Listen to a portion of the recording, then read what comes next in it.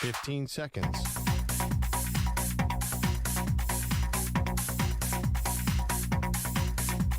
Break ends in 5 seconds.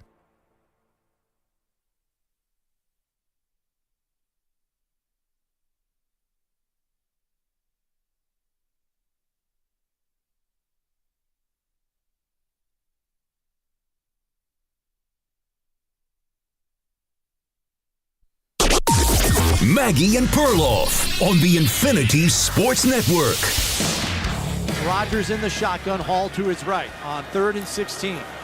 Back to pass. Rodgers looking to load up. Fires deep. Rainbow down the field looking for Mike Williams, and it's intercepted. Taron Johnson, welcome back. A humongous interception by the nickel corner. Yeah. Bills radio, wow, the Bills held on to win what was maybe one of the uglier games we've seen. 30 total penalties were called in this game. Welcome to the show, Maggie Gray, Andrew Perloff. That was definitely one of the main stories. The other is that Aaron Rodgers, who Perloff I thought was really good throughout the game, but this is the moment where you need Rodgers. You get the ball back. You are only trailing by 3 points because nobody could score in the second half because the Bills were anemic and getting penalty calls all over the place. The Jets were also getting penalty calls, and their kicker doinked 2 different field goals. This is craziness. So nobody could score in the second half. So you give the ball to Aaron Rodgers. He gets the ball. You're down 23-20 with plenty of time left on the clock, about 3.5 minutes left to go. Perloff, you've got to win the game. He's got to win that game. Ooh, I disagree with that completely. Because you can't take any meaning away from last night's game because the officials took over everything. Oh, you're right about that. You can't, honestly, how do you blame Aaron Rodgers? Aaron Rodgers was awesome. He's got a bunch of things to deal with. He's got officials gone wild. Yeah. He's got Mike Williams should not be on the field. He has not been So good. he's really got he's got 2 receivers, Lazard and Garrett Wilson, and he, for some reason, went to Mike Williams second week in a row where the game has ended on an interception where he's targeting Mike Williams. Also, I think there were so many problems to come. Even in that situation, there was so much else going on in that game. The coaching change destroyed the Jets, ironically. Like, they felt like Jeff Ulbrich he was supposed to be the head coach and the defensive coordinator, and it felt like those guys were out there on their own. I just think, like, to put that on Rodgers doesn't feel right to me. Well, I'm not putting it all on Rodgers because you're right, there is a lot there. But if I'm just going to distill this down to one thing, is the game was ugly. The penalties were awful on both sides. Nobody was happy about what was going on with the officials last night. Everybody was ticked off. That's how you know it's really, really bad. Richard Sherman is weighing in on social medias. I'm not biased, but this is terrible. Aaron Rodgers complaining about it after the game. It was as bad as you can imagine, this penalty fest. But if you want to distill it down to one thing, which I know is hard in a football game that had this much going on, Aaron Rodgers, the future Hall of Famer, maybe one of the greatest to ever do it, gets the ball at home with plenty of time, plenty of timeouts, your full complement of weapons. Breece Hall's having a fantastic game. You know, Braylon Allen should have had a touchdown that gets called back for a holding call that was pretty suspect. I know you hate those holding calls at the goal line when the guy's basically already in the end zone, and then they call holding. But if you do want to distill it down to one thing, your Hall of Famer had the ball with plenty of time, and he threw a pick. I mean, if you're going to distill last night's game to one thing, what is that game going to be remembered for? Penalties. Yeah, I mean, the one thing was the officials. Yeah, but there's no second thing to me. Like, honestly, like, I thought Rodgers was great last night. I thought Josh Allen was fantastic last night. But and also, I do think they have a major problem with Mike Williams. Like, they need to get rid of him. They need to get rid of their kicker for sure. Well, maybe Devontae Adams would be the right move. That'd be great. You know? That'd be great. I do think you cut Greg Zuerlein today. Like, I think that's important. I don't think they'll do it necessarily. He's the kicker. I mean, listen, the wind was terrible. It's MetLife Stadium, notorious for wind. I'm not sure the wind affected both those kicks. He's been super shaky this year. So he missed a 32-yarder and a 43-yarders. These were not 50-yarders. But again, he doinked both of them. No, he's got the yips. It's very clear. And so does the Bills kicker, to be frank. I mean, this was not a clinic for kicking at all. Missed an extra point, missed a field goal of 47 yards. I mean, this is like, shades of Bills Chiefs in the divisional round. Yeah, I mean, I think the game got out of control because of the pass interference and went out of bounds. the two roughing calls, like I get one on each quarterback. Honestly, if Rodgers plays like that, like the Jets are going to win games. He was seeing the field well. He got rid of the ball fast. I think the Bills' defense is not great, so that helped him. But honestly, Rodgers' last drive, it was pretty close. If Mike Williams didn't lose his footing, maybe he makes a play there. Probably gets interfered with. That I understand that he had Aaron Rodgers had Breece Hall for a short gain to his right. Probably made the wrong decision.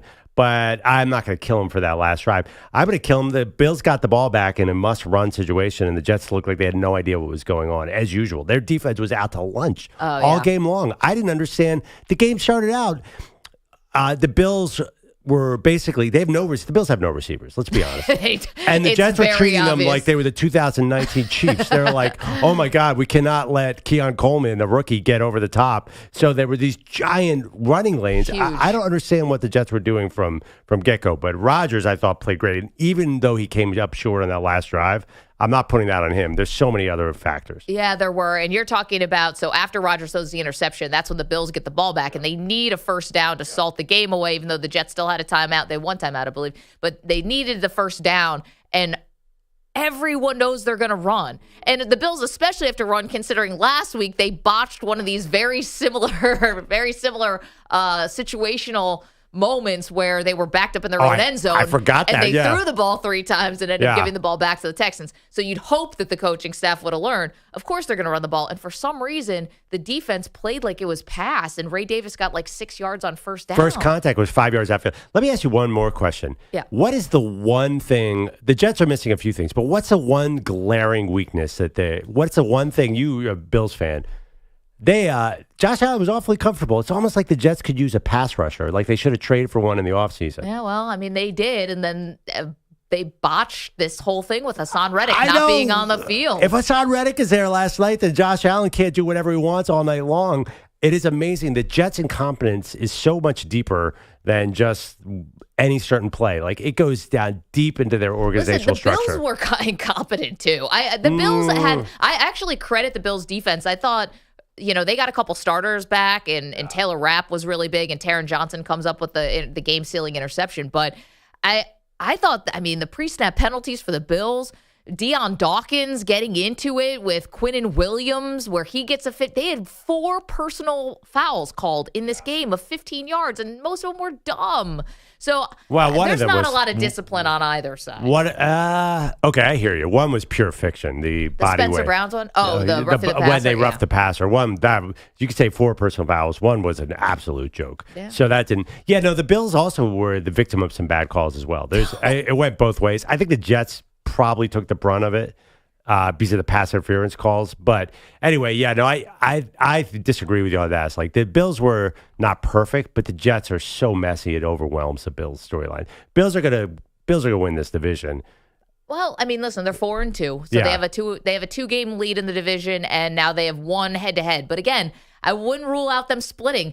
These two teams play 10 times. Yeah.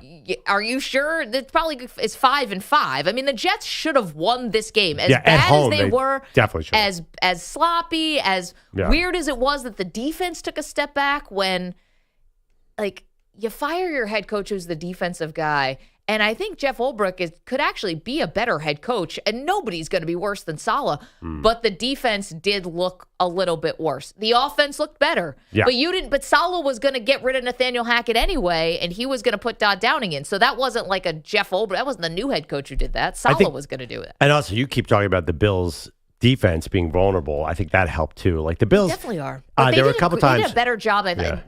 Also, you have to understand the Bills run the bend don't break to a comical extent. Yeah. They will let you do anything between the 40s. Right. You could be doing the Macarena out there. It doesn't matter. Right. And you told me yesterday that the Jets were definitely going to get their run game going, which had been one of the worst in the league coming into last night's game. By the way, Breece Hall, I know we're jumping around to all the biggest points of the game last night, just reacting because we're all fired up. But Breece Hall, when you break down the sideline, oh my God, and you've got one guy to beat, and you're going like 20 miles an hour. There's not another Bills defender in the TV shot. Yeah. Like, you have it. You've got a whole end zone to work with. There's a whole other side of the field. Put a move on the guy and score. You cannot let yourself go out of bounds. At least keep it in play and get below the 5. When they landed at the 6 on that particular play, that was a death knell for the Jets because the Jets have no red zone receivers at all. Well, you got to score there, man. And he was great yesterday. Yeah. I thought this is the Breece Hall that all the fantasy owners loved, and I was scared of him. I don't know. How about that drop on the first drive? He had a couple of drops. Rodgers, for some reason, guys are having trouble when it's like short area. Like there was a couple times I felt in the broadcast they kept saying, "Wow, that got up on him quickly," and somebody would drop a ball, or like they weren't expecting Rodgers to throw it. I don't know what was going on. There was too much. Maybe he has to take a little off. I don't know. At what point are you going to be confident the Bills are going to easily win this division? If the Jets lose to the Steelers on Sunday night, they should have lost this game. If the Bills should have lost this game and the Arizona game, if we're being honest. I mean, if they could get to 9 wins, it's over. I mean, how are the Jets going to have a above winning record? Their defense is toothless. They have the worst kicker in the league, arguably now. They have Mike Williams running out there making gigantic mistakes. Well, it looks like he got concussed last night, so I don't know. I really don't see the fix. I mean, I'm not sure where their coaching staff's a disaster. I think the Jets might be looking at 6-11. I'm not ready to write the obituary on them yet. There were a couple things. I think Todd Downing is better. The offense definitely did look better, in my opinion. And I think it still is a good defense. So I don't think that just all of a sudden like evaporates. Big game against the Steelers. If they can win that game, then maybe. I mean, they just had a big home stretch, and I know they were in London, but if they can't win these games at home, are they going to be able to win these games on the road? I'm not so sure that the wheels aren't really, really loose there. I think they could fall off any moment. Can we hear from Rodgers on the bad officiating? I wasn't sure how they were going to play this post-game because how much you complain, like you're going to get fined. Not that Rodgers cares. He's a gajillionaire. But here's Rodgers on the terrible officiating. Yeah, it seemed a little ridiculous. Some of them seemed really bad, including the roughing the passer on me. That's not roughing the passer. Might as well play sarcastic ball if we're going to call those things. And I thought the one on Kinlaw was not roughing the passer either. Thank you. I mean, Rodgers says some crazy stuff, but that is the most sane thing he's said in weeks, months. Sarcastic ball is funny, too, for the South Park fans. That guy's another problem for the Jets. Kinlaw. Oh, my God. What do you do with him? Get him out of here. Like, you got to get him on the bench. Well, he was out of his head, but the Bills also had guys who were playing out of their head, totally undisciplined. All right, EJ, I'm curious if you side with me on this one or Perloff on this one in terms of what could you distill this game down to? Was it the penalties, or did it ultimately come down to Rodgers had the ball and could not either tie the game or score a touchdown? I mean, at the end of the day, the Jets have lost 3 straight games, and in 2 of them, it ended with Rodgers interceptions, and one of them it ended with Rodgers incomplete pass on 4th down. And these are the games that Jets fans were told were wins. We've seen Zach Wilson. We've seen Sam Darnold. We've seen Ryan Fitzpatrick. We've seen Geno Smith. I can go on and on and on. Flacco for a little. And Joe Flacco. And we've seen these close games where you're like, man, if we just had a Hall of Fame quarterback, we could drive down the field and win these games. Yeah. We're losing all of them. We lose all of them. Like, what is the point of getting Aaron Rodgers and put him in a position where, regardless of how bad that defense was, which was horrible last night, you still get the ball with 3 minutes left, and the game ends the exact same way it does with Zach Wilson? Like, what are we doing? Like, and I'm not here to say that it was all Rodgers' fault. I think he played a pretty good game. Enough is enough. The guy's washed. He's not the same guy anymore. Took a couple of hits last night. He's taking massive hits. He can't get out the way. He's a statue. Yeah. And this was supposed to be money time. You get the ball with Aaron Rodgers. I know every Bills fan was like, oh, man, this is... I thought it was over. Every Bills fan thought it was over. Yep. And I think Jets fans were like, you know what? As bad as this is, maybe this is where you come around and Aaron Rodgers does something great. Especially after you saw the Hail Mary. He doesn't have it anymore. He's a middle-of-the-road quarterback now. And the Jets, I'm sorry, a middle-of-the-road quarterback is not winning you jack because your defense is overrated. Your defense is not top 5. I don't even know if it's top 10. Teams run the ball on them whenever they want. These great corners, that's supposed to be awesome. Give up big plays in the biggest spots of the game or get pass interference calls. They're just not that good a team. They're not that good a team. Listen, to be fair, they lost a starting safety and a starting corner in the game. And that's my problem, Maggie.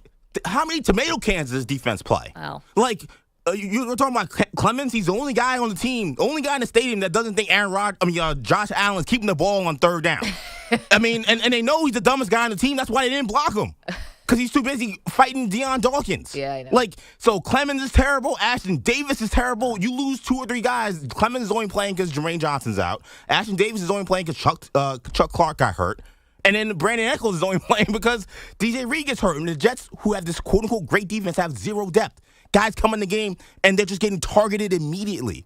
This is just not that good a team, and I feel so stupid for believing in these guys. But I don't understand, for both of you guys, if Aaron Rodgers had completed, say, a 30-yard pass, what difference would it make? There'd be a flag and minus 5 yards automatically anyway. There was not a single game. Thanks, Pearl. There's just right, no chance that they would have not called a holding on a big play. So there was nothing they could have done. I know, but I think that Rodgers, as EJ said, money, time, that's all you can ask for. Whether they would have called a penalty, maybe the refs try to save it at the end, and try to swallow the whistles to try to salvage. They knew they were being embarrassed. They must have known that.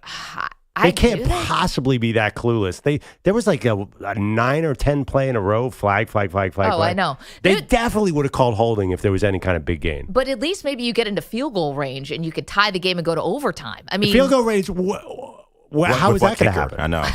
Field goal, the punter's going to come in and kick a field goal? What's field goal range? The guy wasn't going to miss 3 in a row. Dude, Greg Zuerlein was not hitting a kick last night. There is no chance. He was at the goal line. There's no way that guy was going out there and hitting a field goal. I don't think he was. It would be impossible that he would miss 3 kicks in a the row. final I cannot minutes? imagine a kicker missing 3 in a row, except for that one Dallas kicker who got the yips in the playoffs.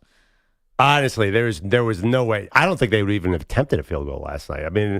If they did, they would have lost. There's no way that guy was hitting a field goal. But it doesn't matter because there's no way they're getting any unless they got a DPI. It was either DPI or holding. It was a coin Which totally could have happened. Yeah. It was either one or the other was going to happen. Either they were going to call the flag on the Bills or they going to. Instead, Rodgers threw an interception and kind of. But by the way, again, Mike Williams, oh my God, every play he was involved, every target he was involved with was a disaster somehow. Which I don't is know funny how. because this guy is great. What happened? Who would have thought a guy coming off an ACL would not be the same player? I guess geez so. Louise. Only the Jets. Only the Jets. He basically didn't practice the entire training camp. Not that I'm making excuses. Well, they only signed him for 1 year, $10 million, right? They obviously they get what they pay for. He's not an expensive wide receiver. No, but you thought that he was going to be. He comes in with the reputation of being hurt. Yeah, but Mike Williams is solid. Yeah, healthy Mike Williams. He's supposed to be your number 2 receiver. Now we're relying on Alan Lazard, who By the was way, a that being bum said, last can you guys year. apologize to Alan Lazard? Yeah, wow. He's still dropping the ball. He made a great catch last night. And he had 2 really good ones. Yeah, he had 2 really good ones. But he leads league in drops, so I'm not going to be quick to say. Oh my God, you're still mad at Alan Lazard? Alan Lazard's clearly he's played great. He leads the league in drops, Pearl. He still leads does. the league in drops. The Hail Mary catch was amazing. Great. And then there was another catch right in the middle of the field where literally there were 4 Bills defenders and somehow he still caught the ball. your guy Garrett Wilson. Yeah, that was. Honestly, I think I could play safety against Garrett Wilson and cause him to drop the ball. That guy weighs 130 pounds. Of course, he's not going to take those tough catches. Anyway, I think Lazard is your best receiver. I'm sorry. By the way, Garrett Wilson, there are times when he is just so good. So good. Really? He got Oh, my crunched God. in the end zone, though. I thought maybe it was his head first, but it was his midsection. He had some plays out on the edge where a guy like Tyreek Hill goes for 40, he would go for 6. Wow. I'm not super into Garrett Wilson right now. Yeah, he was great last night. I'm scared of him. That's really, me. all those little short passes they were feeding him, he did not break any of those. That's not his game. He's not. Yeah, they were trying it. Yeah, but he's like an intermediate guy. He's not a burner. I think Rodgers was awesome last night. Rodgers was getting rid of the ball and finding guys. They couldn't really hold on to it. No, the offense definitely looked better. Todd Downing is a step up. Nathaniel Hackett is. Why even have him in the stadium? You saw him up in the booth, the former Broncos head coach who got fired in his first season and now is the offensive coordinator. Basically, he's all the way to the right. Is his headset even plugged in? Why even plug it in? If the Jets could have put him in the blimp, they would have put him in the blimp. That's how far he was away from anything that was important happening last night. I honestly don't even think he was directly into Rodgers' headset. I can't even imagine he was. But I think this is a good poll question and question for the audience, 855-212-4227, which is, what did this game come down to? Was it the penalties, or was it Rodgers had the ball in his hands with plenty of time, plenty of timeouts, and threw an interception? 855-212-4227. Excuse me. By the way, yes. I need. Why were they in 3rd and 16? Because it was a sack, or was it a penalty? It was a pre-snap penalty.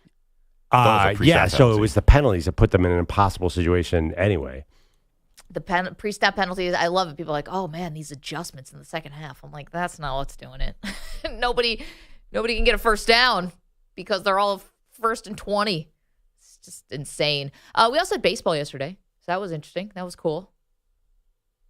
I have a lot to get to from that. We have plenty of college football to still unpack for you after a crazy weekend. Just lots to do. An update on Aiden Hutchinson as well. The Lions pass rusher will tell you what's going on with his broken leg. 855-212-4227. It's Maggie and Perloff. You're in a 5-minute break.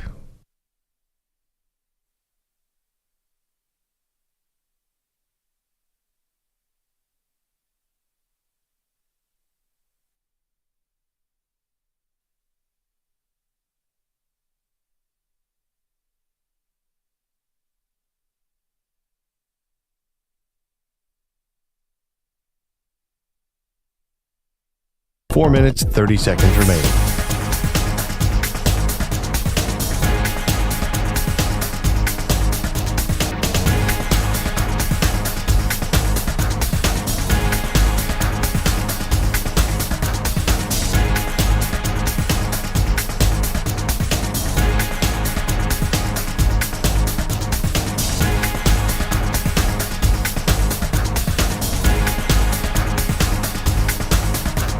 Four minutes remaining.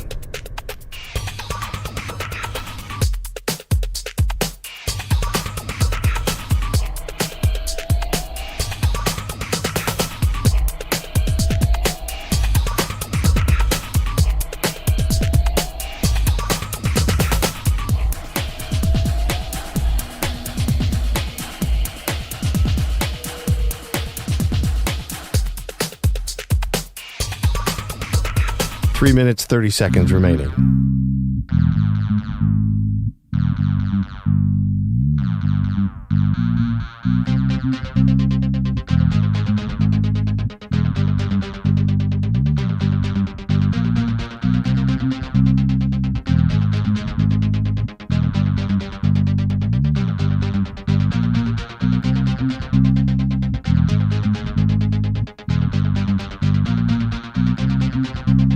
Three minutes remaining.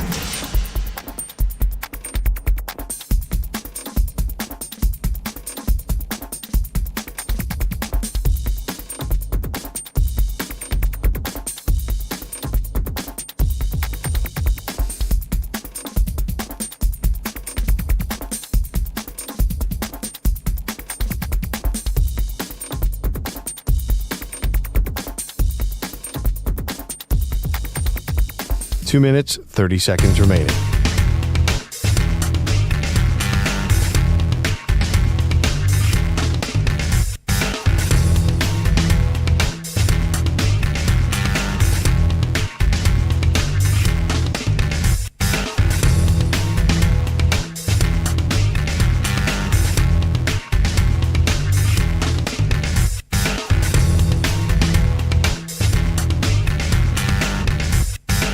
Two minutes remaining.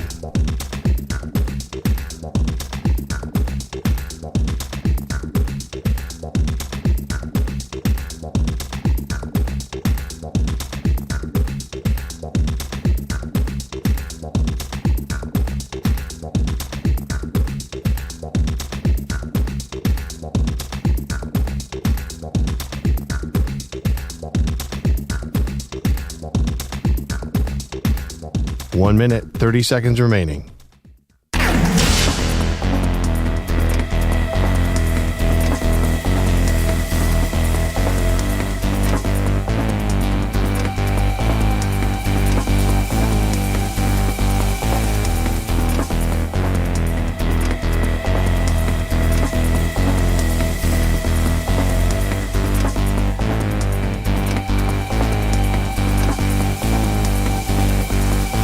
1 minute remaining.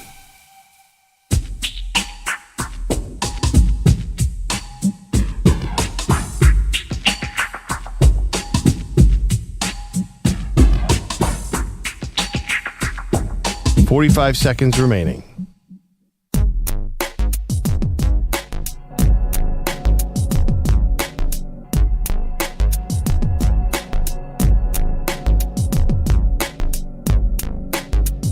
Thirty seconds remaining.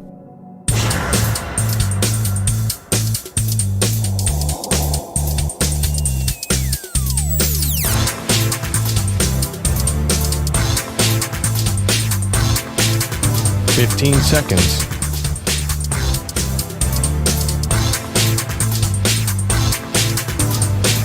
Break ends in 5 seconds.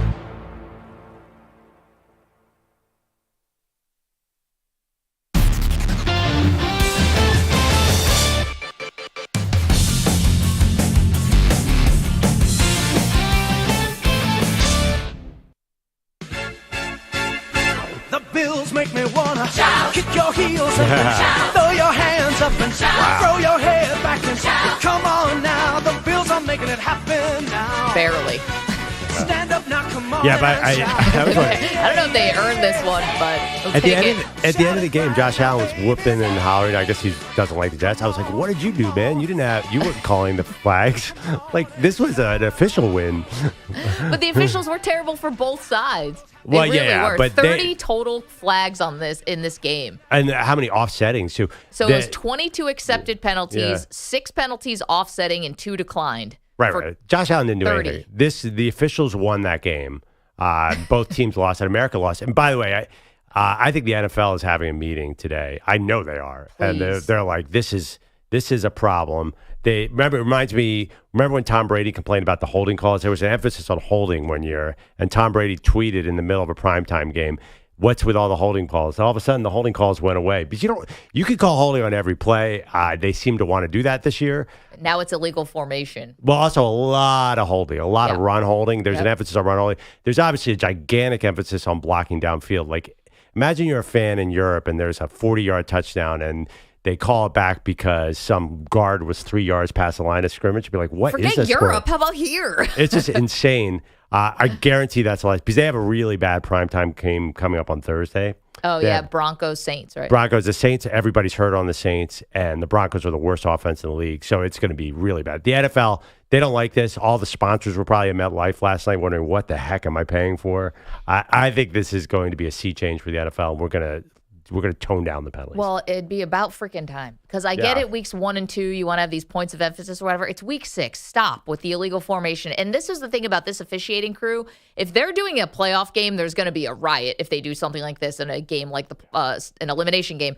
But also, it's like, follow me here.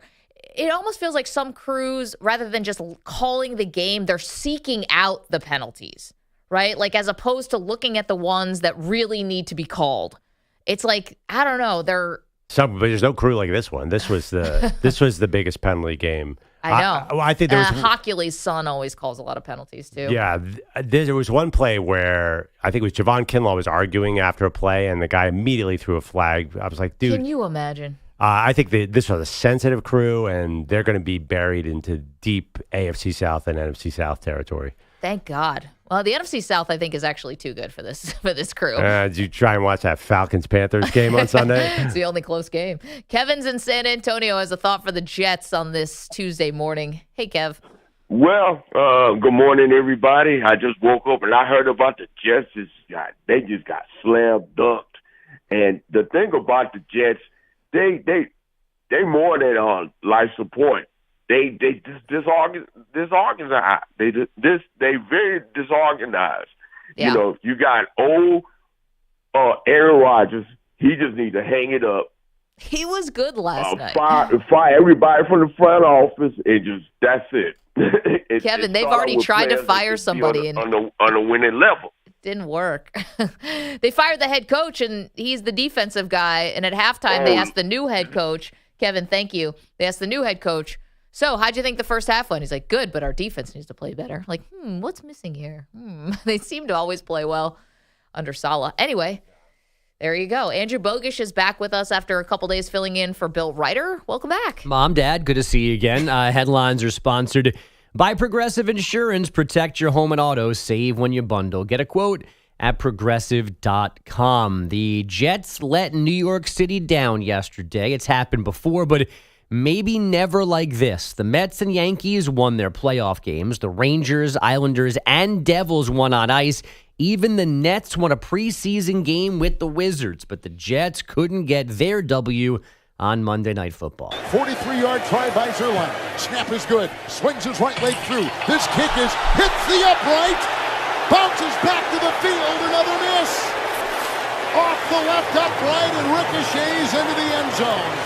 Another missed field goal for New York. That's Kevin Harlan on Westwood 1. Greg, the leg might need an amputation. Greg Zerline missing 2 potential tie-breaking field goals in the second half. Tyler Bass hit his from 22 yards out with 3:43 to play. Aaron Rodgers' final pass picked off, securing a 23-20 win for the Bills. Rodgers did throw for 294 yards and 2 scores in his first game with new play caller Todd Downing, but it's another loss and a 2-4 record overall. We need to get going. This was a golden opportunity. Some games you win in the NFL and some games you give away. This was a giveaway. The Bills, meanwhile, have still never lost 3 in a row with Josh Allen under center. They snap a 2-game skid with this one. He threw for just 215 with touchdowns to Dawson Knox and Mac Hollins. As for the good New York area teams, the Yankees pounced on 9 walks and 5 wild pitches, plus solo homers from Juan Soto and Giancarlo Stanton to take Game 1 of the ALCS from the Guardians 5-2 in the Bronx after the Mets came back to life in L.A. Here's the payoff pitch. Swing on a drive in the air, pretty well hit right center. Pages back at the track, near the wall. It is gone! A grand slam for Mark Vientos on a 3-2 pitch. He clears the bases, hitting it into the pavilion in right center field. The Phillies know that grand slam pain. Howie Rose, Mets radio was 6-0 the Mets. Top 2 at that point. They held on for a 7-3 series tying win, with Edwin Diaz getting the final 4 outs. The last 3 were strikeouts of Mookie Betts, Teoscar Hernandez, and Freddie Freeman. Game 3 of the NLCS tomorrow here in New York. Wait, Bogish, but you forgot the best detail about that Mark Vientos grand slam. Which part was that? When they intentionally walked Francisco Lindor to load the bases, and he said he took it personally, like Michael Jordan in the Last Dance documentary. As he should have. He definitely should have. And you even see this like little clip of the Mets third baseman, and they walk Lindor, and he just goes, like shrugs, like, all right, I guess we're doing this. I also thought that ball had 0% chance of being a home run. Really? And then it just never stopped going. the Dodgers reliever, I guess that was Knack. He thought it was gone immediately. Yeah, I did not. So I was like, when I saw that, I got excited. But I think I made a move in the home run contest last night. Is anyone keeping track? Yeah, Soto, right? But you have Lindor and Soto, don't you? Yeah. But so Stan hit another, so yeah. Your boy. Who's got Stan? You got, oh my God, you have a dream team of sluggers. Well, I lost Tatis, unfortunately, so it's me. It's Stanton and Shohei to the end. Who's in last, me or Maggie? That's really all that matters, right? Or maybe it's Nico. It might be Nico. Oh, let it be Nico. I forgot about Nico. Throw him to the wolves. You just want someone worse than you. Exactly. Yeah, because Nico had like Gunnar Henderson. Like, yeah, he was No, I had Gunnar Henderson. Oh, sorry. That was me. I have Gunnar Henderson, Teoscar Hernandez, which is a little bit of a mind bleep because playing the team that I want to win as a fan, and Jose Ramirez. Nico has Santander, who he's down, because he tried to be smart by picking wild card teams, right? Yeah, so Nico had Yordan Alvarez. Bye. Santander. Bye. And Kyle Schwarber. So it's possible Nico's actually already lost. Yeah, I think he's done. He's done. Schwarber may have 1 home run. Schwarber had what? I think I have, how many Lindor has 2? I got 4 total. You what had do you got? Bryce Harper, Perloff, Lindor, and Soto. Yeah, I got that was Soto's first home run. So you're on 4. I think I'm on 2, courtesy of Mookie Betts. And you're like at 8, EJ. I think I'm on 7 or 6. EJ had Tatis. He had 3 or 4? 3. Giancarlo Stanton and Shohei. 2. So 6. Yeah, 6. Jeez. Well done. I just don't want to lose. I don't know. I would not count. I wouldn't count me out. Yeah, he's coming. He's coming. Lindor, it looks like he's kind of feeling it. I can't believe Pete Alonso is just sitting out there, too. That cracks me up. All these Mets fans in this building, and nobody took Alonso. Well, I mean, he hadn't hit a home run in felt like forever. Yeah, but... Or anything, for that matter.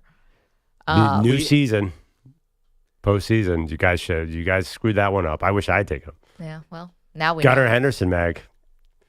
Big time mistake. The Orioles their offense basically was in a freezer for 2 months. CBS Sports says the SEC and Big Ten having preliminary talks about a college football scheduling agreement. They would play roughly a dozen challenge games each year to create even more attention and profits for the sport's biggest conferences. Utah QB Cam Rising is hurt again. This time it is a season-ending leg injury suffered last weekend after missing 3 games with a hand injury. Isaac Wilson, Zach's little brother, is Utah's new starter. Paul George hurt again. Wait. Can we just stop on Cam Rising for 1 second? Greatest thing ever. Is this the coolest story? He's coming back for 8. I cannot. Did you hear Kyle Williams, though? He's like, I guess we'd have to consider it. Like, he's like, I don't know if I want to do this again. The irony is Whittingham's probably going to retire before Cam Rising's out of college. He already picked his successor. Well, I mean, honestly, if you're Cam Rising and you can come back, you're going to make more in college than you are in the pros. He's a career college football player. He could probably be like a deep backup in the NFL. He's got this crazy injury history, though. That's going to make it hard. Yeah, but I mean, talent-wise, he's deep backup. Maybe he gets healthy. I think he's going back, and I think it's going to be more Cam Rising until the end of time. It's going to be great. There's going to be NFL players retiring who came into Texas with Cam Rising. I know, he's 25. Yeah. He's 26 next year. I think Shane Buechele was in the same recruiting class as him, and I think he's already done his NFL career. Gosh. There was somebody, too, the other day that was like, the note was he was high school teammates with this wide receiver, and the quarterback is still in college, and the receiver's on a second NFL contract. And I can't remember the names now. Yeah, I heard this too. Oh, it's very funny. It's not Ayuk, but something. No, and it's not super prime guys, but it's just the fact that one guy's still in college, the other guy is now an NFL veteran, and they were the same age in high school. It just doesn't make any sense. Oh my God, you guys need to, in the break, look at Cam Rising's 24/7 Sports recruiting profile. Is it written in pen like it? First of all, it's in hieroglyphics. Number one, but number it's two, on a CD-ROM. I mean, he looks like a totally different person. I know you'll say, okay, like high school kid to college. No, he looks like he's 12 in this picture. He looks nothing like how he looks right now. Well, he's one of those guys, a little like Jaime Jaquez, who look like an explorer. You know, it's like something about the soul patch and the long hair. It's like, are you Amerigo Vespucci? You might be. Which lands did you conquer? I don't know. He's way better looking with the short hair, right? Like, yeah. He used to be like a stud. Like, he was a big deal when he went there. He's got like a Lakers fitted on. I'm like, who is this guy? He's still there. No, this is Texas. So I think he spent 2 years in Texas and floated around a little bit. Now there's a report he might go to another school next year. Honestly, he's. I respect this because I wish I had spent more years in college. Like, why do we all? I would tell my kids, don't rush to graduate. Yeah. There's nothing good out there for you. In the state of California, you realize you're paying for that, right? Like, take your time. Oh, is that how it works? You sure you want to add on a couple but 50 grand a year? I hope you pay per class. I don't know. Cam Rising was the class of 2028 in California. You want to guess who the best wide receiver was in his class? Jerry Rice. 2018 or 2018? 2018. He's a star in the NFL. Even right Jerry Rice Jr. Best wide receiver in the state. So 2018 probably came in the pros in 21. Ooh. Best wide receiver in the NFL. He's one of the best. Legit, like maybe top 5. And he's been around now for a little while. It's not like he's a rookie. Well, Justin Jefferson's AJ not from Brown. No, Amon-Ra St. Brown. Was the number one receiver in the state of California in the same class as Cam Rising, who is going to play college football again next year. Ooh. Amon-Ra St. Brown, who's had documentaries. He's launched a podcast. He's an old man. Yeah, I mean, what has Amon-Ra done it all since he left He high lost school? the podcast? I know. He launched the podcast. Launched. I was like, wait. I was like, did he get canceled? No. Oh, no, he launched the podcast. I mean, he's done it all. Back of the envelope, Amon-Ra St. Brown, top 5. I don't know. I'm a big Amon-Ra guy. That's rich. All right, anyway, top 10? Top 10, I'll give you. He's hovering. He's hovering. Wow. Please let me That's funny, though. Let me mention again that Paul George is hurt again, hyperextending his left knee in the Sixers preseason game in Atlanta. He said post-game he doesn't think it is a big deal. And what did I see yesterday? Joel Embiid's never going to play back-to-backs again? Yeah, he said that. That's good. That's a good plan. Good thing they just gave him all that money. Did they literally just give him a contract extension for another God knows how much? Yeah. Well, they had to do that, right? I mean, you say that, but what are they going to let him go to free agency? Sure. I don't know. Joel Embiid, can you imagine? I'm not a big Embiid guy, but this team without Joel Embiid, I mean, what's going on there? What are they with Embiid? The NBA, that's a great playoff team, at least? The NBA, though, everyone makes the playoffs in the NBA. It's so funny about, we talk about the NFL and quarterback contracts. Like, well, what are you going to do? You got to pay Tua. You got to pay Trevor Lawrence. The NBA is like that on steroids. You got to pay, Trey Young. Like, you've got to pay, who's the worst one? Bradley Beal, just so you can trade him 2 weeks later. Well, but I mean, Joel Embiid's going to be 32-13. It's a little different than Trey Young. No, I get it, but it's just the obligation to sign these guys to this insane contracts. And when the moment they put pen to paper, the contract immediately sucks. Yeah, I don't think I wouldn't put Embiid in that category. He's not like Rudy Gobert. He's not playing back-to-backs. No. I mean, first of all, the thing about him, he'll be hurt by the playoffs. That's a guarantee. That's a fact. Right. You're not going to get your money's worth. You'll get 51 wins. That's something. Cool. I don't know. What is your look at the rest of that roster without him? It's not that bad this year. Oh, come on. What is it's not. They're maybe the second best team in the East. I mean, like, it's not. I'm not saying it's a great team, but like, if these guys got to stay upright, like Paul George, he could easily. I mean, he's already hurt. He's already hurt. Yeah. Anyway. Yes, anything else? Last thing for me. Sixers talk. Kansas is number 1 in the AP men's basketball preseason poll, receiving half of the 60 first-place votes. Two-time defending champ UConn got 11 of them. Good for third place in that top 25. Guys, back to you. Bogusch, thanks so much. Lots to do, including we got one quarterback on a comeback. We'll tell you about that next. Maggie and Perloff. You're in a 5-minute break.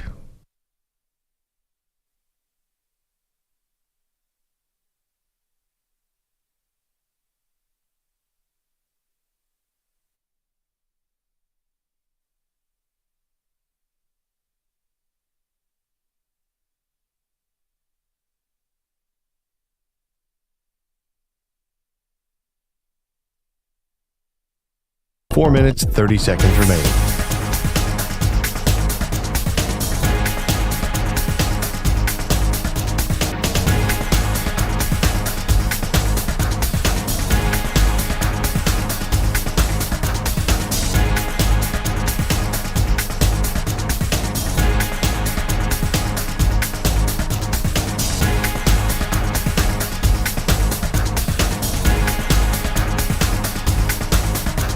Four minutes remaining.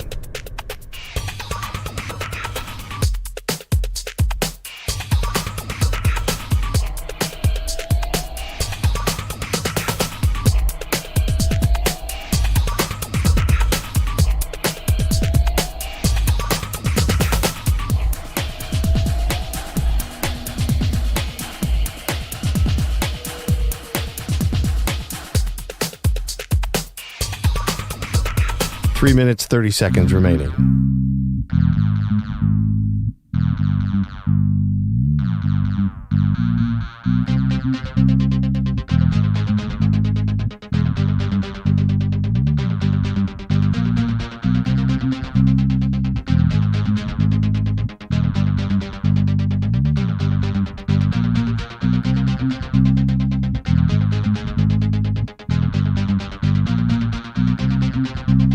Three minutes remaining.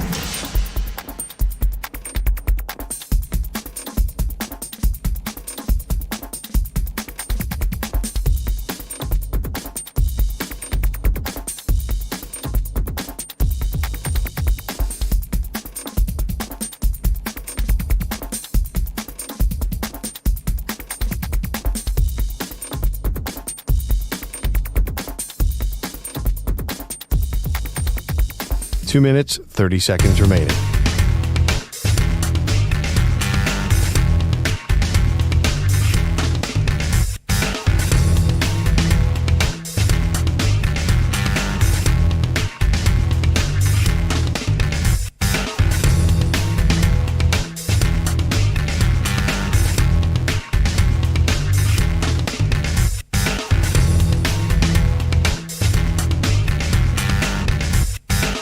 2 minutes remaining.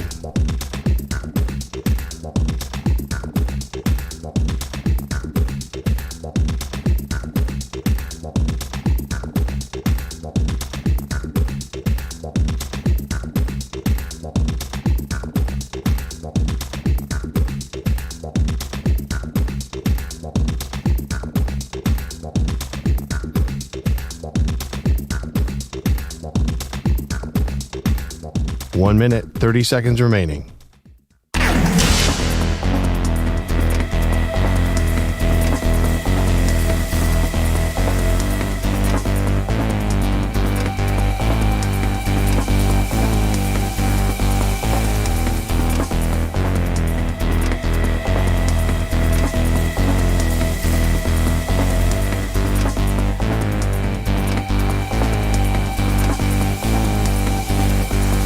One minute remaining.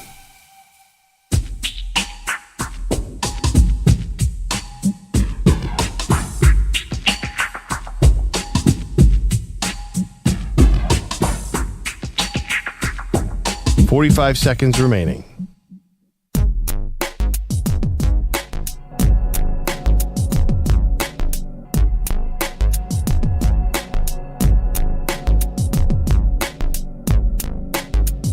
Thirty seconds remaining.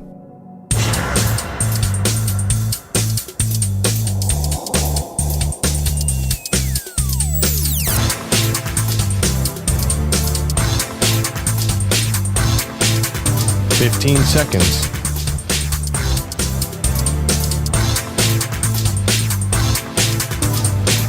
Break ends in 5 seconds.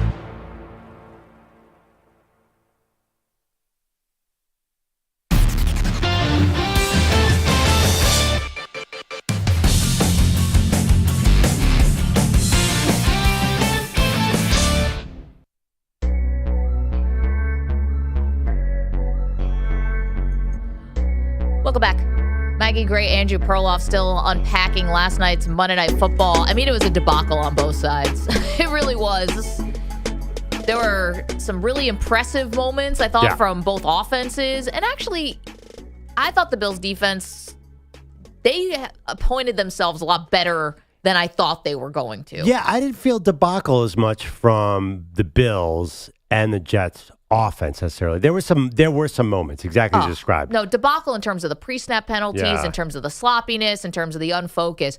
But let's look at this like widen out for a second, because the Bills go to 4-2, the Jets go to 2-4. So sitting in between them are the Miami Dolphins at 2-3, Pearl. And we got the news yesterday that Tua Comeback is coming back. Now, I think we had thought this was going to happen. You have to like take yourself back in the moment when they're playing Buffalo and Tua again gets hit and goes into that fencer's pose where it looks so dangerous. Not that all concussions aren't dangerous, but when your body freezes up like that in that weird, it's just so scary. Oh, it's terrifying because it means something's wrong with your brainstem. Literally. Right. That's what I read on social media. Like there's something, it's more than a normal concussion. Your brainstem is altered. Right. And so, we know this is a brutal sport. We get at times it seems like human cockfighting. We get that. However, with what we know now, we don't have to lean into it this much. If a guy's got multiple known concussions, maybe he should step back. But again, it's his decision. And I feel like we saw this because the Dolphins are completely inept without him. They need him to come back if they're going to have a prayer. And I think the Jets falling to 2-4, maybe the Dolphins, who are not a very good team, but especially without Tua, if they maybe see an opening here where a wild card is a possibility, or maybe they feel like they can go on a run or something like that. Well, listen, with Tua, they were not great either, right? They got super lucky to beat a terrible Jacksonville in week 1, and then they got blown away by the Bills. Yep. Even in the game that Tua got hurt. Titans, and then beat the Patriots. Right. But I'm telling you, with Tua, they definitely look like, because they had. Well, the Bills were killing them that night. The one thing, the Dolphins had all these injuries on defense, and they're waiting for their guys to get back. And by the time some of the guys got back, Tua got hurt. Obviously, it's not worth coming back this year, but he's going to do it. I think I understand Tua's mentality. I think he's like, I might as well, this is my one chance in life to play football. Maybe technology will help me down the road. with concussions. Like, Right. I think most of us, we talk a tough game, but we might go out there too. Listen, he's getting paid a lot of money. I'm Yeah. sure there's a lot of pressure to deliver on the promise of what you were in college and then being a top, 6 pick or what have you. Now, can I change your mind at all by just giving you a glimpse of the Miami schedule? Sure. Okay. So Tua will come back after the Colts game. This will be the final game that he has to sit out, right? After next week. Yeah. So you're at the Colts, who, is Anthony Richardson playing? Then maybe you have a shot there. Then Cardinals at home. Buffalo, okay, that's going to be tough, but it's not going to be cold yet. It's November 3rd. No snow at that point. Mm-hmm. At the Rams, who are decimated. Yep. Raiders, who are maybe one of the worst teams in the league. Right. Patriots, let's see how Drake May does here, but now you're riding a rookie quarterback. Packers is going to be tough, but At Green Bay for Miami on Okay. a Thursday night, that's on a short week.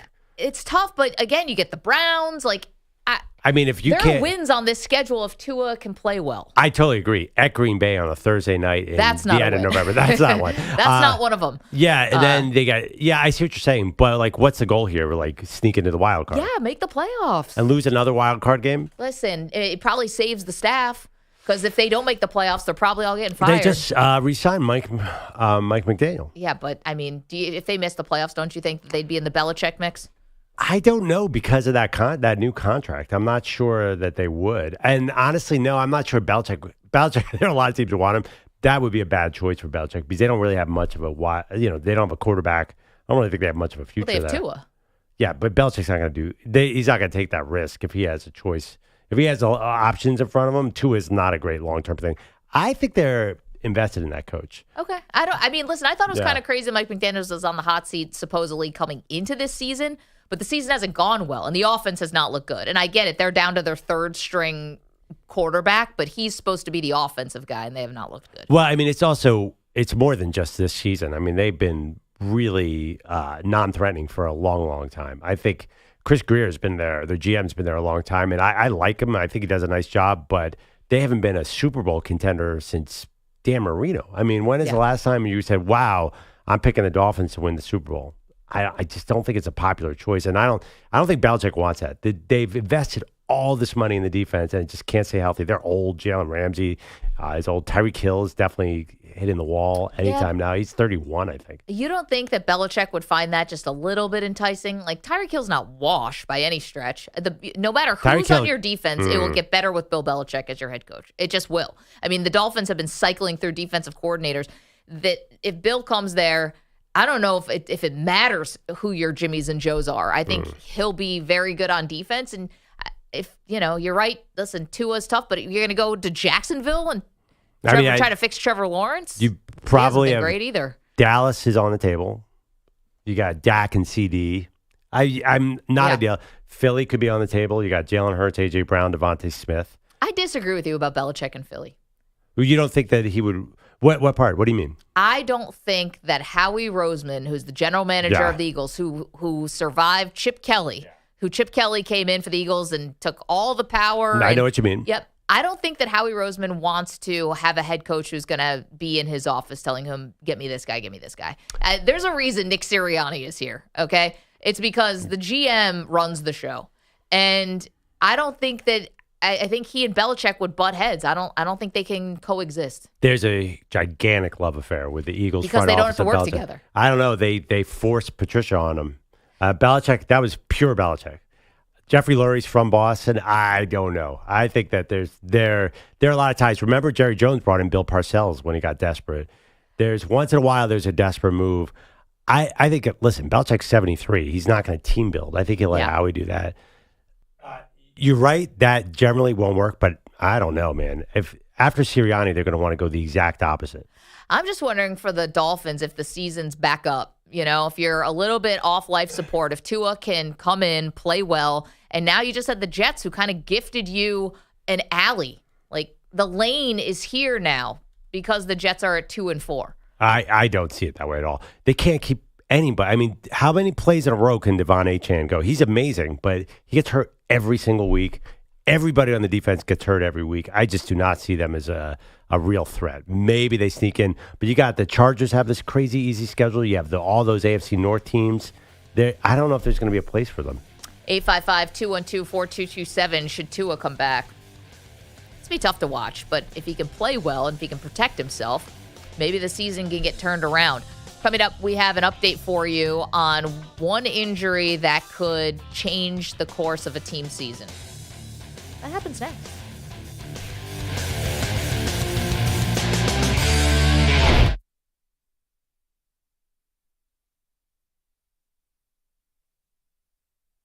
You're in a 5-minute break.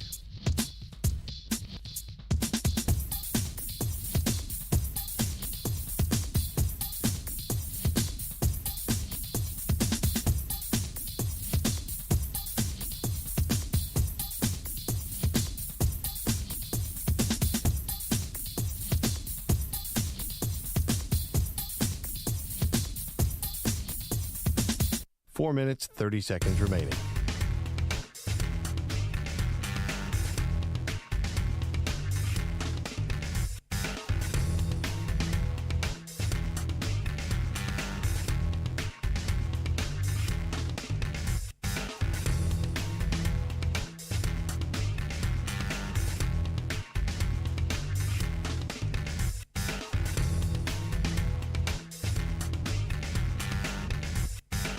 Four minutes remaining.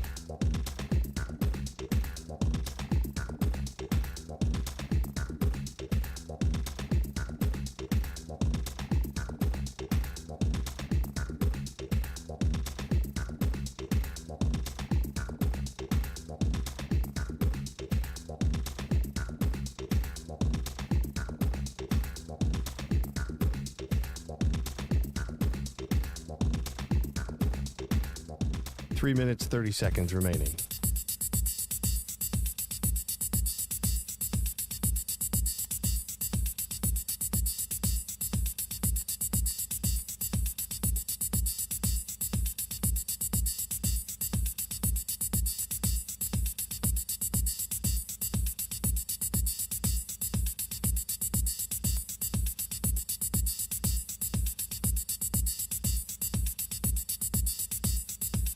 Three minutes remaining.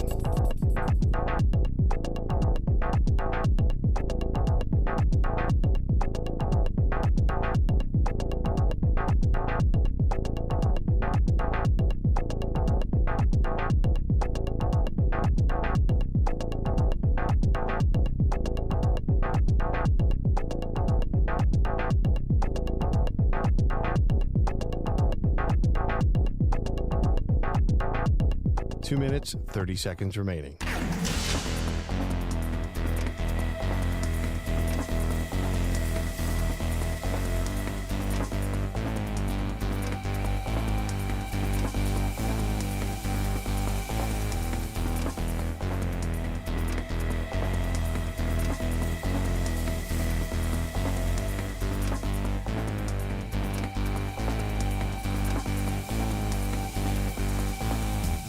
Two minutes remaining.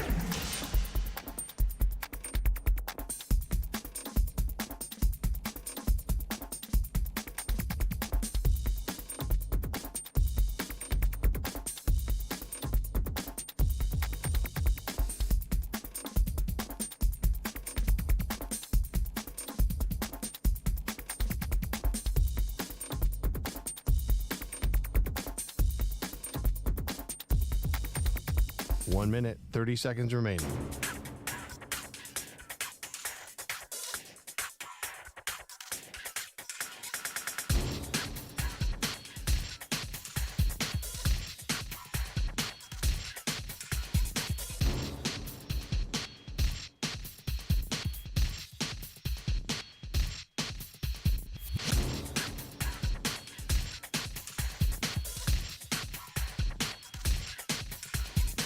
One minute remaining.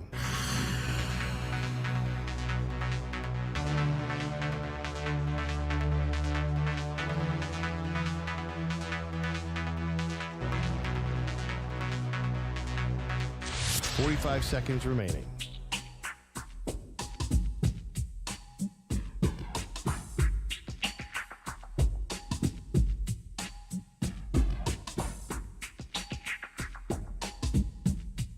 30 seconds remaining.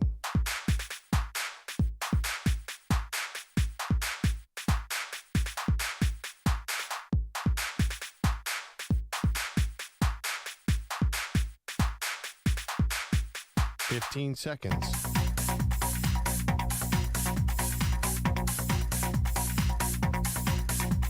Break ends in 5 seconds.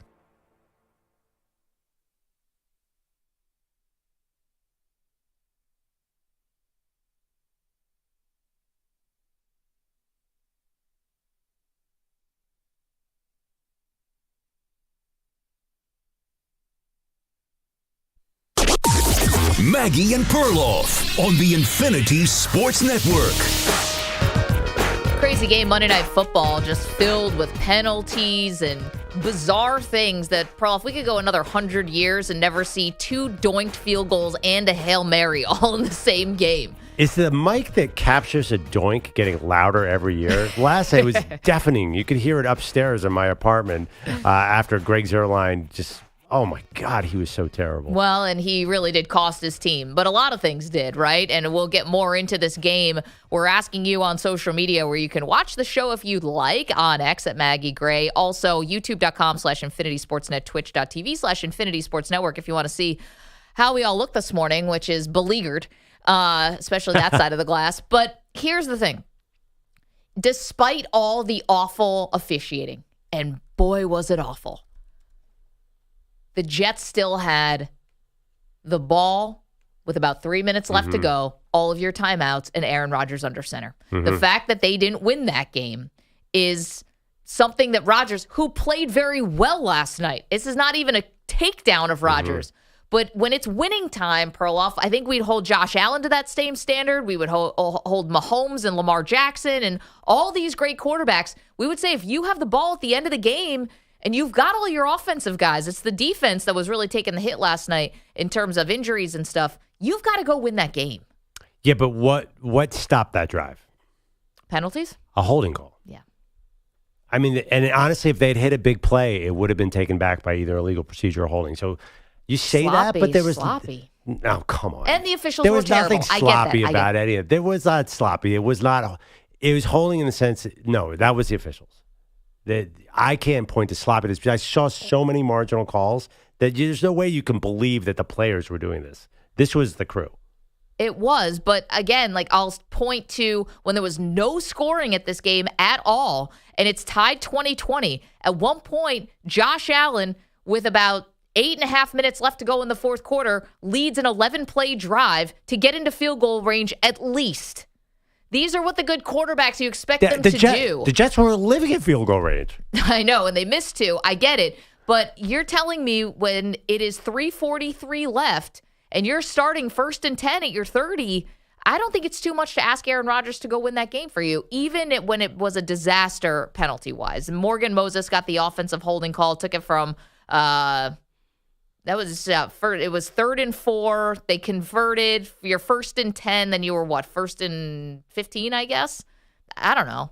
No, I'm sorry. There was a second. I'm sorry. You're talking about the so they were forced the Tippmann holding call that made it instead of 2nd and 8. It was 2nd and 16. Yeah. So it was the play that the interception that sealed the game for the Bills was a 3rd and 16. Honestly, I think they would have punted on the next play. So that interception was probably a very effective play. It was a 40-yard punt, basically. Arm punt. And then the Jets had one last chance to stop the Bills. The Bills were not going to pass the ball. All you had to do was stack the box and make sure Josh Allen doesn't run for a first down. The Jets' defensive coaching staff was out to lunch, as they were all game. Yep. Well, how come all of a sudden the Bills were running like the 1986 Oklahoma Sooners last night? What was going on there? I could not have expected that. I predicted that the Jets would run all over the Bills, and we did see a lot of that. And Breece Hall finally comes alive. And Braylon Allen, to be fair, should have scored a touchdown. It was, I thought, questionable holding call where he should have scored. And so they end up getting called for a penalty that moves them back, and then the kicker ends up missing the field goal eventually. So they have no points whatsoever where they were right at the goal line. So that's really frustrating if you're the Jets. I get it. But the Bills' run game came alive. Listen, it was a windy night, and you don't have, like, a great receiving core. Yeah, where were the Jets' defenders? That's what I didn't understand. Why were they so far back? Who were they covering? I mean, honestly, like and then when they were covering the guys, they just openly pass interfered. Some of those pass interference calls were good. Like the Jets were a little handsy. There was one bad one, but one that was the ball was 10 yards out of bounds. But I felt like the Jets defensive back should have been able to easily handle this Bills set of receivers. Can I ask a bit? We haven't even gotten in this bigger set of question for the Bills. Do they have enough offensive weapons to be the kind of team they want to be? Definitely not. Definitely not. Oh, this man. whole everyone eats and receiver by committee, throw that plan right in the garbage. Wait, are you sure, Maggie? You should feel like you're waffling a lot on that. No, I guess maybe there's a thought, they'll gel together like as the season goes on, but I know they definitely do not. Pose some problems for this vaunted Jets defense, so maybe that's something. I mean, I think the run game posed a lot more issues. The run game. Also, you had a rookie running back in Ray Davis, right, from Kentucky, the great story about, kind of a story a little similar to The Blind Side, I guess. And he basically the biggest catch of the game. Yeah, I know. Outside of Mac Hollins' touchdown catch.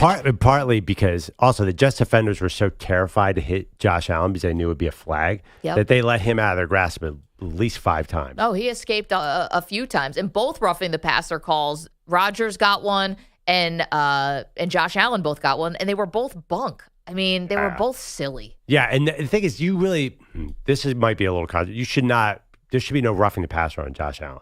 Because if you don't hit him with everything you got, he's just going to shrug you off and throw a 45-yard pass. Here's where I'll disagree on that. I think it should be roughing the passer when you blatantly go for his head. And that happens. He's 6'7". You can't even get to his head. 855-212-4227. We're asking you, though, what was the difference in this game? What are you pointing to? Are you pointing to all the penalties like Perloff is, or me, which is Aaron Rodgers has the ball in his hands with 3 minutes left to go. You've got to win the game. You guys, and I know, EJ, you're a Jets fan too, like you have to admit, like Aaron Rodgers looked pretty darn good last night. I thought he did too. If you get that Aaron Rodgers the rest of the season, you'll still be bad because you're poorly coached and you have a terrible kicker. But that would be at least entertaining on offense. Well, listen, kicker you can change. You can always get a new kicker. I don't know if they're going to do that this week, but Tyler Bass for the Bills has also been totally shaky. He scares me. Yeah, you think? He's one of the highest paid players on the team. Think about that. I put this out on social last night. You guys would be shocked about the amount of conversations I have about Tyler Bass on a daily basis. It's a big deal if you're really entrenched into Bills Mafia. Yeah, I mean, you're 4-2. It's going to be very hard to lose this division. Well, I mean, we'll see. They could still end up splitting with the Jets. That wasn't a masterpiece here. Yeah, but I mean, they're massive Vegas odds-on favorite to win the AFC East again because the Jets obviously have their problems. The Dolphins have injuries, and the Patriots are one of the worst teams in the league. Yeah. So it just feels like once again the Bills. I think the important question for the Bills should not be are they going to win the division? Is this a Super Bowl contender? I don't think so, and I think that's why they need to be aggressive at the trade deadline. They were last year. Ooh, okay. And I think they should be again this year. A receiver, Devontae Adams. Make it so. If that hamstring is actually like a smokescreen, which I'm kind of hoping it is. I don't know. That's really interesting. So that would transform them. I would help. Yeah. I mean, a good wide receiver, I think, would help. Yeah. No, I like it. I mean, it's going to cost you. This is the window. You're in it. Well, who cares? What do I care? Especially, it's not like I'm going to get fired in 5 years.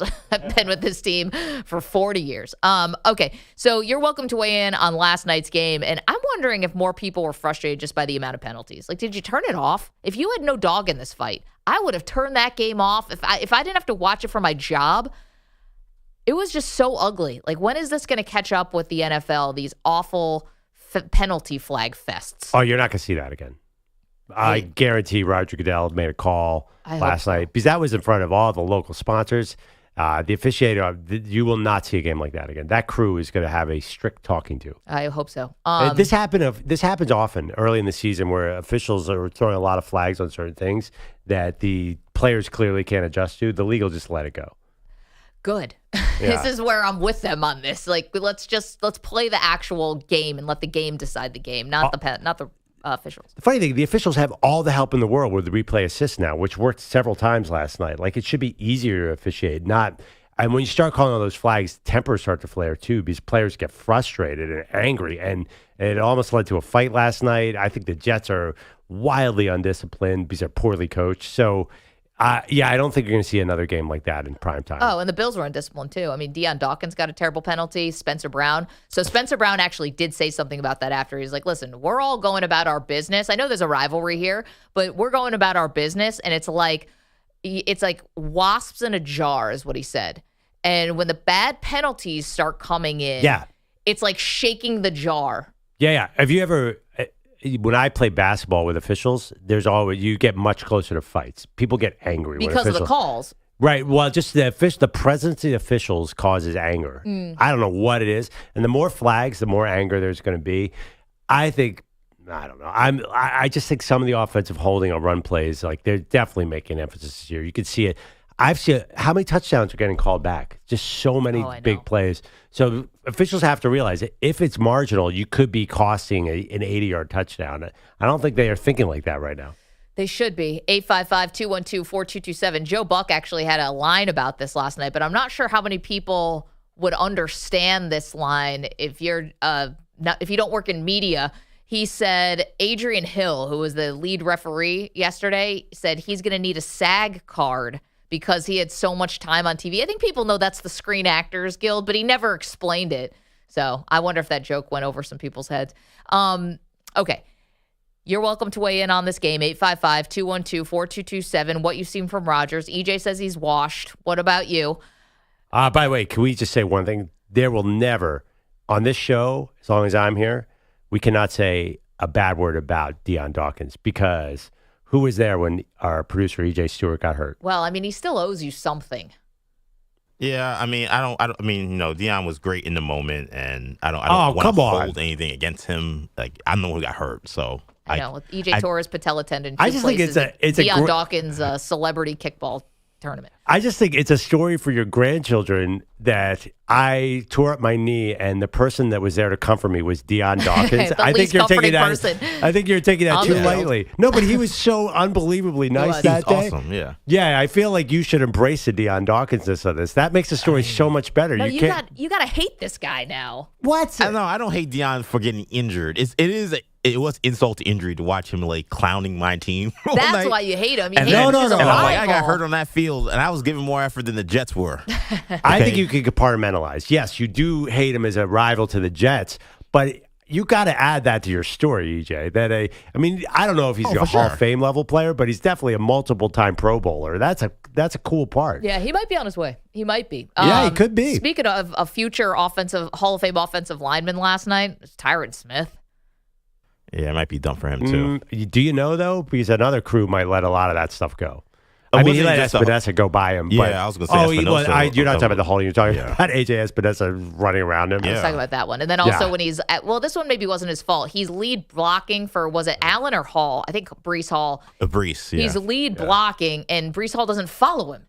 So he basically just runs right into the Bills defender. It's like, dude, what are you doing? Breece has a weird depth perception where it's like you feel like he should run one way and he just runs right into the defense sometimes. That was one of them why I didn't want to blame Tyron Smith. But he looked so slow on that play. He just looked bad. I got to tell you, this eyeballing, I was not impressed by Breece Hall last night. I know the numbers are great. Really? I just thought, he should have scored the touchdown when he broke down the sideline. That was a bad play. There was some negative runs that I thought he didn't look super explosive on. I'm not sure. I just he was, came in last night. He was only averaging 2.9 yards per carry, and the Bills gave him all the room in the world to run. Yep. I'm not sure that he had that drop on the first drive. That was big. I mean, it's early in the game. He had a couple catches. I'm just not sure that guy's a winning player. I don't know what my vibe is on it. I don't know if anybody on the Jets is a winning player. Wow. He had 160 yards of offense. Yeah, a lot of it was. I can't put that on him. It's just the idea that would be better than McCaffrey this year. That's not true. But I think maybe it's beside the good. bar. Is he though? I mean, he was not good the rest of this year. He's definitely. I've seen him run into that line and not make a cut. I want to see him. I want to see him behind a line that's not 100 years old. I really feel like if he was playing for the Bills, he would have ran for 250 yards against the Jets. Definitely. He would just you were talking about hitting home runs, those plays by the Bills where the running back's getting 15, those are going for 50 with Breece Hall.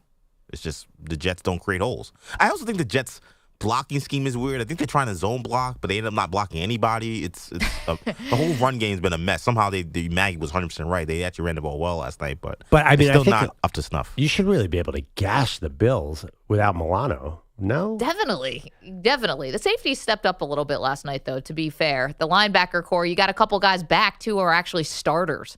So that made a big difference. One thing, too, and you're not exactly blocking for a mobile quarterback. Rodgers is a statue back there. He is. He cannot move. Obviously. So that doesn't help that you have this old line. If there was maybe a mobile guy that could help them out, that would be nice. Well, I mean, this is this trade-off with Rodgers, right? You get everything from the neck up and nothing from the waist down because he just can't move. But, yeah, the Bills got to him a couple times. If he took what? How many big hits last night? 4? Yeah, around there. And I would say he probably took about 4 against the Vikings. I think he's probably averaging about 4 big hits a game. Can you last till the end of the season like that? Here's the thing. He's never going to really expose himself to, like, major hits because he's never going to run. He'll never just, like, outside the pocket and somebody's going to just be able to, just whomp him. You know what I wish he would do, and I thought he would do this, which is why I wasn't as concerned about the offensive line, and I should have been more concerned, is you know how Brady, when anybody would get close to him, he just throw the ball in the dirt? Yep. Like, he always find just some, like, tight end or somewhere, just throw the ball in the dirt and, like, so you couldn't touch him. Rodgers just doesn't do that. Like, he just says, all right, I'm going to try to get around this guy or I'm just going to get blasted, and there's nothing I can do about it. Brady, I just remember, like, unless he was facing the Giants, he just didn't face, like, just these massive, massive hits every week, even when the offensive line wasn't that great. It's funny. So when I used to work with Bart Scott, I would ask him a lot about playing against Tom Brady because that's when the Jets were actually competitive against Tom Brady. And he also faced him when he was playing for the Ravens. And he said Tom Brady was the least satisfying person to tackle. He's like, he just goes down. There's nothing satisfying about this. And Bart was a middle linebacker, wasn't as much of a pass rusher, but he just like, he's like, there was nothing like, you didn't feel great about it. You never really got him. I would not want to do that. I would not want to be Bart Scott playing Tom Brady. It must have been so annoying. Well, it was, but they got him a couple times, so it was also a little bit satisfying. I actually was thinking something last night. If they lose to the Steelers, when do you start talking about? You're not going to shut Rodgers down, but you're sure going to think about it. Shut him down. He runs the franchise. He runs everything. I know. I mean, remember when this is one of his last years in Green Bay when they got he's like, I'm going to stick out there until we're mathematically eliminated. Like at a certain point, like you're going to have to start saving him for next year. They're not going to be mathematically eliminated for a long time. They're 2-4. I think there's still wins here for them. I'm really? holding on. It's a big game Sunday night. I mean, Huge game. I haven't seen the line. I assume they're 3 or 4 point underdogs. You have the Bill Belichick sound? Yeah. Yes. Okay. So Belichick was on the Manning cast last night. Speaking of all those Jets, Patriots, brouhahas, Bill Belichick has a long history with the Jets. He was a coach there. He was almost a head coach there until he famously resigned on a napkin, saying he wanted to resign as HC of the NYJ. Ends up going to the Patriots, where he basically tortured the Jets outside of a couple of years for almost 2 decades. So he's not a fan of the Jets at all. Here was Belichick on the Manningcast. That's kind of what it's been there at the Jets. You know, it barely won over 30% in the last 10 years. So, you know, the owner being the owner, just ready, fire, aim. Ouch. People are not a fan of this Robert Saleh firing. Yeah, they should have waited a week. They could have, yeah. Yeah, well, I mean, they'll be on a short week this week. I just think that they should have kept him around for this particular Bills game and then fire him because they were lost in the beginning on defense. That is true. I think the Bills kind of took their foot off the gas a little bit. Well, I think what's interesting about that clip is that there was a thought, I think, that Belichick might be a candidate to take over for the Jets next year. That clearly is not happening because you don't blast the owner on Monday Night Football if you actually want that job. Right. I mean, we said all along, though, we know that Belichick hates the Jets, so it doesn't make any. Yeah, of course, on paper, the Jets look like a destination, and all these Jets people are like, go get Belichick. It's not happening. No, the bad blood still runs deep. Sometimes you feel like, all right, little money, you know, maybe can solve this, maybe patch up any kind of hurt feelings. I don't think so. I'm glad he said that, though, because even though I'm not even sure how much I love the idea of Belichick, but I think it's time for the national audience to understand, and Maggie's been on this a lot, how much the ownership is the problem. Yeah. It's time for Woody Johnson to sell the team. It's just that simple. Bill's right. 10 years basically of 30% winning percentage type football, missing the playoffs every single year, and just watching his team consistently be so poorly coached, so undisciplined, so lacking a plan. And it doesn't matter who the quarterback is, doesn't matter who the coach is. It's the same thing every year, and the ownership is the same. And at a certain point, I know we're easy to jump on the guy in Carolina and some of these other guys who may be a little more visible and a little more kind of buffoonish in their clownery. But I think Woody Johnson gets a free pass. I don't know why. Not in New York, but just nationally. He is, besides the guy in Carolina, Tepper, he's the worst owner in the NFL. It's not even close. Cowboy fans would like a word. They made the playoffs. They made the playoffs at least. They made the playoffs at least. Yes, it's always heartbreak at the end, but like your team is competitive. The Jets aren't competitive. They haven't been competitive for a decade. I mean, you're right. David Tepper, if the bar is throwing a drink on your own fan, then Woody Johnson's done that. He's done some real unsavory things. There's some bad stories about when he was the ambassador to the UK, saying things that were racist. I mean, he is not a picnic. No. You got the Bidwills still around. You got Mike Brown in Cincinnati. I think all those teams make the playoffs, Pearl. Jimmy Haslam. Yeah, I mean, Jimmy Haslam in Cleveland. I understand what you're saying, but I think there's a lot of infamously bad owners. I think Woody Johnson's viewed as one of them, too. I'm not sure he gets as much as a pass as you're saying. By the way, that's a pipe dream that he's ever going to sell. They are going to pass this thing down to whatever Johnson & Johnson's till the end of time. They're never letting go. Can he get the Keyshawn Johnson, maybe? Is there a former Chris Johnson? Can he get the team, maybe? Not Christopher, Chris. Play for the Titans. CJ2K? Yeah. The Lions had probably the worst ownership situation in the league. They were the most poorly run franchise, and now they're a potential dynasty. So it does turn around. Yeah. I know that sounds weird. Just got to hand it to a woman. Is there a woman Johnson who can run this? Because didn't that finally happen with the Lions? And one of the daughters took over, or granddaughters or whatever, and finally they got good again. Yeah, someone under 93 helps too. Oh, right, in that. 855-212-4227. All right, we will get to Aiden Hutchinson in just a moment. We got an update for you on his leg. All right, Perloff, this is the time of year for Prize Picks. When every sport basically is going on all at once, this is why you need Prize Picks, because it's the daily fantasy sports app that's so simple to use. You pick 2 or more players across any sport, then just pick more or less on their projection, and then you could win up to 100 times your money. Prize Picks was invented for this time of year. So let me tell you my story about last night. I knew the game was in New York, the Bills-Jets, and I went outside and I actually put my finger up in the air and said, the wind is too much. Aaron Rodgers is going under on yards. Somehow he went over. So I cannot wait to pick up the app today because I am getting revenge. I'm going to dive into baseball. You can download. That's why you need Flex Play. Yeah, 100%. Perfect for you. You can cash out even if one of your picks doesn't hit. Okay, download the Prize Picks app today and use the code MNP and get a $50 credit instantly when you play $5. That's code MNP on Prize Picks to get a $50 credit instantly when you play just $5. You don't even need to win to receive the $50 bonus. It's guaranteed.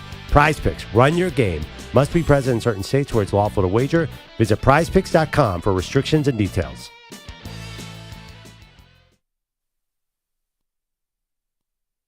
You're in a 4-minute break.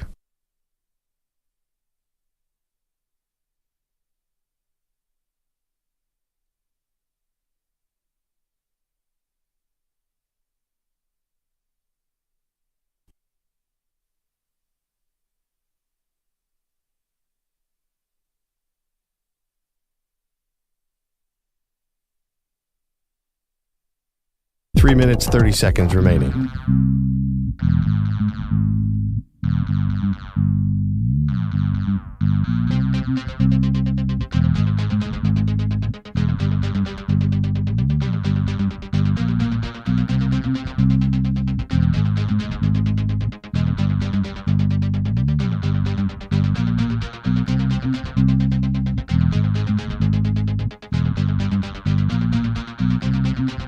Three minutes remaining.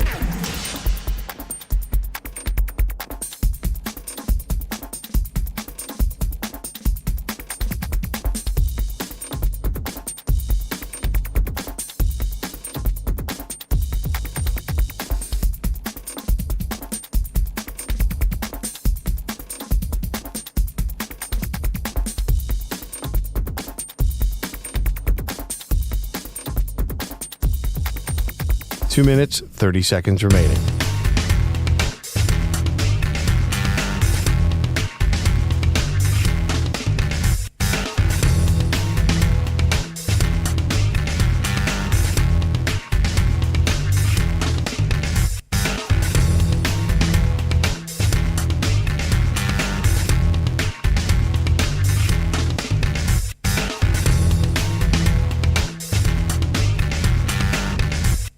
Two minutes remaining.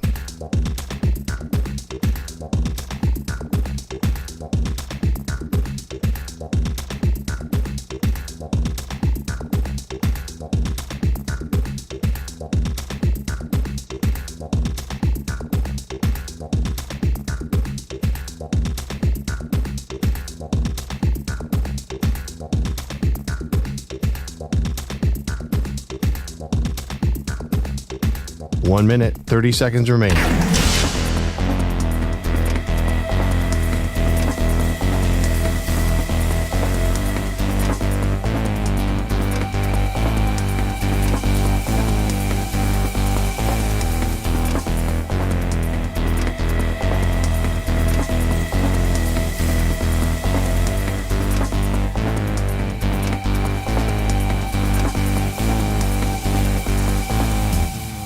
One minute remaining.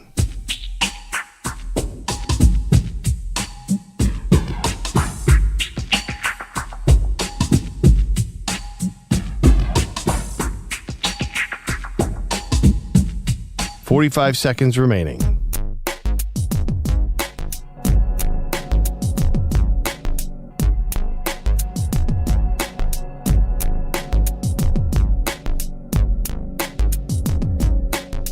$30 seconds remaining.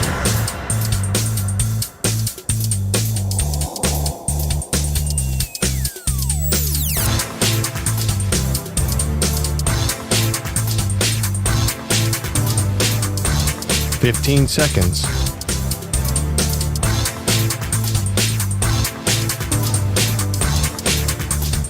Break ends in 5 seconds.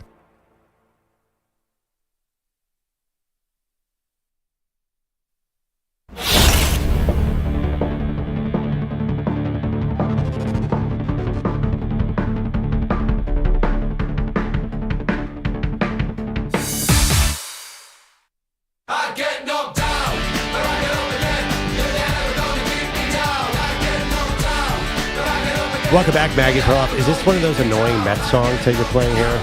No, that's Who Let the Dogs Out. And that was 25 years ago. Don't they have 24. a song this year? Is there? Yeah, it's called OMG. It's a banger. It's not tub thumping. Did they have another song? Don't they come up with a new song all the time? I can't even keep track of all that. By the way, what's wrong with Tub Thumping? Well, Tub Thumping is an awesome, inspirational song. I think this was like from our one-hit wonder bracket that we did during the NCAA tournament. Was Chumbawamba? Yeah, of course. But and it's an amazing. Teams have probably adapted this song at some point. I don't think so. Feels like it plays in stadiums a lot. I hate that song. It's so annoying. Really? Yeah.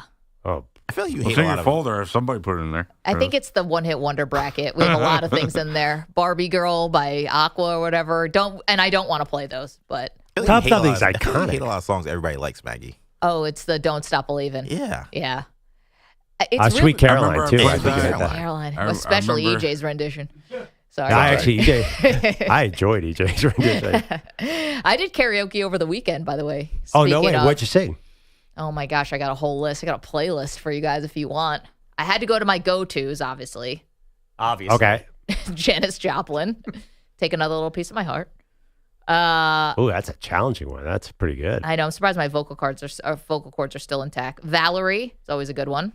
Steve Winwood, Valerie? Valerie? No, the Amy Winehouse version. Oh, okay, I don't Yeah. know that one. I Want to Dance with Somebody. Got to do a little Whitney. Is there video of any of these performances? There's some still photos.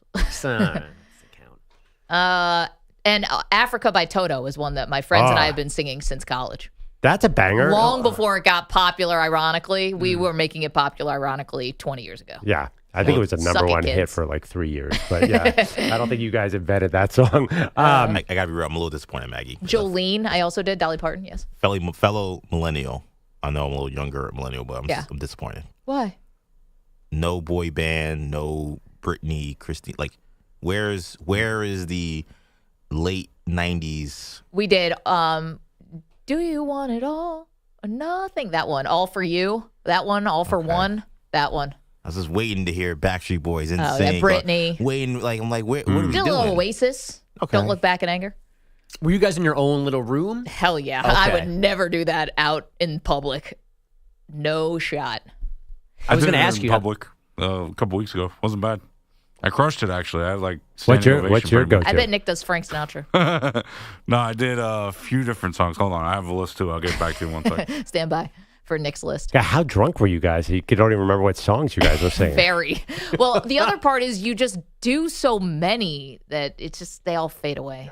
Oh, one I did was you remember "All My Life" by Casey and JoJo? Oh, I love that song. Yeah. That was a TRL staple for the Carson Daly fans out there. All My Life by Casey and JoJo? It goes, Great song. All my life, I pray for someone like you. Sounds You don't just know like that it. Wow. Nick might be in the EJ Casey category. and JoJo? I can't. We'll play it for you in the next break. Bogus has headlines. These headlines are sponsored by Prize Picks. Football season's here, and Prize Picks is the best place to get real money sports action. Download Prize Picks and use code MANDP and get a $50 credit instantly when you play $5. Must be present in certain states. Visit prizepicks.com for restrictions and details. I'm sorry, that's MNP. Oh, that's right, MNP. Sorry. But seriously, MNP. Yes. It's important. It's a big M, A-N-D, capital P as well. Seems easy to read, but I guess not.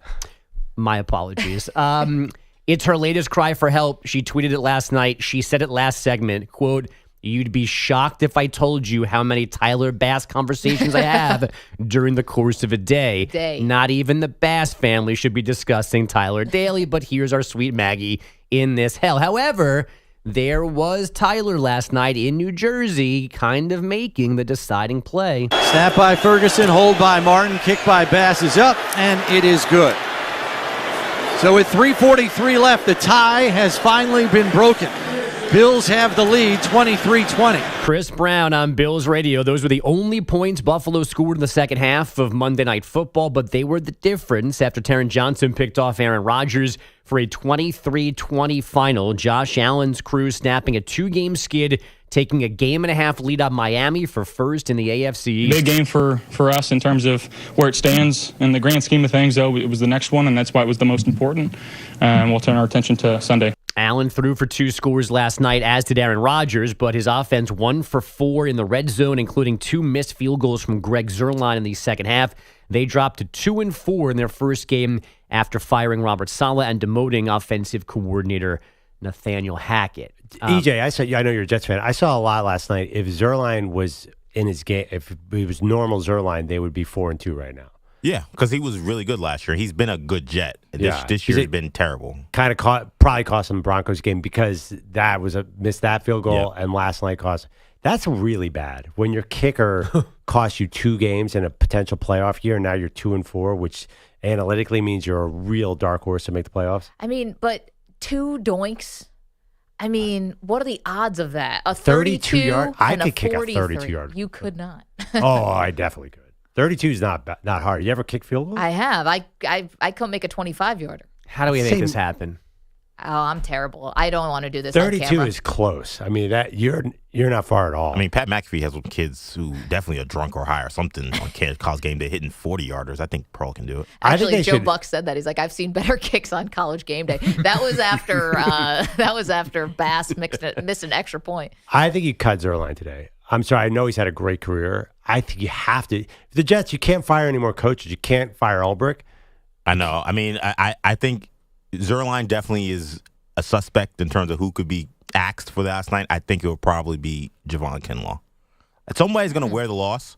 I think it's going to be him. What about Mike Williams? He could, if Devontae Adams is traded for in the next few days, I think it could be Mike Williams. But By the way, Mike Williams might be on IR with a concussion. I mean, he was holding his head last night. I couldn't tell if that was a neck or concussion thing, but yeah, he definitely could be concussion protocol. He didn't look good. But I think because it's so hard to find a kicker who knows those wins. I think that was embarrassment protocol too. I mean, I was wondering if he was, but I don't want to.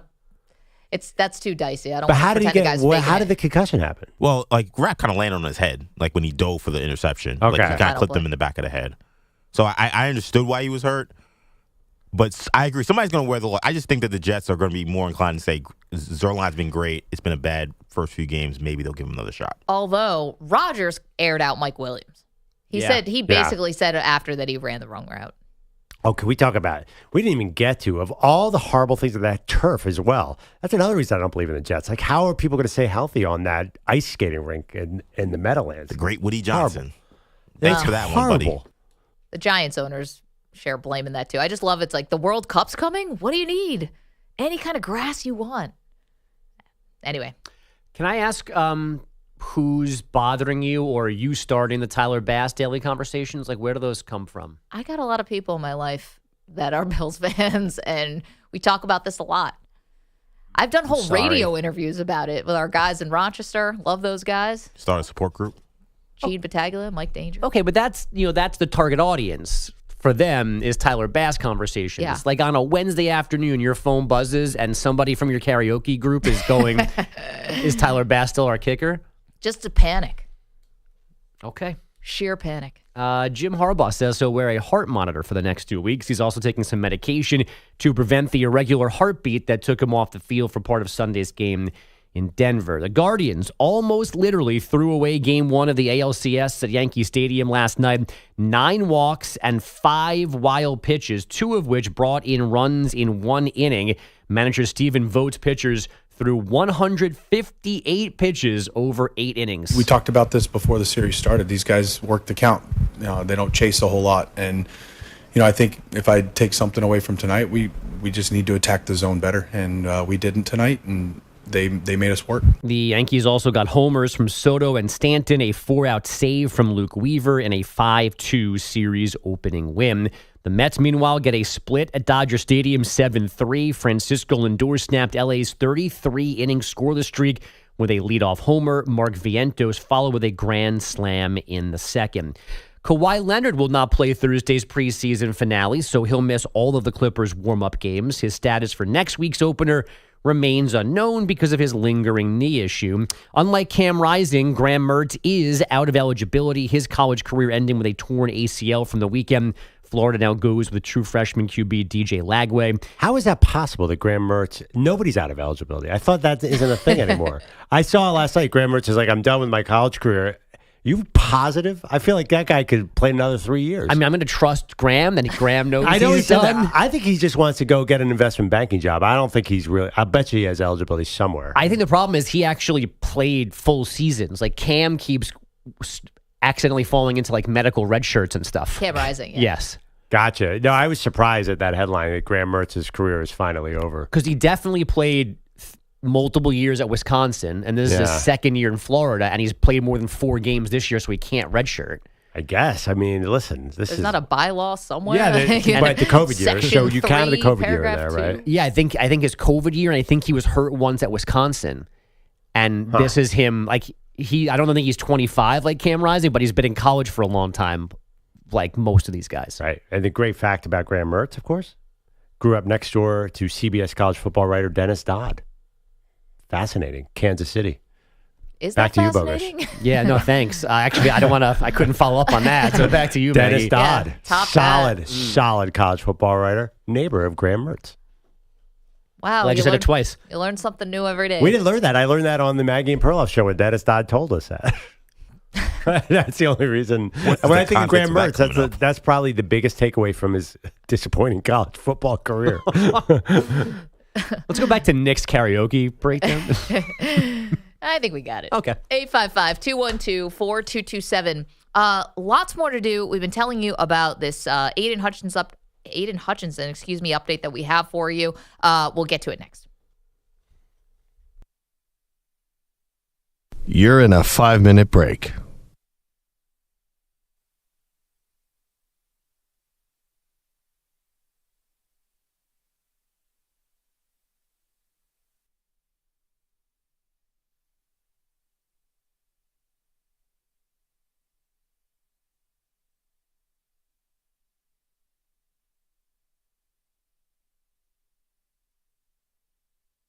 4 minutes, 30 seconds remaining.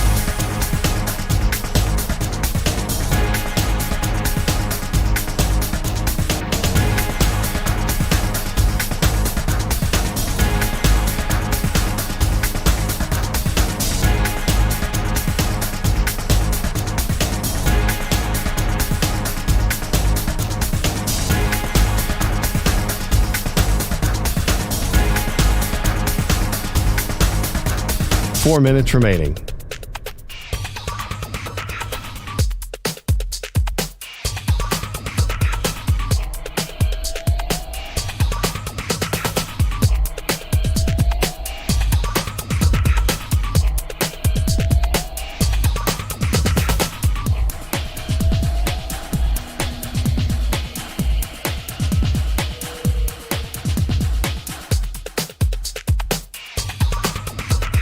Three minutes, 30 seconds remaining.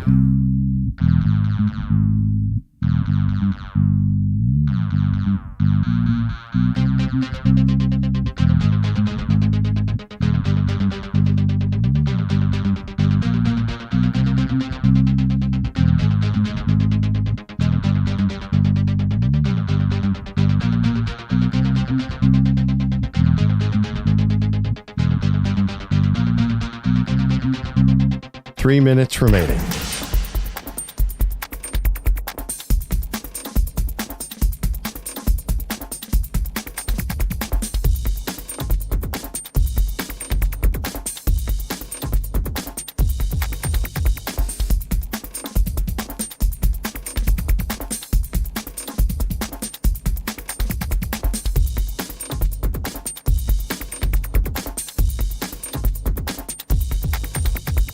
Two minutes, 30 seconds remaining.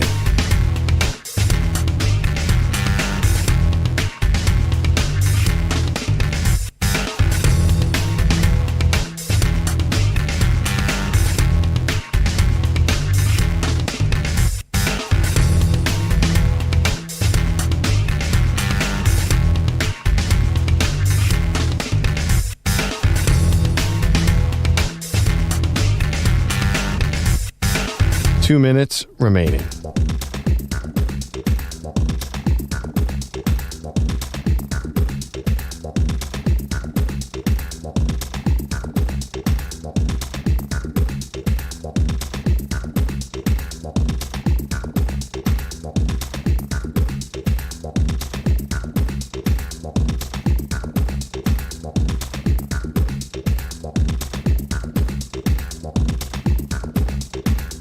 One minute, 30 seconds remaining.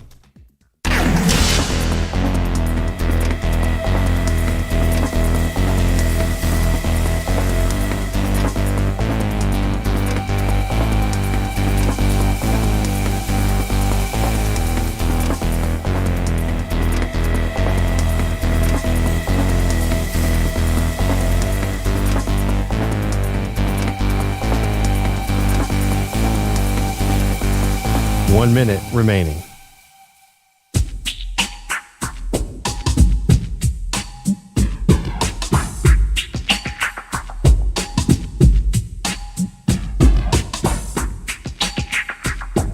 .45 seconds remaining.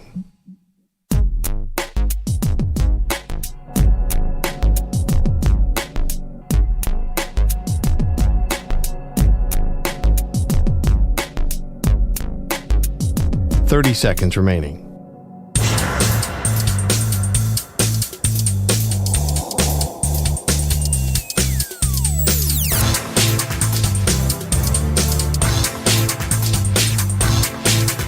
.15 seconds.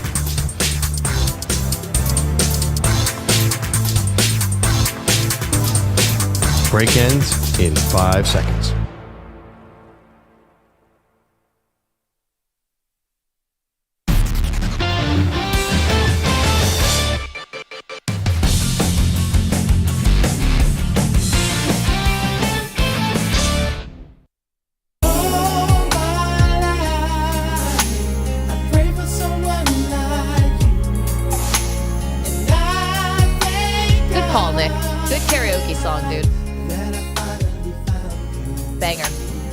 Perloff now? You know this one? Have you ever heard this song? No, and it's terrible. Oh, it's a great karaoke Is this a boy band? song. Great song. I have video of me doing it too. I'll show you later. Is this like Backstreet Boys or something? You said Casey and JoJo. What are they? They're a duo, not a boy, not a full boy band. They're in that genre. Yeah, more like R&B. All right, welcome back. Maggie Gray, Andrew Perloff. Let's get to Aiden Hutchinson. We've got an update for you from Dan Campbell on the Lions pass rusher who broke his leg in a very gruesome way against the Cowboys. Here is Campbell on the impact of losing Hutchinson. Man, Hutch is a captain for us, highly productive player, great teammate, does everything right, and was having one hell of a game, one hell of a season.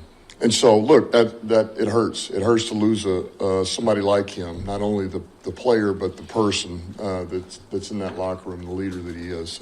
All right, let's just underscore just how productive a season it had been for Aiden Hutchinson. He was the NFL sack leader through the first 6 games of the year. He had 6.5 sacks, which is more than everyone else on the Lions defense combined. He was ESPN's pass rush win rate ratings, the leader, as well as being the highest ranked edge rusher by Pro Football Focus. He was putting together a defensive player of the year type of season. And also, Perloff, as we talked about yesterday a little bit, the Lions have yet to play an NFC North game yet. This is all the really important stuff in this very hard division is all in front of them, including a game against the Vikings this weekend.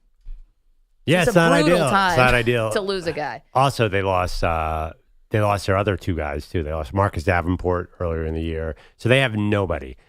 I honestly think the Lions have the rest of the NFC North just where they want them. Wow, that's optimistic. I feel really good about the Lions because for a bunch of reasons. One, because Dan Campbell and that coaching staff is outstanding. I think Aaron Glenn's a really good defense coordinator. So you know the assignment right now. You can't generate any pressure without Hutchinson. So you're going to have to blitz. You're going to have to do all sorts of weird things. But they have some time to figure this out. The other thing is their offense is so elite. Yeah. The offense, their defense was awful last year. Just awful. They got to within 2 plays of being in the Super Bowl. Yep. Honestly, if Jahmyr Gibbs doesn't fumble and Josh Reynolds catches that 4th down ball, they're in the Super Bowl. Even without Hutchinson, their defense is probably just as good as last year's. So I think that last year I just looked at the number. They were 19th in defense. I think they can hang around there, and their offense is better. They have Tim Patrick, and they have Jameson Williams as a star. So I think their offense almost got them there last year. I see no reason they can't do it this year. They're going to control the ball, not put that defense out on the field. Well, they've got the great run game with the 2 running backs for sure. But I guess I was kind of with you yesterday, like, all right, they're going to be able to weather the storm. But then you start really diving into the Aiden Hutchinson season that he's having. And, yeah, the offense has been good the last 2 weeks for sure. And they obviously put a thumping on the Cowboys. But the first couple weeks, it wasn't that great. So I don't know if maybe they're finding themselves now and this is just the launching point and Jared Goff could be an MVP candidate and all that. But I want to wait and see now how it looks without Hutchinson. So as far as this season for him, though, here's more from Dan Campbell, who won't rule out a playoff return for Hutchinson. 4 to 6 months, I would never count Hutch out, ever. So, yeah, probably, long road, but I would never count him out. And I would say if anybody can make it back, it'd be him. All right. He was saying that offhandedly. I don't think that's any part of the real plan. No, the Lions themselves said he's done for the season. Yeah, they're probably gonna pick up trade a 4th round pick for some veteran, maybe pick up Javon Kinlaw off your terrible. Although Yannick Ngakoue just signed with someone else yesterday. Was it the Ravens again? I think so. Well, they'll pick up a journeyman just to put a body in there. I think that again, I really think that this is one team that is built to do this. They're not like T.J. Watt and the Steelers because the Steelers have no offense at all. Well, obviously when T.J. Watt's gone, they're terrible. When Myles Garrett is gone, the Browns are terrible. When Nick Bosa got hurt, the Niners fell apart. That was a little more complicated. But I just don't think that's his team. I think they're still a playoff team for sure. And if they get in the playoffs with that offense, I think they're dangerous. Again, though, I mean, at some point, your defense is going to have to make a stop. And Did they make it? Who did they stop last year? Well, that's what I'm saying. I think if they they were the best team, and they were definitely outplayed the Niners in that game. Like they should have won that game. They with should have won no that defense game. at all. But the other two teams they played, they were just better than. They were better than the Bucs, and they beat the Rams by a point. These were not blowout games. And yeah, they should have beaten the 49ers. They had, a 3-score lead and couldn't hold it for a variety of reasons. I want to see what it looks like. Again, just can't underscore how rough the timing is. Like, you've got no division games under your belt with Hutchinson in the lineup. That's a bummer because this division, as we talked about, the NFC North, this is the murderer's row. This is the division this year that is the best top to bottom. And it's not even close. So yes, it's a bummer. Yeah, I know what you're saying. But we'll see. I mean, Minnesota is 5-0, but we'll see how they do against the Are Lions they really the juggernaut that they look like so far? I don't think so, but I don't know because I'm waiting for the Sam Darnold pixie dust to sort of wear off a little bit, and you saw a little of that even in London against the Jets. Here's another question for you. So yesterday, Adam Schefter's on all the shows and is talking about like Max Crosby. Could Max Crosby be somebody who's maybe on the trading block because obviously Devontae Adams is, and maybe the Raiders are having some kind of fire sale. He said multiple first-rounders is where it starts. So if you are someone like the Lions, I don't know if they would do that, but they were talking about it in the context of the Lions. Do you do multiple firsts to bring in Max Crosby? I mean, you'll have him for the rest of this run. However long your window's open here, you'd have him. Yeah, I'd be it's shocked. An investment. I'd be shocked beyond shocked if the Lions did this because they got to pay everybody. They have so many young stars. They paid Goff, so they got him. They got his extension done. They got Amon-Ra St. Brown done. Right, but they got to pay Hutch. Yeah. They got to pay Ryan Branch at some point. They just paid Montgomery. They're going to have to pay Gibbs at a certain point. Yeah, but what are you paying running backs these days? That's like 10. I mean, you're not breaking the bank with that. They just gave 2 years, $18 million to Montgomery, and you've got to think Gibbs is probably worth 25% more than him. I don't know. They have a lot of guys, and mainly Hutchinson. And the offensive line. They got Sewell. I think they already paid him. Did they? Yeah. They should have, the way that in terms of his draft class, he would have already gotten paid. Okay. I can't see Max Crosby's. How much has he got paid? I mean, I think he's a $25 million a year pass rusher. So we have to take a look at that. But I don't know. See, this is the thing. Yeah, it's a lot. But again, it's not like that's not a rental. That's somebody who you would have. And wouldn't Max Crosby fit in perfectly with this team? He'd fit in perfectly anywhere, but wouldn't he fit in perfectly? I don't know as far as like scheme and stuff like that, but just as far as a dog who can get up after the other quarterback. Yeah. So EJ. Crosby, by the way, signed a 4-year, $95 million contract extension in 2022, and then the team this offseason gave him a $6 million raise for this season. Okay. All right. So maybe he is coming to the end of the contract. Have they paid Branch and Kirby Joseph, their two new It wouldn't be megastars? Branch yet because he was a rookie last year. Right. So, and Kirby Joseph is now I think going to probably be an all-pro. So they have a lot. You go up and down that team, there's a lot of guys to pay. Also, I just don't think they will. I don't think they build like that because they are such a good draft and develop team. They're not I don't think they've really made a trade like that. Okay, but think about it. If you still think they're the class of this NFC North, which is the best division in football, look at what's going on. The 49ers are a little bit shaky. Your Eagles are shaky. The Seahawks are shaky. The Cowboys, sheesh. I mean, they just demolished the Cowboys. That's not even close. Yeah. The NFC South, I don't know. So you would I'll do take it. my chances. I think the Raiders want those. They're not that interested in probably a 29-30 first-round pick. They should be interested in everything. I think that when you see the window, you've got to capitalize. I do.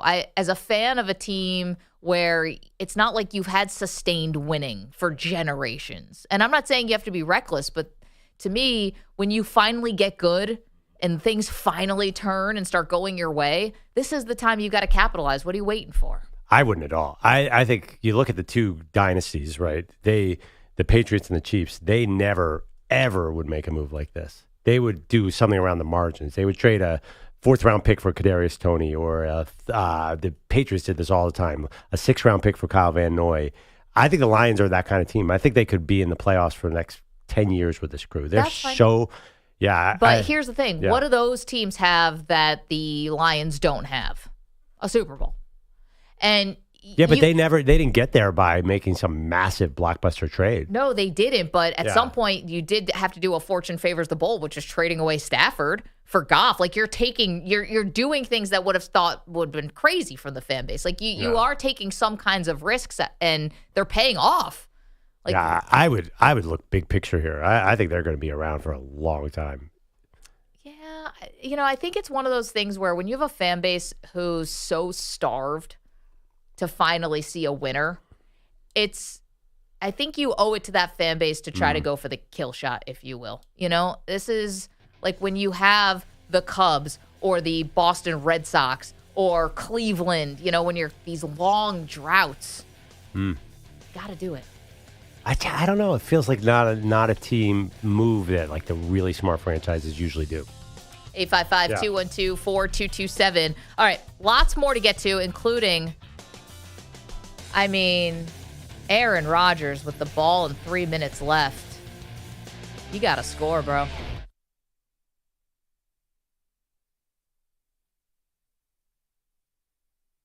You're in a 5-minute break.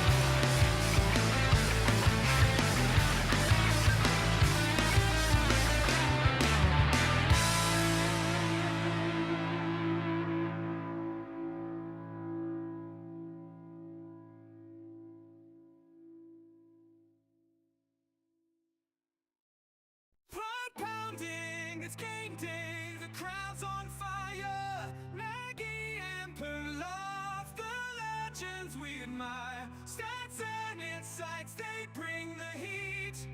Hot takes that sing to every heartbeat.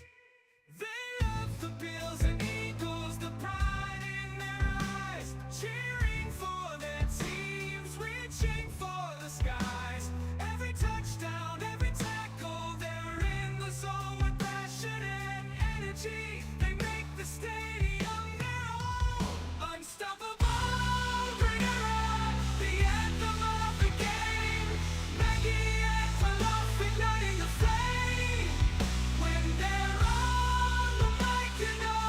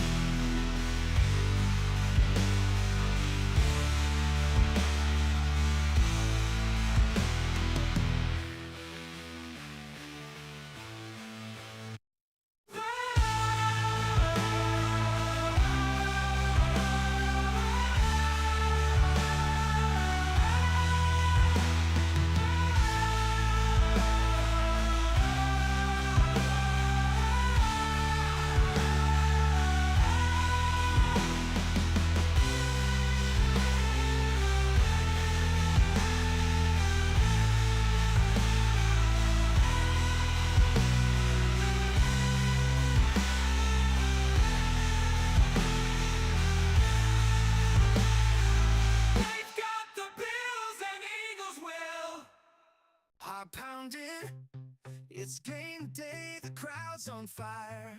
Maggie and Perloff, the legends we admire. Stats and insights, they bring the heat. Hot takes that sing to every heartbeat.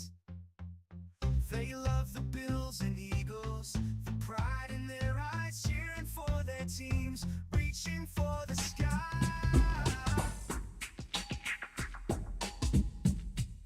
30 seconds remaining.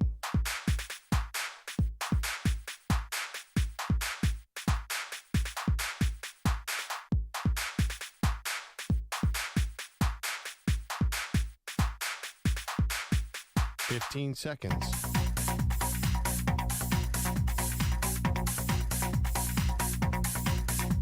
Break ends in 5 seconds.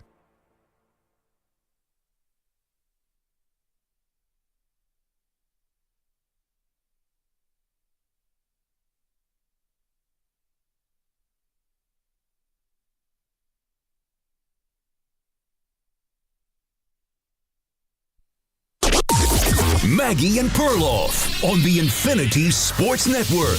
Rodgers in the shotgun, Hall to his right on 3rd and 16. Back to pass. Rodgers looking to load up. Fires deep. Rainbow down the field looking for Mike Williams, and it's intercepted. Taron Johnson, welcome back. A humongous interception by the nickel corner. Bills radio, and that's the last we ever saw of Mike Williams. Kidding. But maybe. Welcome to the show. Maggie Gray, Andrew Perloff, Aaron Rodgers saying post-game that Mike Williams did, in fact, run the wrong route. And that was a tough moment, Perloff, for Jets fans. I mean, the entire game was just brutal because of the amount of penalties that were called. It felt like the game lasted for 4 hours. I mean, you couldn't have a play without a penalty, offsetting penalties. Every part of this was just a slog. You could say gritty. I would say ugly on both sides. There were personal foul calls. It was undisciplined, sloppy. The officials were definitely trying to be part of the show. I mean, every way this could be annoying from an officiating standpoint, it was. But that doesn't negate the fact that Rodgers did have a chance at the end of the game, despite the fact that their kicker for the Jets missed 2 field goals that were crucial in the second half. He did have the ball with 3 minutes left. You're expecting Rodgers to go score there, aren't you? No. I knew the officials were not going to let him. I mean, they scored the previous drive and the officials took it away. They were on watching, a holding call. They were watching that line closely. If there was any big play, there was going to be a flag. Yeah, you mean the offensive line, not the money line. Not the money line. Yeah, they were watching the offensive line really closely. I don't think there was any way the officials were letting them have a big play. It just wasn't going to happen. And I kind of view this game differently than you. We've been talking about throughout the show. This felt like a bit of a sea change, or a bit of a reckoning for the Jets. I feel like last night felt like the end of hope. That's interesting. Yeah, I'm not taking it that way. Yeah. But you see, this was the end. I mean, they should have won this game. It's not like they got blown out. Both teams scored 3 points in the second half. And I think it was on its way maybe to a blowout. But then Rodgers' Hail Mary at the end of the first half, I think almost like saved the game for them, maybe saved the season. Even though they lost, I get it. They lost. I don't think so. See, I come away from that game, Beal. If they don't fire their coach, they win that game by 10 points. Wow, you think Saleh would have been the difference? 100%. I mean, did you see the opening drive of the game? The defense was so disorganized, and that's their calling card. It's like they had no idea what Joe Brady was going to call. And I'm sorry, I know the Bills coordinator has done a nice job, but he's not. Yeah, he's not Kyle Shanahan. He's not Kyle Shanahan. All of a sudden, the Jets got hit by a blindside Buffalo Bills running attack, a team that they see twice a year. It was bizarre. I think they missed Saleh. I think Ulbrich was way overmatched. I think it was very Jetsian. 2-4, I don't think it's a hot take. This team's not making the playoffs. This is another wasted Rodgers year for sure. Because even if Rodgers plays as well as he did last night, look at all these foolish things they do. There's no way that they're going to overcome the idiotic plays. There's no way Greg Zuerlein, if they don't cut him today, they're stuck with him. He's going to cost them. Yeah. He's cost them 2 games already. He'll cost them 3 more games. It's not happening this year. Well, listen, they made one of the biggest changes you can make, which is firing your head coach. Why wouldn't they cut the kicker? Why wouldn't they, and I think, do you have to give the new head coach, Jeff Ulbrich, do you have to give him a chance to try to get his mark and leave his stamp on this team. Ironically, the defense looked a little worse last night, which is weird. This was supposed to be the new coach bump. Jeff Saturday won in this position. Yeah. Like the new coach bump, this was his best chance. The interim coaches just get worse and worse. I mean, just the coaching change alone, that's another reason not to feel hopeful. I feel like I think it's over. I mean, they have Jeff Ulbrich as their head coach, and they're 2-4. And also, by the way, Aaron Rodgers taking massive hits all over the place. Can't move already. Feels like he's going to get hurt. There's just something, though, about the fact that, and I know this is going to sound like I'm making excuses for the Jets, but they've been in every one of these games. Like, they should have won.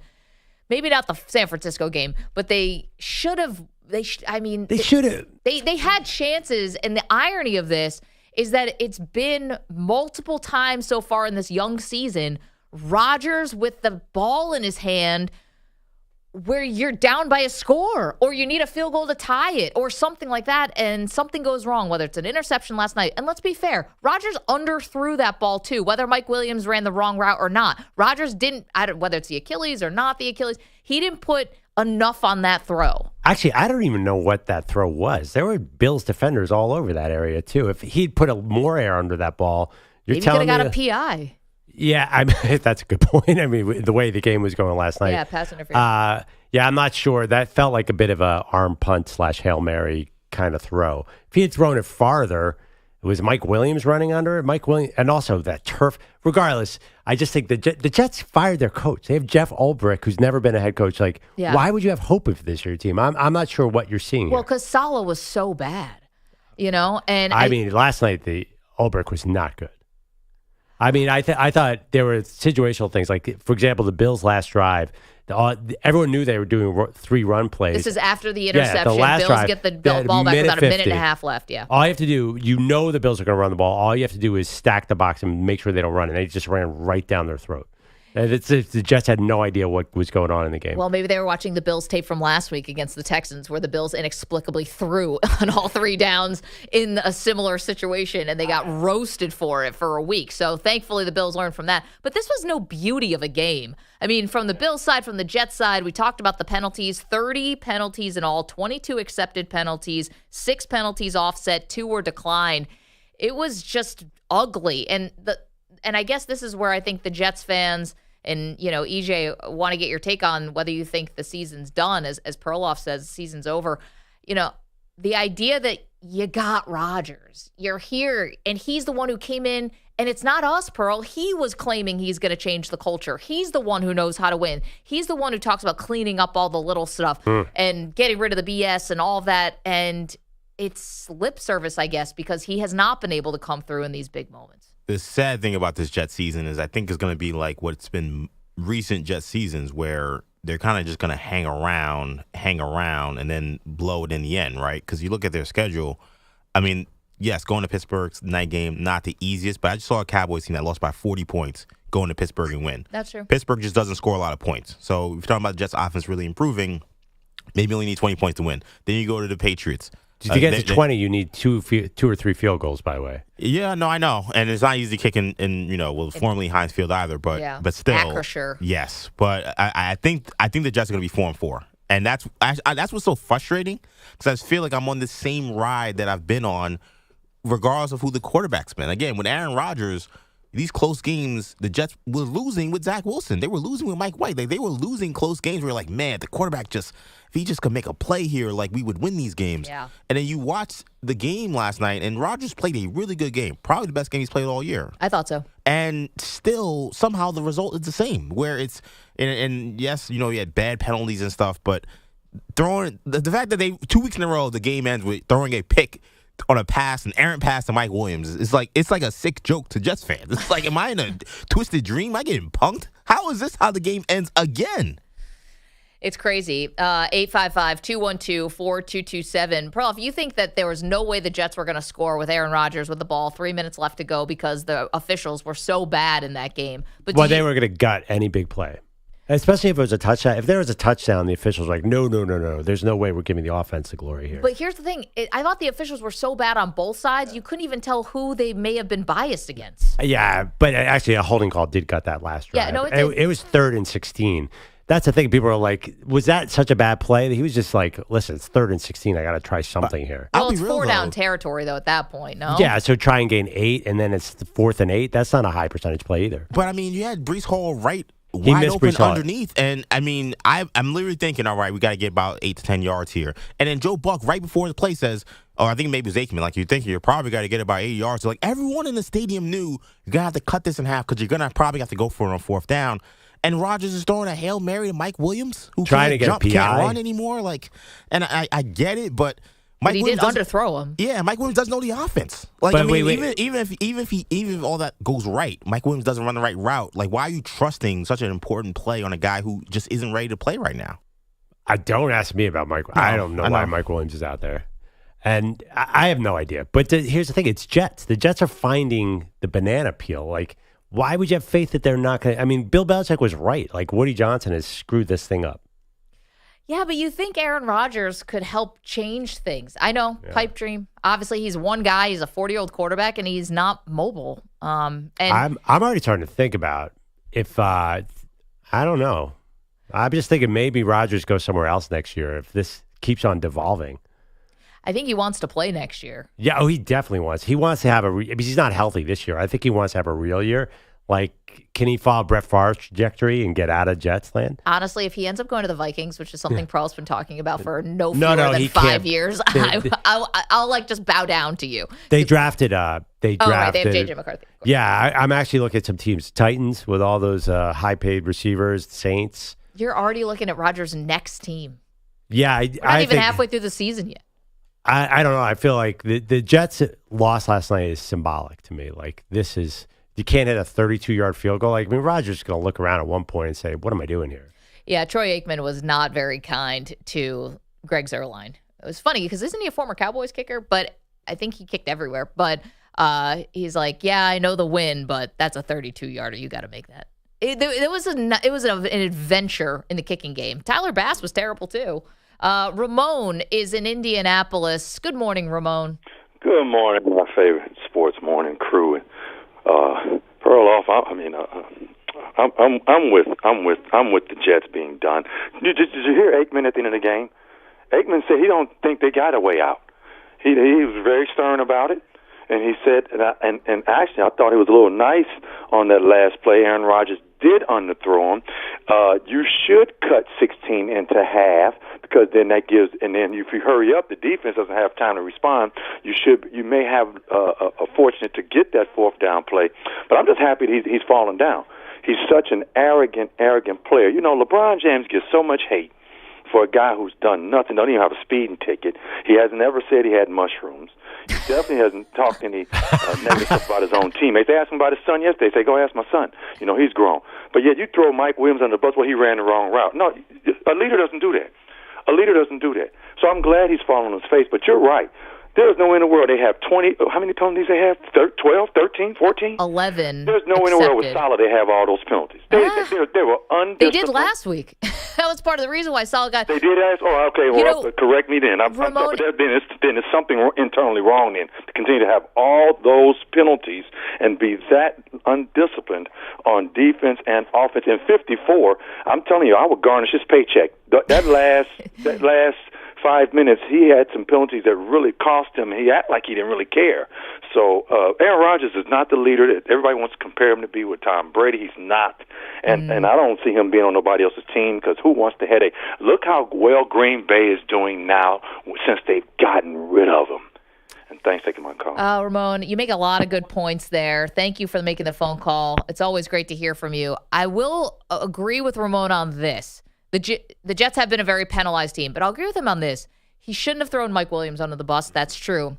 And secondly, and I know this is far down the list of issues with the Jets and Aaron Rodgers, his body language is god-awful. I mean, the sulking, the pouting, the throwing the arms up, not to the officials saying looking for a flag. That's fine. About teammates, it's like he is always, I don't know, his face, the disappointment is just dripping down his face. Do you know where he plays, right? Yeah. He's in New York. He chose that. Yeah, but I mean, listen, he might not have understood what it was like to be on the Jets until he actually got there. To be fair, like I don't think most people understand. I think it can't get worse. Go to the Titans. go anywhere. Picnic.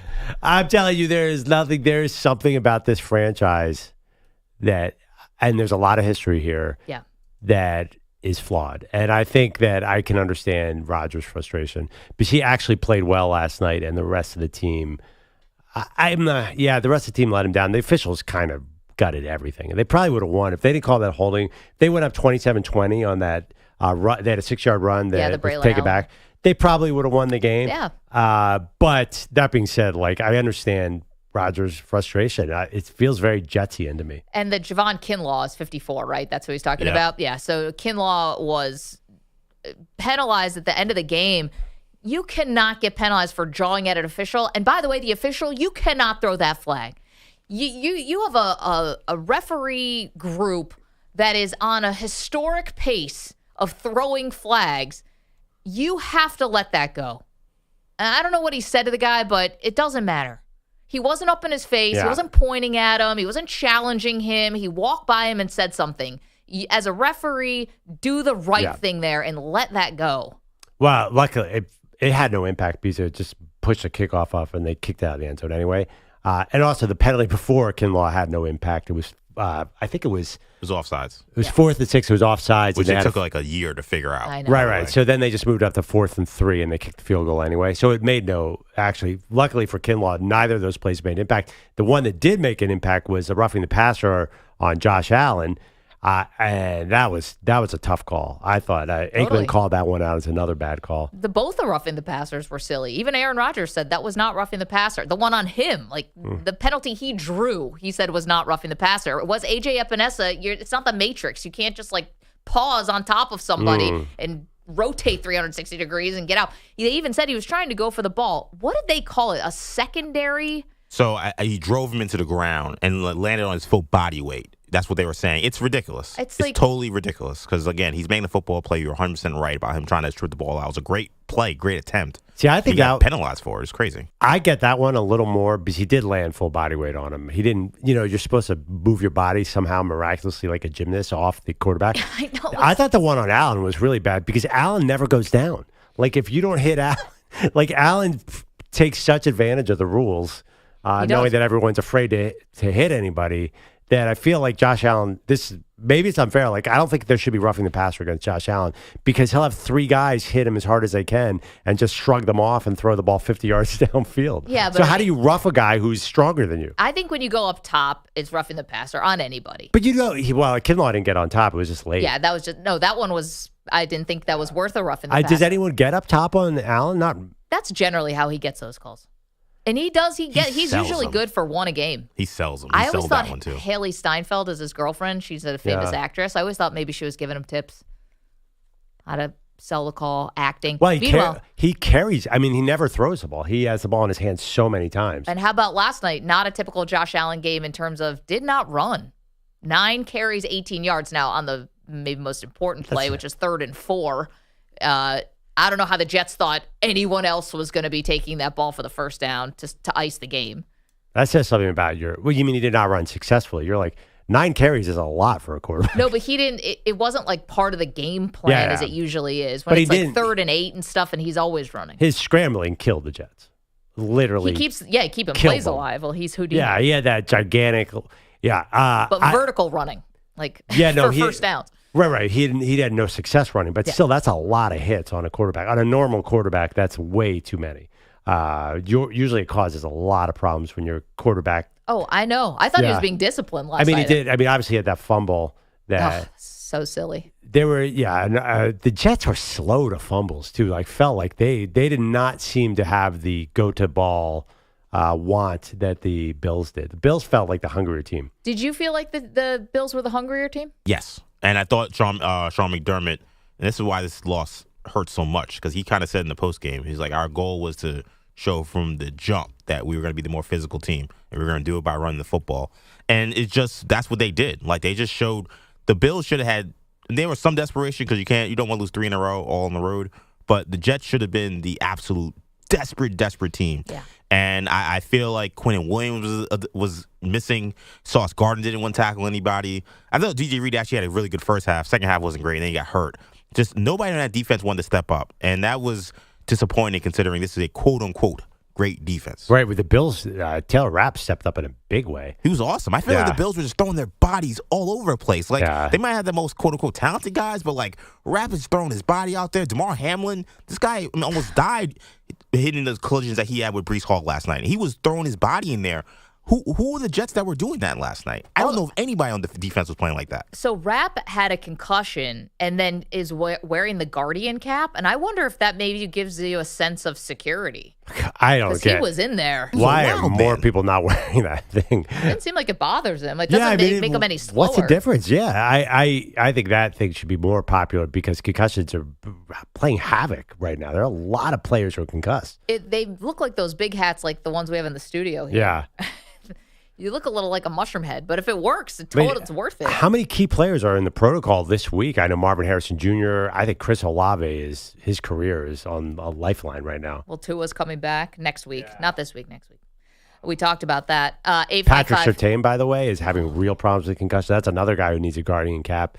I like that Guardian cap. Watching Rapp play last night should be a message to the rest of the NFL. You're right. He looked great, and he didn't look like he was more hurt or anything. He didn't look a step slow. I thought Garrett Wilson, but did I miss something? Like, he was clearly concussed after he got hit in the He didn't get hit in the head? He got hit in the chest. Yeah. I thought he was concussed too. And I think he just knocked the wind out of him. I was like, is he going to get up? Okay, By the way, I'm sorry to interrupt. That was a wind knocked out situation. Gotcha. The other guy, Ruckert, the tight end. So the play before Rodgers throws the interception, he's in the middle of the field. And he just dropped the ball because he got hit so hard. That was a great pass by Rodgers. Yeah. That was a killer pass. They really even at 40, there is only maybe two guys who can throw that pass. If it was a better tight end, he obviously would have caught it. 855-212-4227. 2 poll questions out there for you on X at Maggie and Pearl. Will the Jets make the playoffs? No is a heavy favorite right now. You can go vote. And who do you blame for the Jets' loss last night? Right now, penalties leading the way with 50%. Aaron Rodgers at 30%. The Jets' defense at 20%. So you can go there. You can vote. 855-212-4227. Coming up, one quarterback gets a vote of confidence by his head coach. We'll get to that. Maggie and Perloff. You're in a 5-minute break.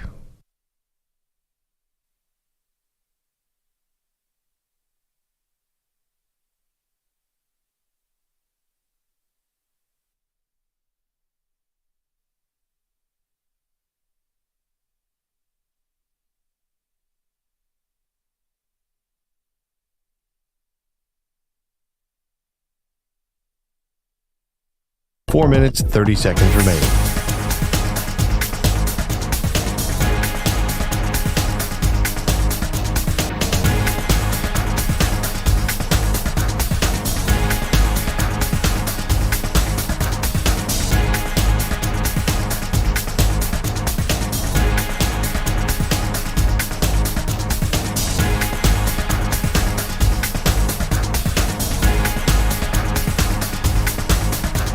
Four minutes remaining.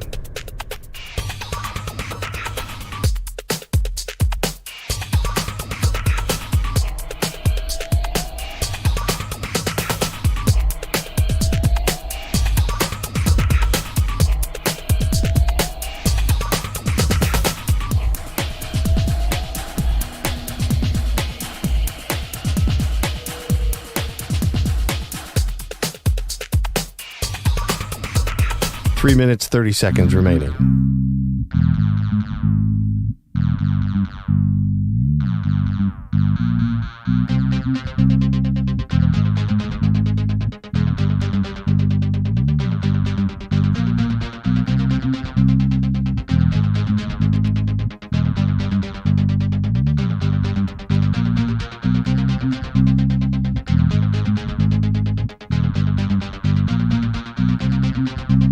Three minutes remaining.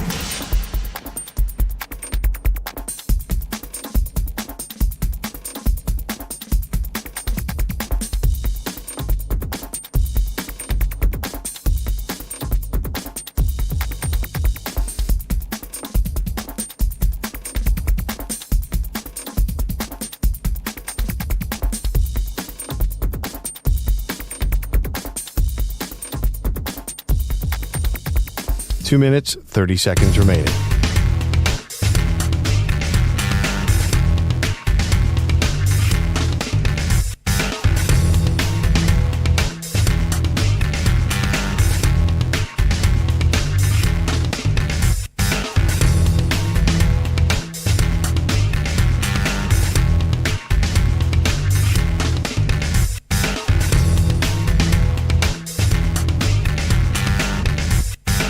Two minutes remaining.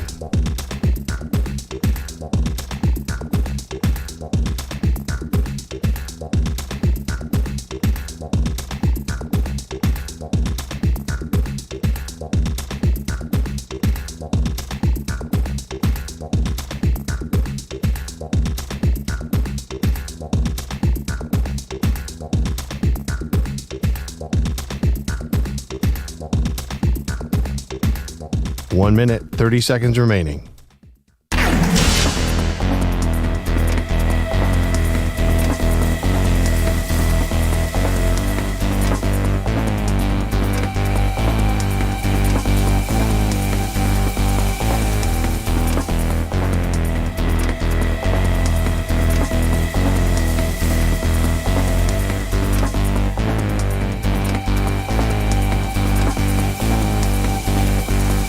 One minute remaining.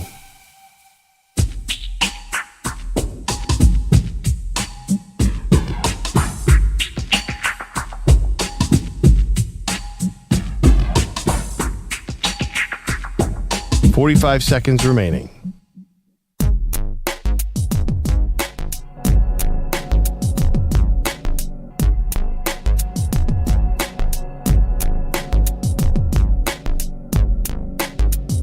.30 seconds remaining.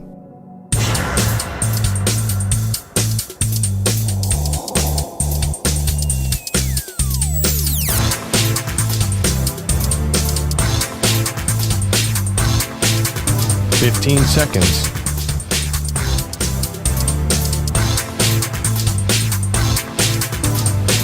Break ends in 5 seconds.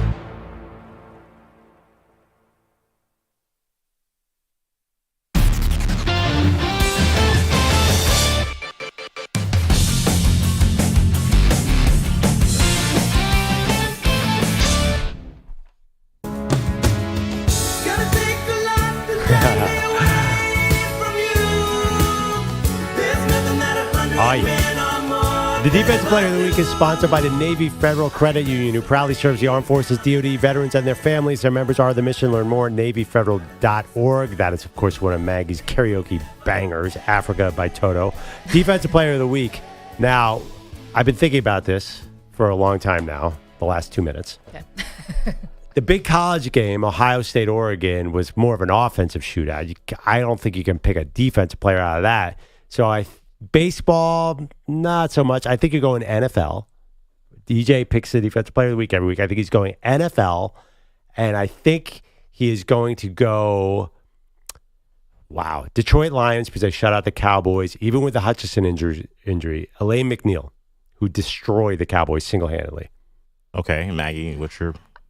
Would you get cute and try to give a little tip of the cap to Dan Lanning? It's not the player necessarily, but the defensive play of the game was the brilliant move to put 12 men on the field, with Lanning confirmed in so many words yesterday to try to draw a 5-yard penalty that bled the clock off of like 5 precious seconds. Would EJ have done that? I feel so bad because, Pearl, you were so close. Yes, I know who it is. Oh, Kirby Joseph. Right Brian game. Branch. The defensive player of the week this week is Brian Branch. Oh, I love who Brian had Branch. 2 interceptions and a forced fumble in the Lions' blowout win over the Dallas Cowboys. McNeil was also great, and he was in my top 3. I actually almost went Tyler Rapp just because how much he was just throwing his body all over the place. But Branch was an absolute superstar on Sunday, so he definitely deserved Defensive Player of the Week. It's funny. I'm looking at the NFL scoreboard. There wasn't really a lot of great defensive standouts this week. Yeah, there were. You didn't get a lot of sack games. I feel like there's some teams that are so bad, like you don't even deserve Defensive Player of the Week for shutting out the Broncos. I mean, they're so awful right now. Speaking of teams that are awful, we'll get to Andrew Bogish in just 1 second, but yesterday, Kevin Stefanski, the Browns head coach, did give Deshaun Watson a vote of confidence. Let's hear cut 20, please, Nick. He said Watson gives the Browns the best chance to win. I think Deshaun gives us the best chance to win, continues to give us the best chance to win, and we need to play really good offensive football at his position and really at every position to be successful on Sunday. Sure. I know Jameis Winston is now a career backup, but I'm insulted if I'm Winston hearing that because there's no shot that Deshaun Watson is giving you the best chance to win. This all feels like it's coming from the top down, but Stefanski saying that the depth chart decisions, Perloff, are his and his alone. We have a good dialogue with myself, Andrew, ownership about all things that have to do with this team. They've been nothing but supportive, and any decision when it comes to football is my decision. Yeah, I mean, I think here's the problem. The team around him looks terrible. Deshaun Watson, that is. I don't think the receivers run hard for Deshaun Watson, so they look awful too. Yeah. The offensive line definitely can't block, and the big problem is there's such a push up the middle on every play. Deshaun really can't step into throws. I know the announcer said, he could have stepped into that one, but then you see he just got pummeled 1 second after he threw it. Everything around him is a mess too. So I believe a lot the system affects quarterback. I think the system is broken here in Cleveland. Honestly, maybe they'll all play harder for Jameis, but this is not. You could blame Deshaun Watson all you want. Like, that is an excuse. This team stinks. Yeah, but how are they basically the same team was a playoff team last year? Joe Flacco. I don't know. I think they don't play hard around Deshaun. I mean, the two tackle injuries are obviously hurt. Yeah, but they've gotten some of those guys back on the offensive line, and it's still bad. I think there's a lot of subs on the offensive line still. Amari Cooper's he's such a slacker. Well, we should have known. Remember when Amari Cooper was in the trade rumors to the 49ers? And he was like, oh my gosh, yes. Like, also, you got to remember, too, me. They traded for Jerry Jeudy in the offseason. Jerry Jeudy can make any offense in the NFL worse just by his. And Njoku, their one reliable target, finally is back on the field, looks awesome, and they never throw it to him. And that's on Stefanski or Watson. Maybe Watson's missing, guys. I just think the whole thing is broken. Obviously, they were down in a third-string running back because Jerome Ford walked off about a minute into the game. This is bad. It's bad all around there. Yeah, I get it. But third-string running back is like, if there's any place to be down to your third string, that's probably the place you want. Well, I mean, but the thing is, there's nobody else around. Like this, there's nothing. I don't know where you look for the Cleveland Browns. Maybe what is Jameis going to do? I don't know. What'd you say? Try. Deshaun's try, by the way. Deshaun didn't miss a pass in the second half. He got hot at the end and actually made the Browns back. But I mean, he shouldn't be out there anymore. He's not the only problem, but he might be their worst problem, and it can't be any worse with Jameis. So why not try it? I think the problem is, the investment into into Deshaun. It's going to be hard to bench him because it's like, we moved heaven and earth to get this guy. We've got to stay with him. And then I wonder if they think, how could we go back to Deshaun? Is there any way, do you go to Jameis and then Deshaun's just gone from the team, or you go back to him next season? Like, how do you manage that? No, I mean, I guess if Jameis is equally terrible, then you have to have the conversation of going back to him. But like, I saw people talking about this the other day on Sunday. Like, there are guys like Myles Garrett who are playing through injuries or playing in pain, and you're not putting the best people on the field for them. Like, what are they doing this for if you're just sticking, if the front office is refusing to let you bench Deshaun Watson because of contract? What does that say to the other guys who are trying to win games for you? Yeah, they'd probably he's cooked. Say he's just done. That's what the money's for. Bogish has headlines for us. That's what's going on with the Browns. The Jets were better in some ways last night, but no real boost from firing head coach Robert Saleh last week. More red zone struggles, more penalties, more losing. 23-20 to the Bills in Jersey on Monday Night Football. Aaron Rodgers' team has lost 3 straight by 10 total points. I'm here to win those games, but we got to be on our details. It's little things every single time. The Jets scored once on 4 red zone trips, including 2 missed field goals from Greg Zuerlein. They committed 11 penalties for 110 yards. The Bills also called for 11, totaling 94 yards. Josh Allen just 215 yards passing, but 2 touchdowns. A Tyler Bass field goal with 3:43 left, and a Taron Johnson INT sealed Buffalo's 4th win of the season. They are now a game and a half clear atop the AFC East. You guys have already mentioned these notes this morning. Lions expect Aiden Hutchinson to need 4 to 6 months to recover from his broken left leg. That basically means he's done for the season, but Dan Campbell is not ruling him out yet. And Dolphins head coach Mike McDaniel said yesterday they expect Tua to play again this season, but don't know when. Their QB can come off IR starting next week. Giancarlo Stanton does have his regular season issues, but the postseason's different. Now the 0-1 is hit in the air to left center. It is high. It is far. Oh, it is gone. A Stantonian home run. Giancarlo. Non si può scapparlo.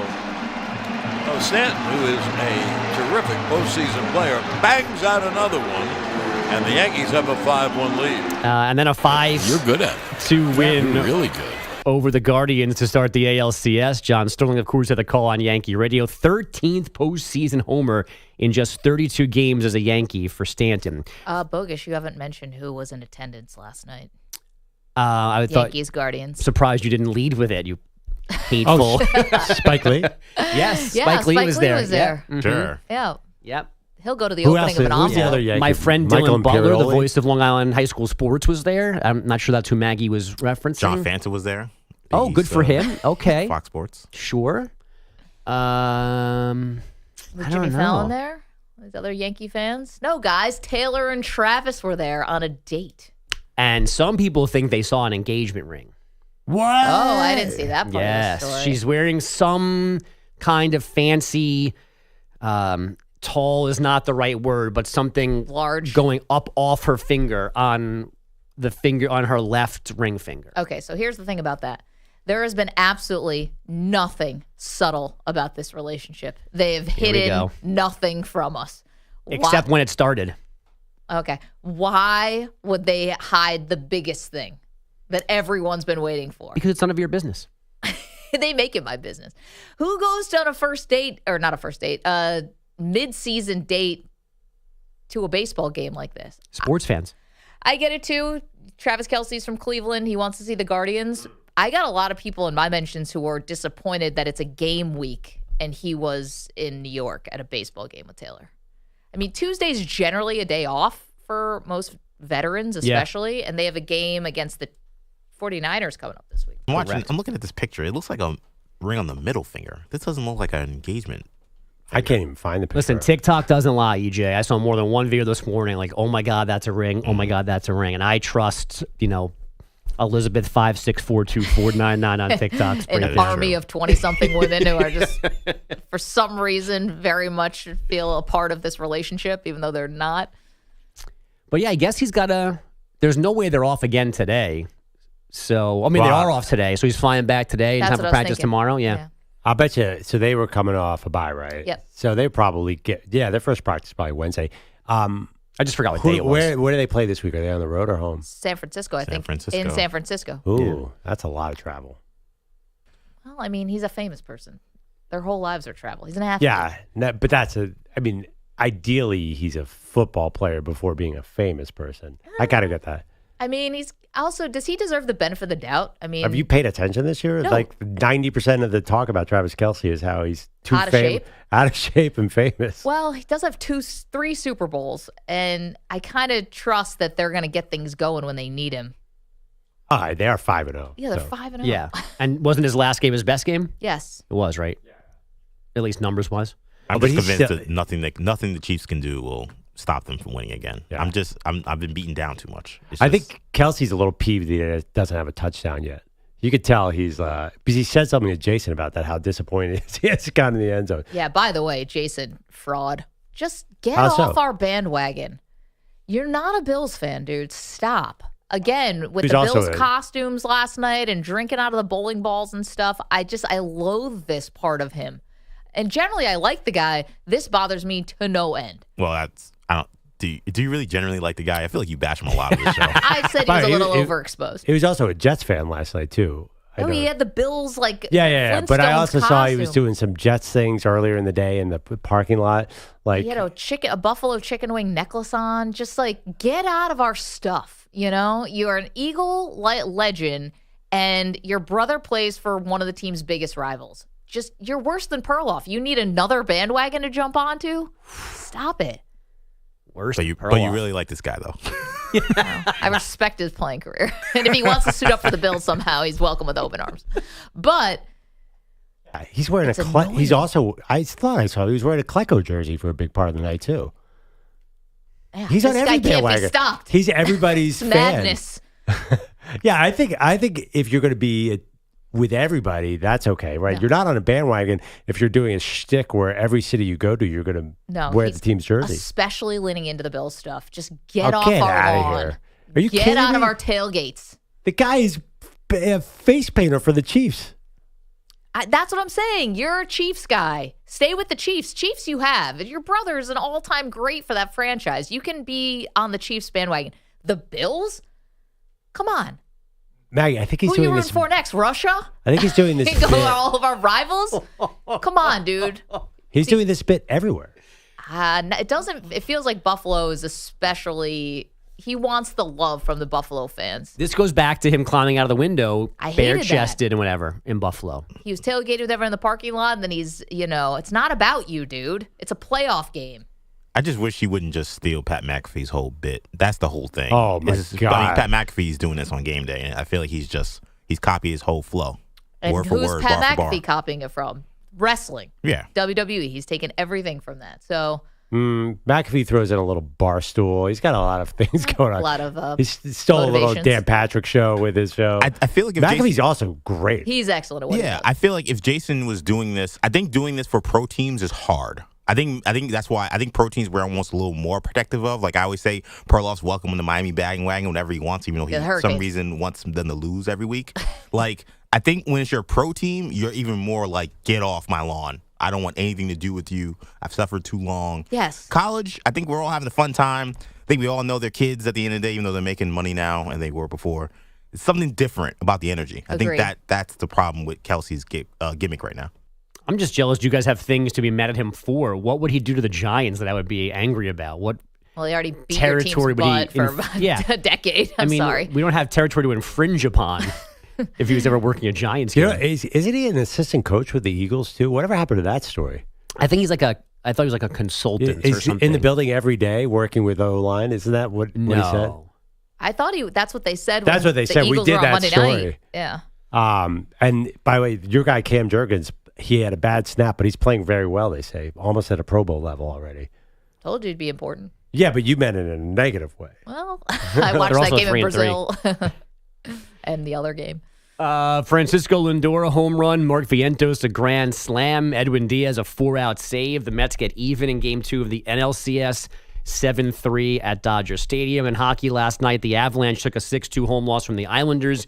They're 0-3. The Penguins won in Montreal 6-3. Evgeny Malkin, a goal and 2 assists. Guys, back to you. What season sneaks up on you more, hockey or college basketball? Well, I know when March is. Yeah, we all know. Hey, the Super Bowl is over. Let's watch a Kentucky game and pretend we know what we're talking about in 3 weeks. 855-212-4227. Thank you so much, Bogish. Coming up on Tuesdays, we do the NFL Rookie Power Rankings. We'll do that next. Don't move, Maggie and Perloff. You're in a 5-minute break.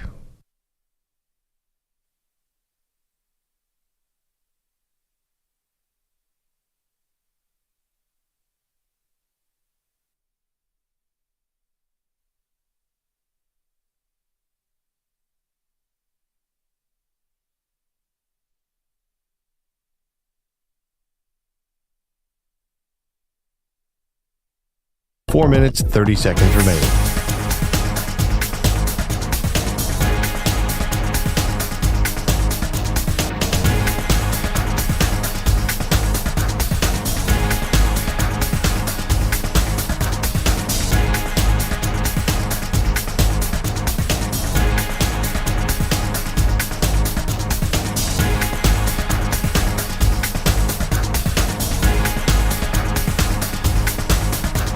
Four minutes remaining.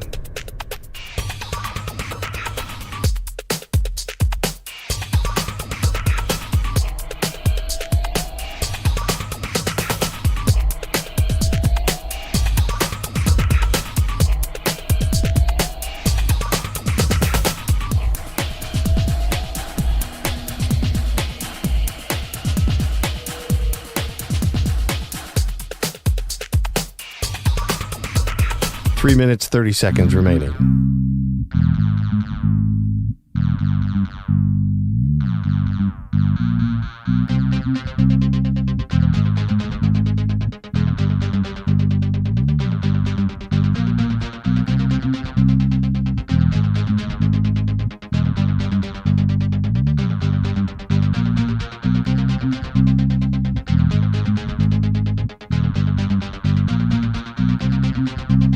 Three minutes remaining.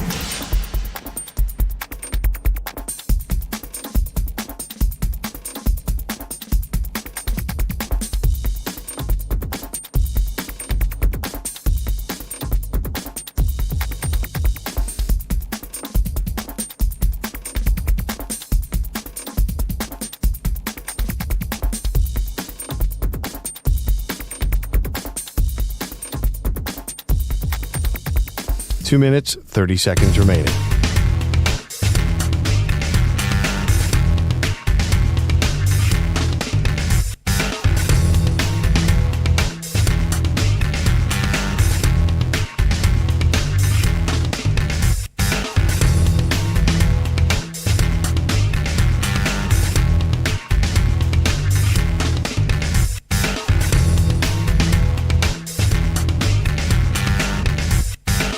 Two minutes remaining.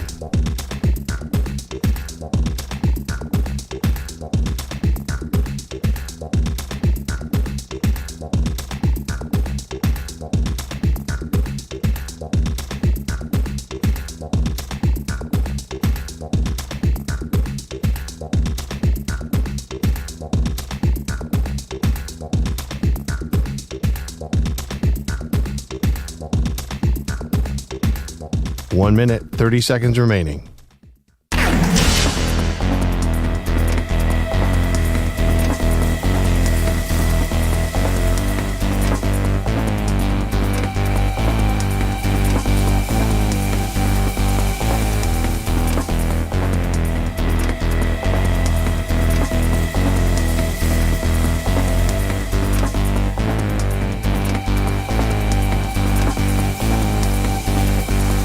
One minute remaining.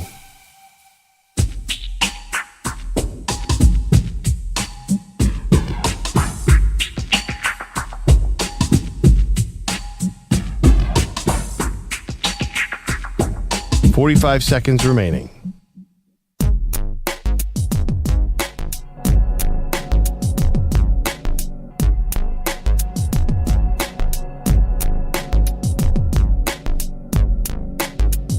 $30 seconds remaining.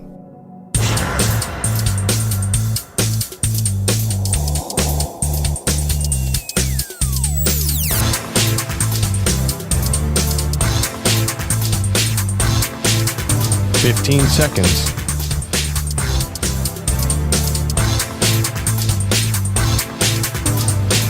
Break ends in 5 seconds.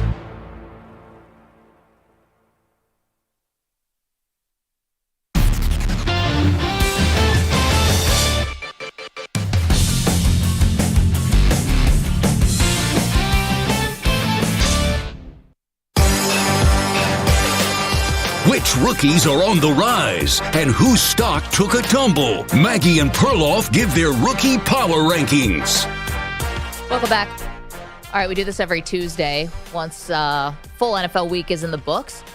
5-1, Perloff, your rookie power rankings. Go ahead, give them to us.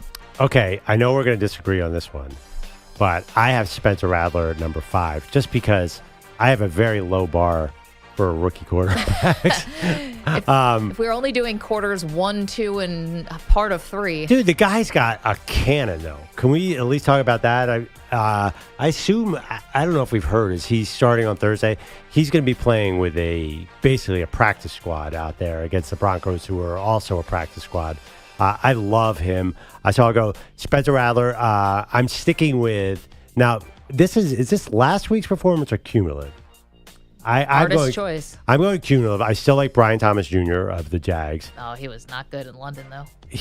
But I still like him. He's still, well, actually, getting hit in the numbers and dropped a couple passes. No, Did he have one big catch for them in the fourth quarter in the garbage time? But I'm going again cumulative. I think he still leads the rookies for receiving yards. Okay, my number 3, Drake May.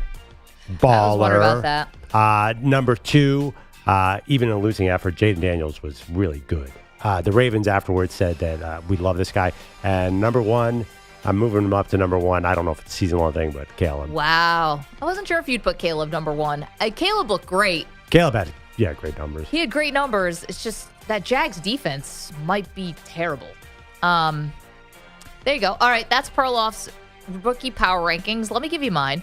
5th on the list, I'm going to go with Evan Williams. You heard about this guy? The safety for the Green Bay Packers has been awesome. So one of the best rookies in the league, and I think we're going to be hearing a lot more from him.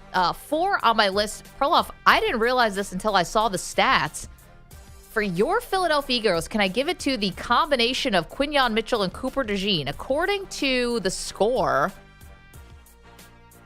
they allowed 2 receptions for 24 yards against the Cleveland Browns. Yeah, I know. Still, rookie tandem back there. Just wait. Well, I'm just doing this based on last week. Just wait until Cooper DeJean gets caught one-on-one with a receiver. That's going to be lights out. Quinyon Mitchell's pretty good. He got robbed of an interception because he ran into Gardner Johnson. And Quinyon Mitchell is playing a lot more because of the Darius Slay injury, right? Yeah, I honestly think the Eagles secondary is god-awful. I mean, I don't know. You might be right, but I'm going off of just this week. So Quinyon Mitchell and Cooper DeJean together as a tandem. Number 4 on my list. Number 3, I cannot quit Bucky Irving. I don't know. He's the best. I love watching this guy run for the Tampa Bay Bucks. What? I mean, New Orleans defense was so bad. I'm looking at a guy who he's great. That was a close-ish game until finally the Bucks pulled away in the fourth quarter. 2 on my list is going to be Caleb Williams because the opponent he was facing. So that's why I'm putting him 2. You said Bucky Irving. Yeah, but they scored 51 points. The Saints have rolled over. But it was actually a game until the fourth quarter, and then he's just great. And number 1 on my list, I'm still keeping Jaden Daniels there because I know the Ravens' defense is not good, but they're definitely better than the Jags. So even in a losing effort, I will put Jaden Daniels as number 1. There you go. So rookie power rankings. I didn't put Drake May in mine. I did like the touchdown pass, obviously, was dynamite.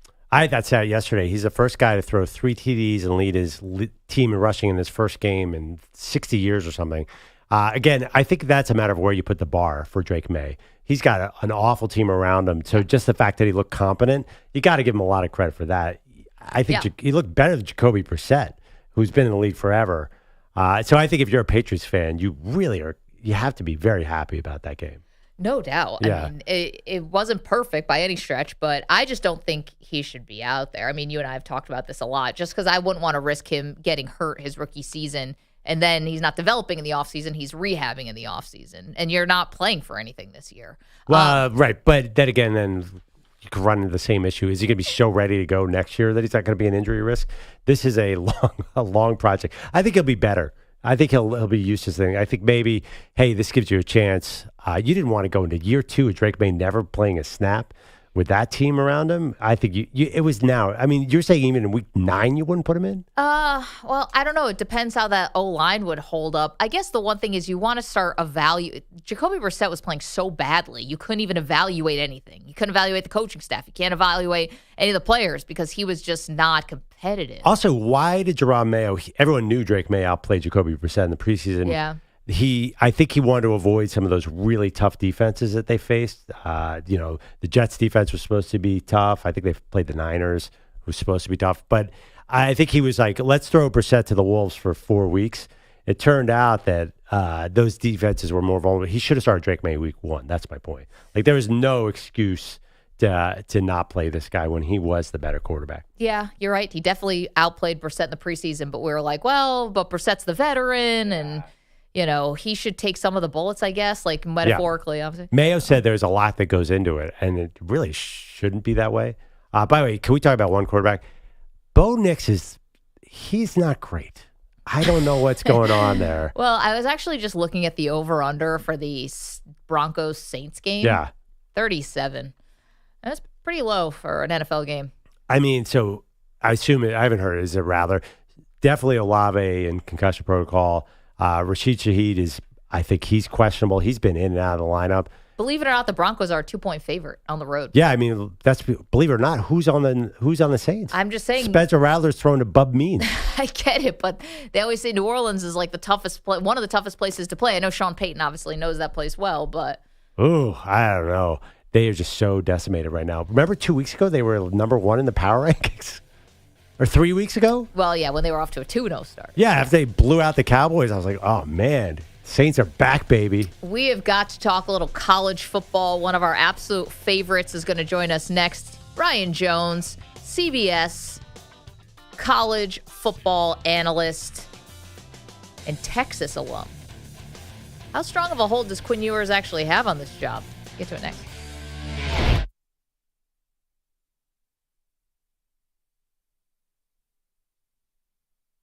You're in a 5-minute break.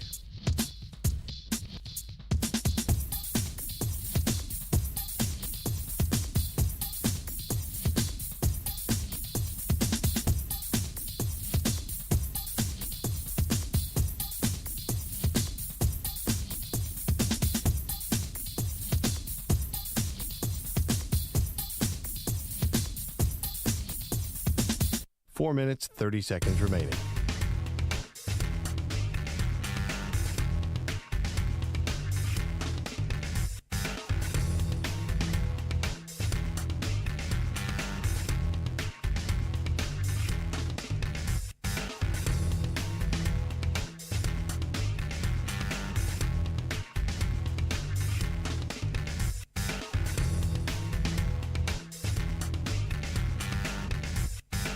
Four minutes remaining.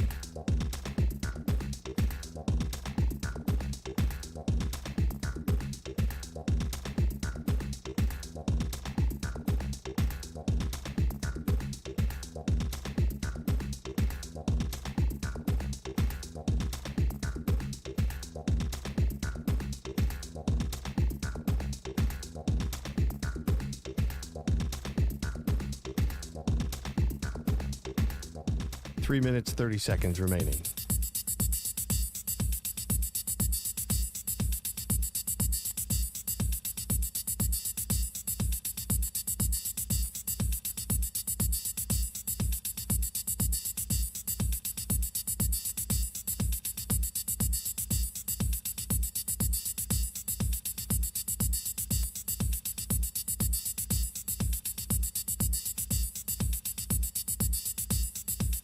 Three minutes remaining.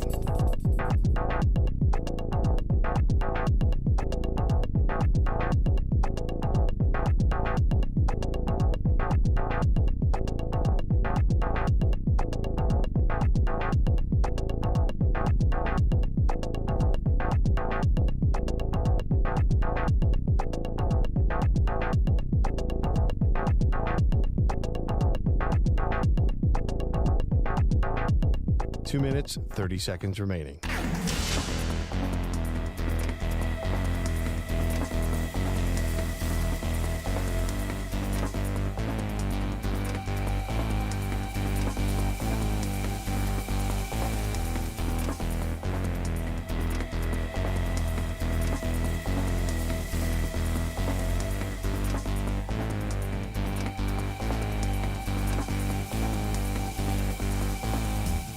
Two minutes remaining.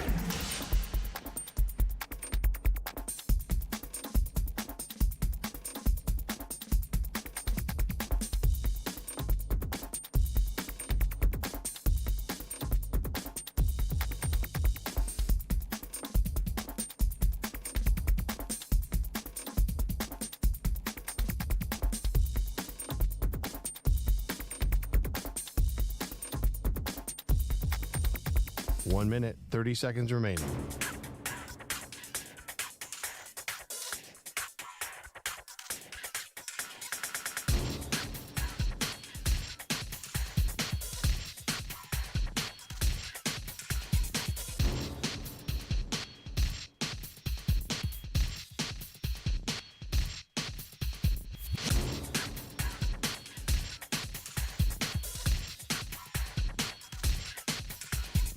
1 minute remaining.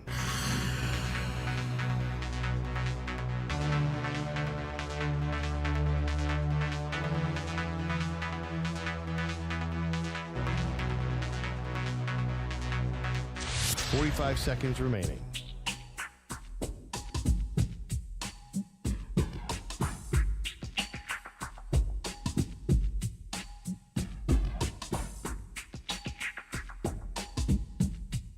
$30 seconds remaining.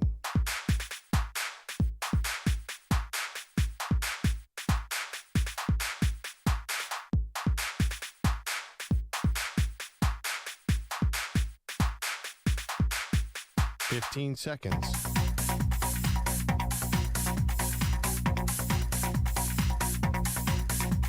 Break ends in 5 seconds.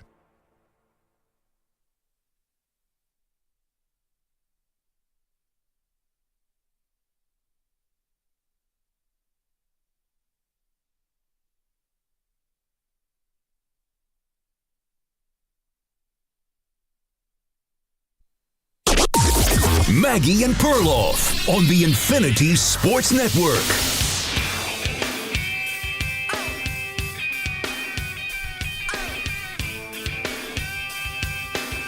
Well, not exactly a Picasso last night. Welcome to the show, Maggie Gray, Andrew Perloff, and said it was a penalty fest on Monday Night Football. 30 total penalties were called in the game, totally disrupted the game, Perloff, and it really overshadowed what in the beginning, the first half of this game was interesting and fun. And, you know, the first half ends with Aaron Rodgers throwing a Hail Mary, and Alan Lazard catches it in the end zone. All right, we got a football game. And then it just ground to a halt. And I saw a lot of people on social media saying, oh, wow, these adjustments being made in the second half. I'm like, I don't think it's adjustments. I think it was every drive seemed to start with a team at 1st and 20 or 1st and 15 because these pre-snap penalties were just awful. Yeah, a lot of holding, a lot of DPI, some OPI. I think that's the last we'll see of this. This was the game. I hope so. Roger Goodell made a call this morning. I hope. Get the bat phone. They're just not going to ruin a game like that again. Here's the thing with football. We all know, like, you can call a lot of holding calls. Yeah. You have to be judicious. Well, I mean, just how many we saw a lot this weekend. A lot of touchdowns were taken away. There's nothing worse than the guy runs in the end zone, does a little dance, and then walk it back. Yeah. There were a lot of people and things that contributed to potentially ruining this game. There were 4 missed kicks in this game. Now, we know the weather played a role. There was a wind advisory earlier in the day, and the wind at that stadium, MetLife Stadium, is kind of famous for how swirling it can be. But we're not talking about long kicks here. We're talking about the Jets kicker missing a 32-yard field goal and a 43-yard field goal, and both of them doinked off the side of the uprights. I mean, it was just crazy how many ways that both teams kind of found banana peels in this game. This was, a gritty win by the Bills, although I did hear our friend Tim Graham, who's writes for The Athletic and covers the Bills. He goes, yeah, it was gritty. It was also a word that rhymes with gritty that we can't say on the air because, I don't know. Listen, there was a lot riding on this for the New York Jets. There really was. I did not think that the Bills were going to come in and be the more intense team. I thought the Bills were just going to try to feel this out a little bit, and I didn't think it was like a quote-unquote must-win for them. It felt a little bit more must-win for the Jets. And the sad part is you make all these changes, you change your head coach, you're, demoting your offensive coordinator, get a new guy in calling plays, and he was better. But you have Aaron Rodgers with the ball in his hand with 3 minutes left to go. When the Jets signed up for the Aaron Rodgers experience, I think they're expecting that that's going to end in either, at the very least, a tie game. Oh, how would you have tied it up? Like, you would have had to hit a field goal. Or score a touchdown there. Well, Aaron Rodgers can never convert a 3rd and 18. This is in 4-down territory. This is too much to ask for somebody. I get it. It's not easy. Yeah, 3rd and 18. That's not. I think it was 3rd and 16. But that's not easy. No, I get it. But games on the line. First of all, it was 3rd and 16 because there was a holding penalty. He also hit the tight end right in the hands. Yeah. That would have been a first down. But there are many more issues. One, if you want to talk about a real Aaron Rodgers issue, why can't they get a red zone touchdown? Why? I think that's partly the receivers. Garrett Wilson's awesome in the middle of the field, but he's not built to be a end zone receiver. And so that leaves Alan Lazard, who seems to be the go-to guy. I think the Jets are a bit of a mess, but I came away, the Bills, let's talk bigger issues. The Jets aren't going anywhere anyway. The Jets have no chance. The Bills really aren't explosive in the pass game. Like, they need Josh. Like, it'd be nice to see a designed long pass and not a scramble long pass just once, or even an attempt. They really don't have like a receiver passing game going right now. Not really. And who would be that person? It's not going to be Shakir if he's healthy. Yeah, but he's a little more of a slot guy. He's kind of your third down guy. Yeah. Josh Allen's safety blanket dude. Keon Coleman's supposed to be the contested catch guy because he's the bigger guy. So fix it, Maggie. What are you doing? I mean, I said I think Devontae Adams, but again, if Devontae Adams has a hamstring injury and it's going to take him a while to get back on the field, then we're already in week 7 now. So, but you'd want him for a playoff run. That would be the goal, and at least he could be, I mean, he's reliable, and him with a quarterback like Josh Allen is not going to look like it does with Gardner Minshew. No, I just worry about, say you probably have to give up a first-round pick, maybe. No, not a first-rounder. Or whatever. The Raiders want to I don't know. They want a second-rounder. They're not getting it. I just feel like this Devontae Adams trade is not going to work out for whoever gets him. Because a lot of times older receivers get traded and it just fizzles. Kind of like the Nuke Hopkins or Julio Jones at the end of their career. I'm not so high on this. I mean, also, too, these midseason blockbuster trades, it's not that easy. I just feel like smart teams don't usually do that kind of thing. Well, the one thing is I'm not willing to really write the eulogy on the Jets season yet. And I know that sounds a little crazy, but to me, they should have won this game.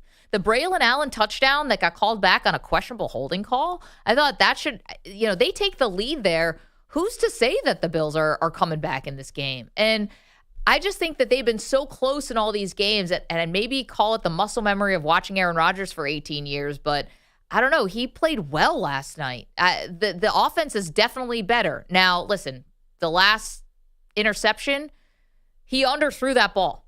There's also no question about that. I don't understand that, though. So if he had thrown it farther. Maybe he gets maybe they draw pass interference. There are a lot of Bills in the area. I mean, it might have been an easier interception if he thrown it farther.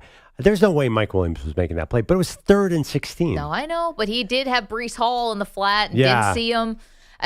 All of that being said, Rodgers actually did have his best game of the year, it looked like. Offensively, the Jets definitely looked better. They got Breece Hall going. They ran on the Bills a little bit, and this was just a slog of a game, and that's where you're hoping that Aaron Rodgers is the difference, and I think wasn't.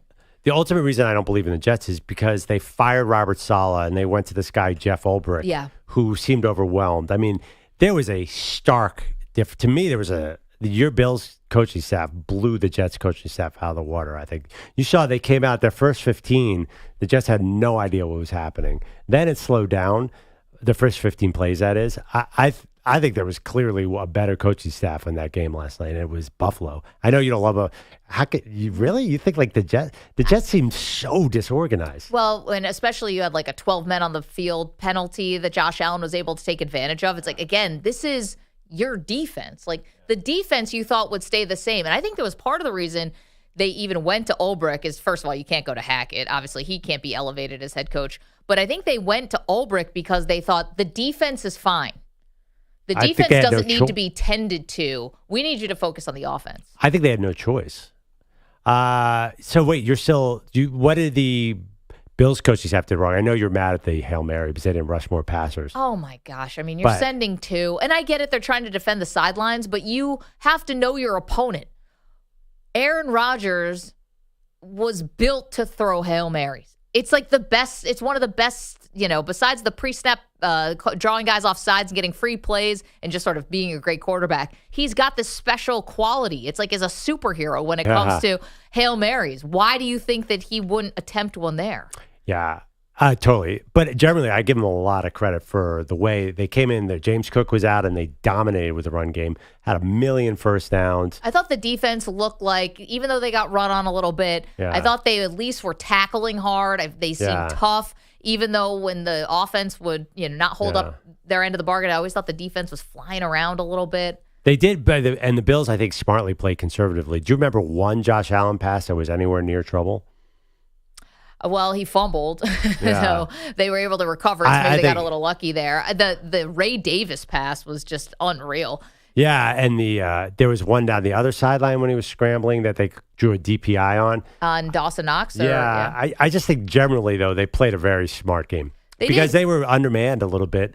Obviously, James Cook, they could have used him. I think him being in the game would have been nice. Not because Ray Davis wasn't great between the tackles, but I feel like there were probably some short passes to Cook that could have gone somewhere. I generally think the Jets, you really think Jeff Ulbricht's going to lead us back from 2-4? I'm surprised that you guys are still even considering this a possibility. I guess this is just, the Aaron Rodgers effect. Maybe you think there's a way they can still make something of this season. All right, let's turn to the college game, shall we? Because we're coming off one of the most exciting weekends, and we love when we get a chance to check in with our pal, Brian Jones, CBS Sports college football analyst. Brian Jones, how you doing?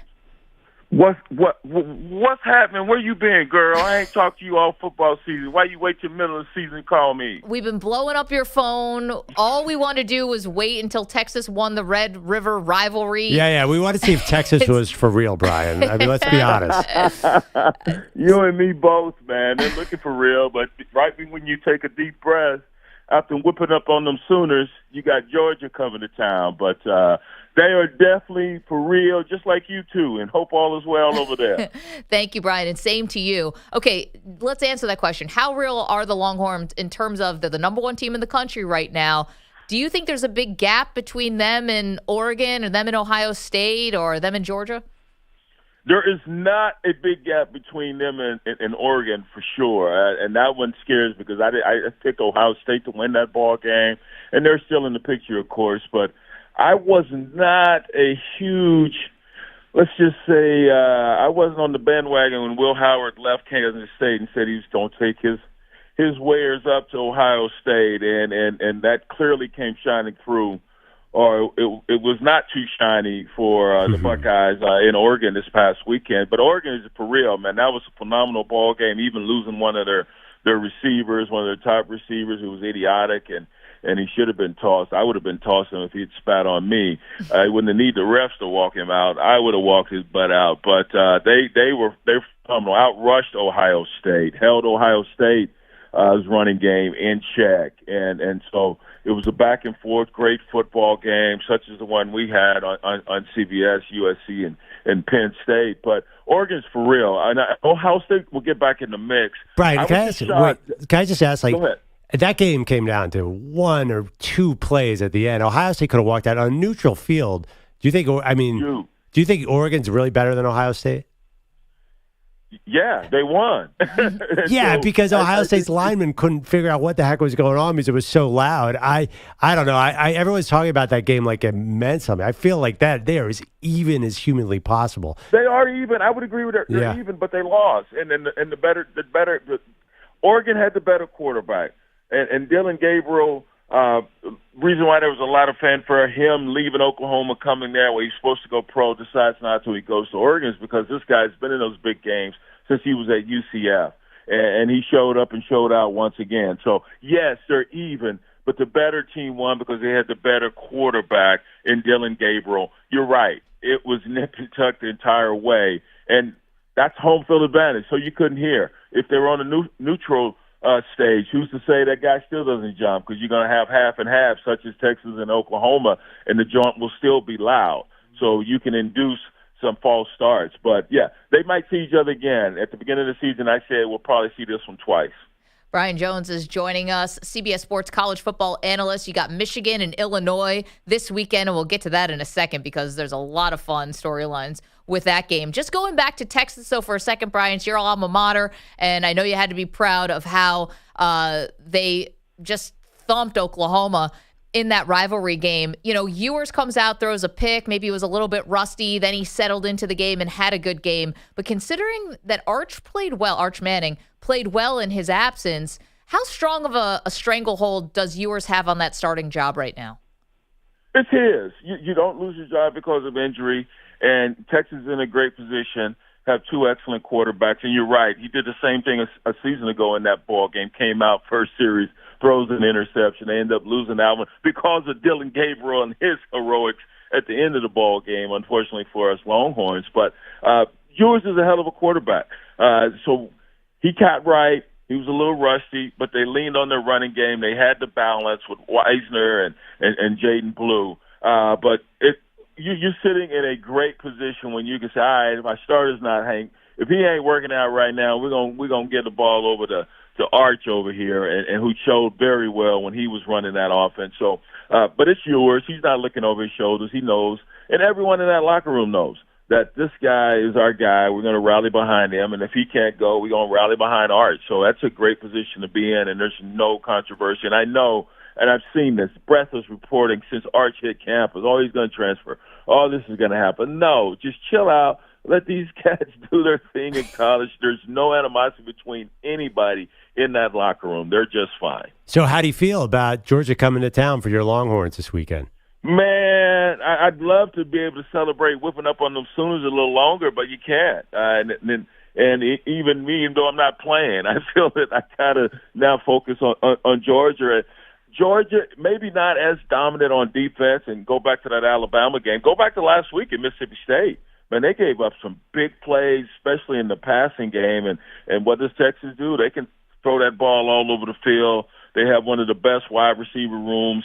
I think it's second to none there at Texas. So they're going to put them in conflict on the back end, and I was surprised Jalen Rose and Bama chucked it all over the place. And then looking at the Mississippi State film yesterday, the same deal there. So there's some holes in that defense, especially in the secondary. Offensively, this will be the best offense Texas has played, the most complete offense they have played. They shut down Michigan's vaunted running game, but they were a one-dimensional team.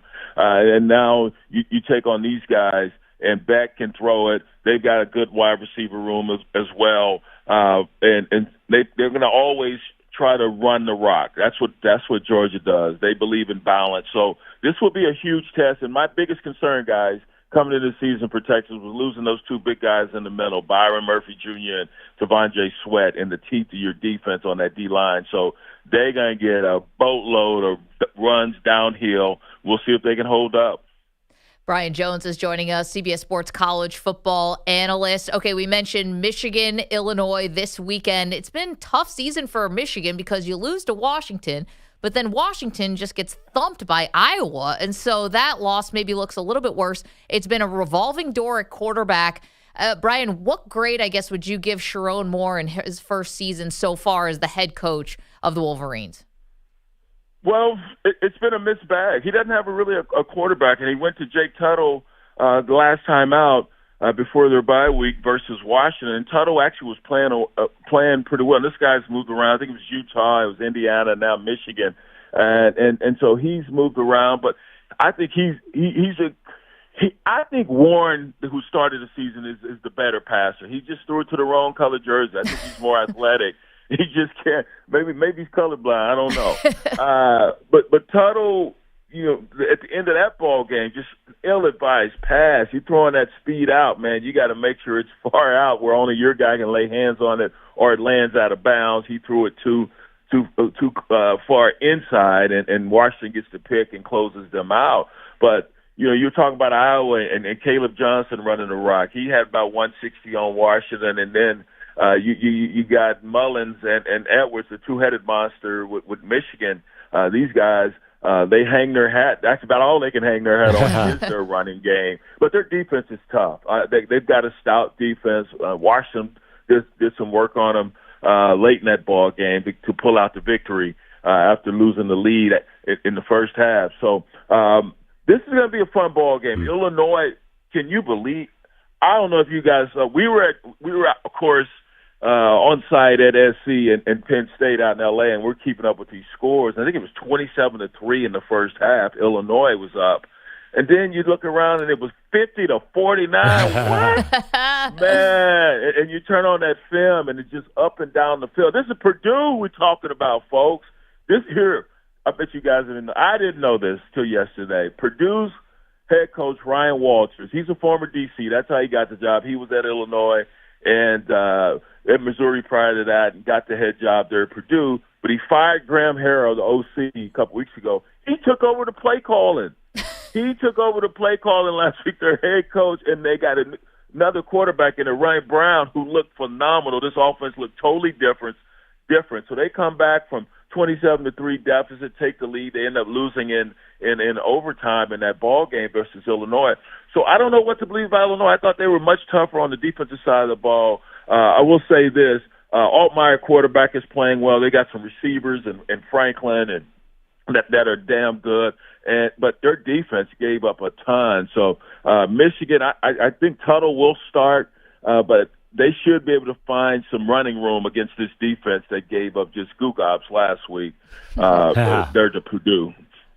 Brian, I think the last time we saw you in person was in Philadelphia before the Army-Navy game. No, Super Bowl. Oh, we saw you. Thank you, Maggie. Get him. Super Bowl. Well, I Vegas, baby. Perloff doesn't remember anything. What happens in Vegas stays in Vegas, Brian. I'm just trying to segue here to the Army and Navy. Hello, are you guys paying attention to what's going on in the service academies? Any chance you think that, I understand that the Army-Navy game will be after this election is done. Is it possible that one of the service academies is a playoff team this year, Brian? Man, from your lips to God's ears, that would be wonderful. Of course, there's a chance that they could meet twice.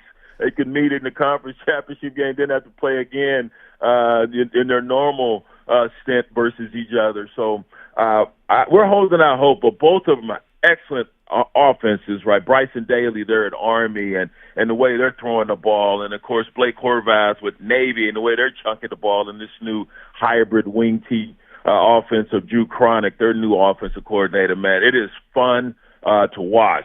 Both of these quarterbacks, the running games, and the defense, they're stout. So I'm going to hold out hope that one could get there. As you know, the stretch gets a little tougher late in the season as far as your opponents, but both are looking good now, and it is fun to watch. And they haven't been played this well or been undefeated this late in the season, both at the same time since 1945. And we both know they did pretty good off the field back then, too. USA. USA. There you go. Brian, last one for you, and thanks again for doing this. Brian Jones used to be in this spot, so this is hallowed ground here. We took over from there are some legends who have sat in these seats, so we appreciate that. You appreciate you getting up early for us. Last one for you. So Travis Hunter ends up getting hurt for Colorado, obviously the two-way star. He had climbed all the way up to second in the Heisman odds. We know, Brian, that the NFL is waiting for him. Does he play another snap at Colorado? If you were advising him, should he even try to come back? Well, first of all, yeah, Gio used to drag me up early in the morning up to that studio, man, to listen to his nonsense. He did all the talking. Yeah, right. So proud of him, and I'm sure he's going nuts with his Mets winning yesterday and coming back home, having tied the NLCS. That is a great question. I know that young man has a wonderful relationship with his head coach and those guys in that locker room. And we've seen it previously where guys have gotten hurt and then decided, I think I'm going to sit out the rest of the season. It's happened with defensive guys. It's happened with offensive guys. So I am not going to speculate. I just know he loves playing, and he's one hell of a football player, complete football player. I would just say this. He and others should probably apologize to Richard Sherman because he said it's going to be difficult as heck to go both ways in the NFL, and look what just happened in the pro game. You know, it's not as though he's a hulking guy out there, but usually you can't get to him. He's so swift. Unfortunately, he got banged up, and hopefully he does come back because I've enjoyed watching, and I'm sure everyone that loves college football has enjoyed just taking in his feats each and every week and watching his athleticism. Brian Jones, CBS Sports college football analyst. Thank you, Brian. Enjoy Michigan, Illinois. I know the suit check is going to be just the fit. It's clean, Brian, is what I'm trying to say. Always keeping it 100 with the fashion. Thank you so much. Thank you, too. Appreciate you guys. Let's do it again. All right. For sure. Brian Jones, the best. Yeah. Best dressed guy on TV. I did not sense total confidence in the Texas-Georgia game. I think he was quite realistic about how we are now in college football. Like, Man, this is going to be a great game. This could be another classic weekend. Totally. Definitely game of the year potential. And I think that, Brian's right. Like Texas, this is so fun to watch, and they were great against Oklahoma. But is there a huge gap between Texas and Oregon, Texas and Ohio State? I don't think so. Well, Alabama. Do you agree with what we could maybe say this, Alabama. but do you agree that Oregon and Ohio State could not be closer? I mean, as far as talent level, It's a 1-point game. They play 10 times. There's going to be 5-5. That's what I'm saying. Like all these teams that you just mentioned are right there. 855-212-4227. All right, a lot to unpack there with another great college football weekend on tap. We still have an apology that we have not gotten to yet. Somebody is sorry. Are we buying it? Tell you next. You're in a 5-minute break.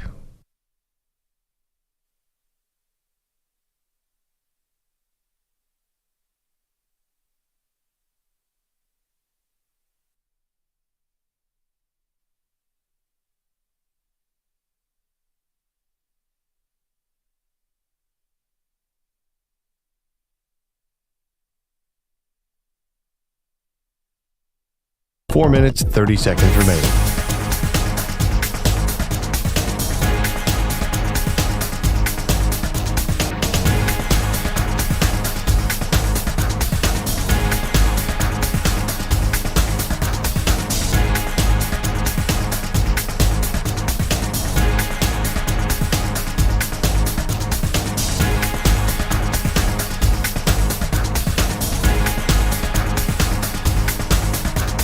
Four minutes remaining.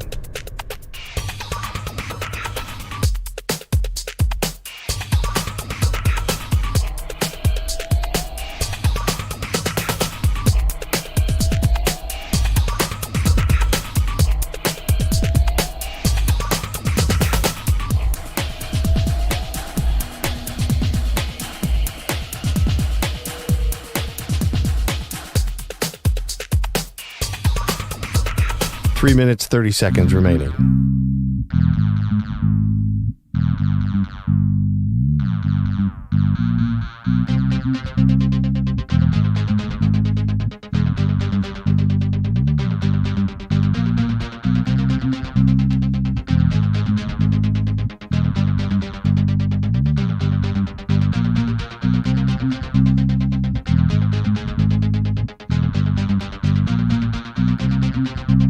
Three minutes remaining.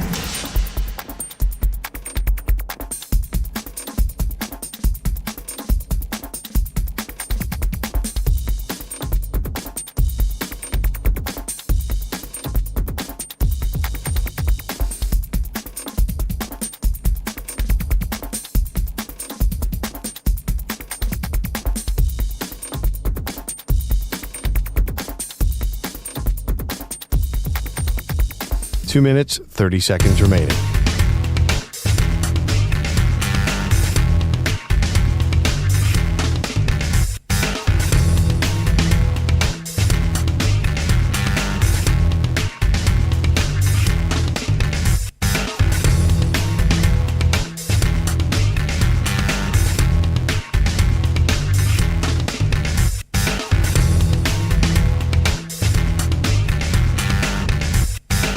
Two minutes remaining.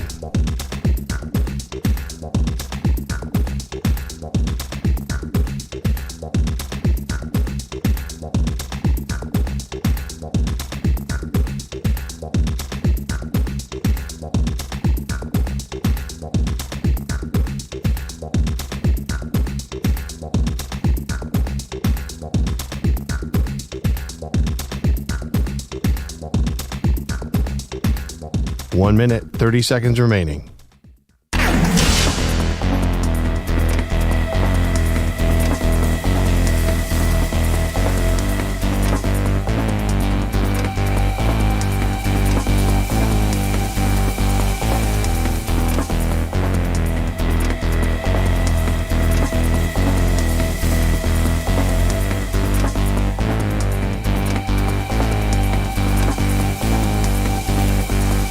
One minute remaining.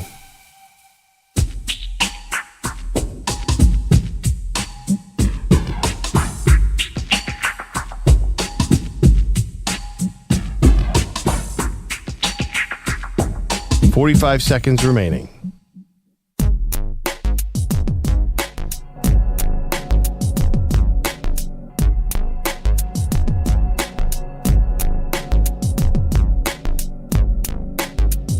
Thirty seconds remaining.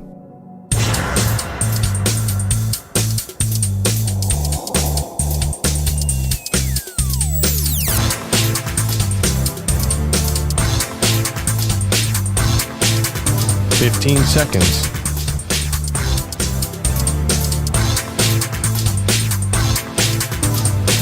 Break ends in 5 seconds.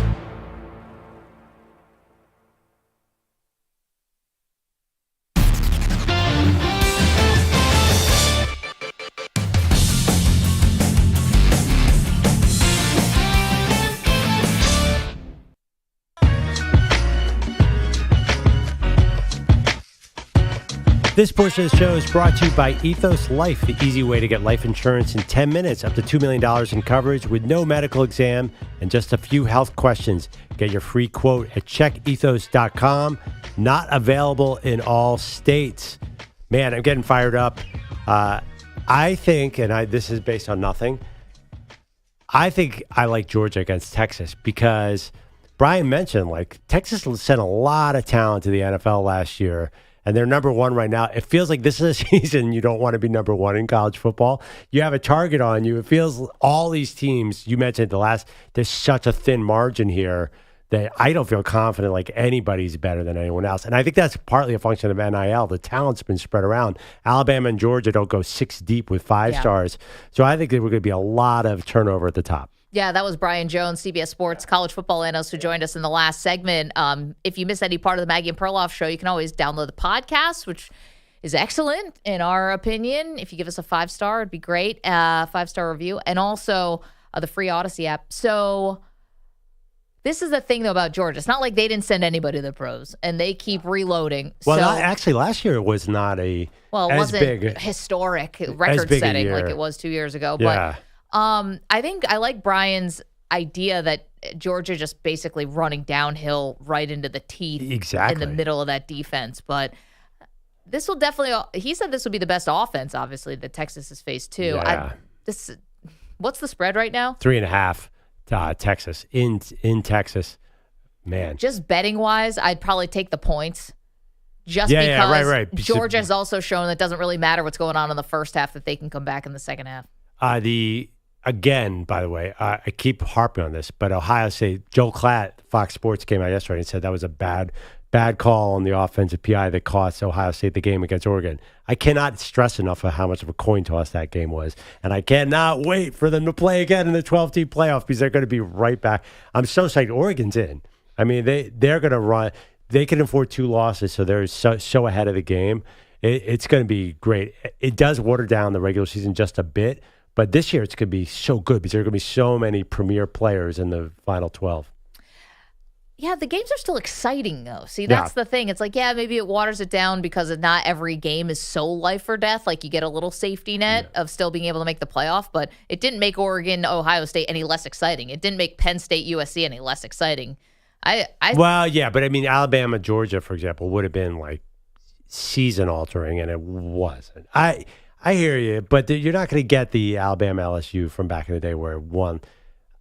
I know what you mean. Where it all comes down to one game. But so you think it has no impact on the regular season whatsoever? Oh, I'm curious because the games have been so good. I think that if we're going to go by TV ratings or interest, I think it's all still there. Andrew Bogish has headlines for us on this wonderful Tuesday morning. Guys, good morning one more time. The actual Bills barely beat the Jets on Monday Night Football 23-20, but Buffalo's social media team might have thrown a perfect game last night, posting a pic of the victorious Bills, Mets, and Yankees with the caption, quote, "A great night for New York sports." Such trolling. The only mistake was not including the Rangers, Islanders, and Nets, who also won last night. This was the end of 3 straight on the road for Sean McDermott's team. You learn a lot about your team when you go on the road, especially for 3 straight weeks. And we learned a lot about ourselves even tonight, just in this game. So it'll be great to be back home.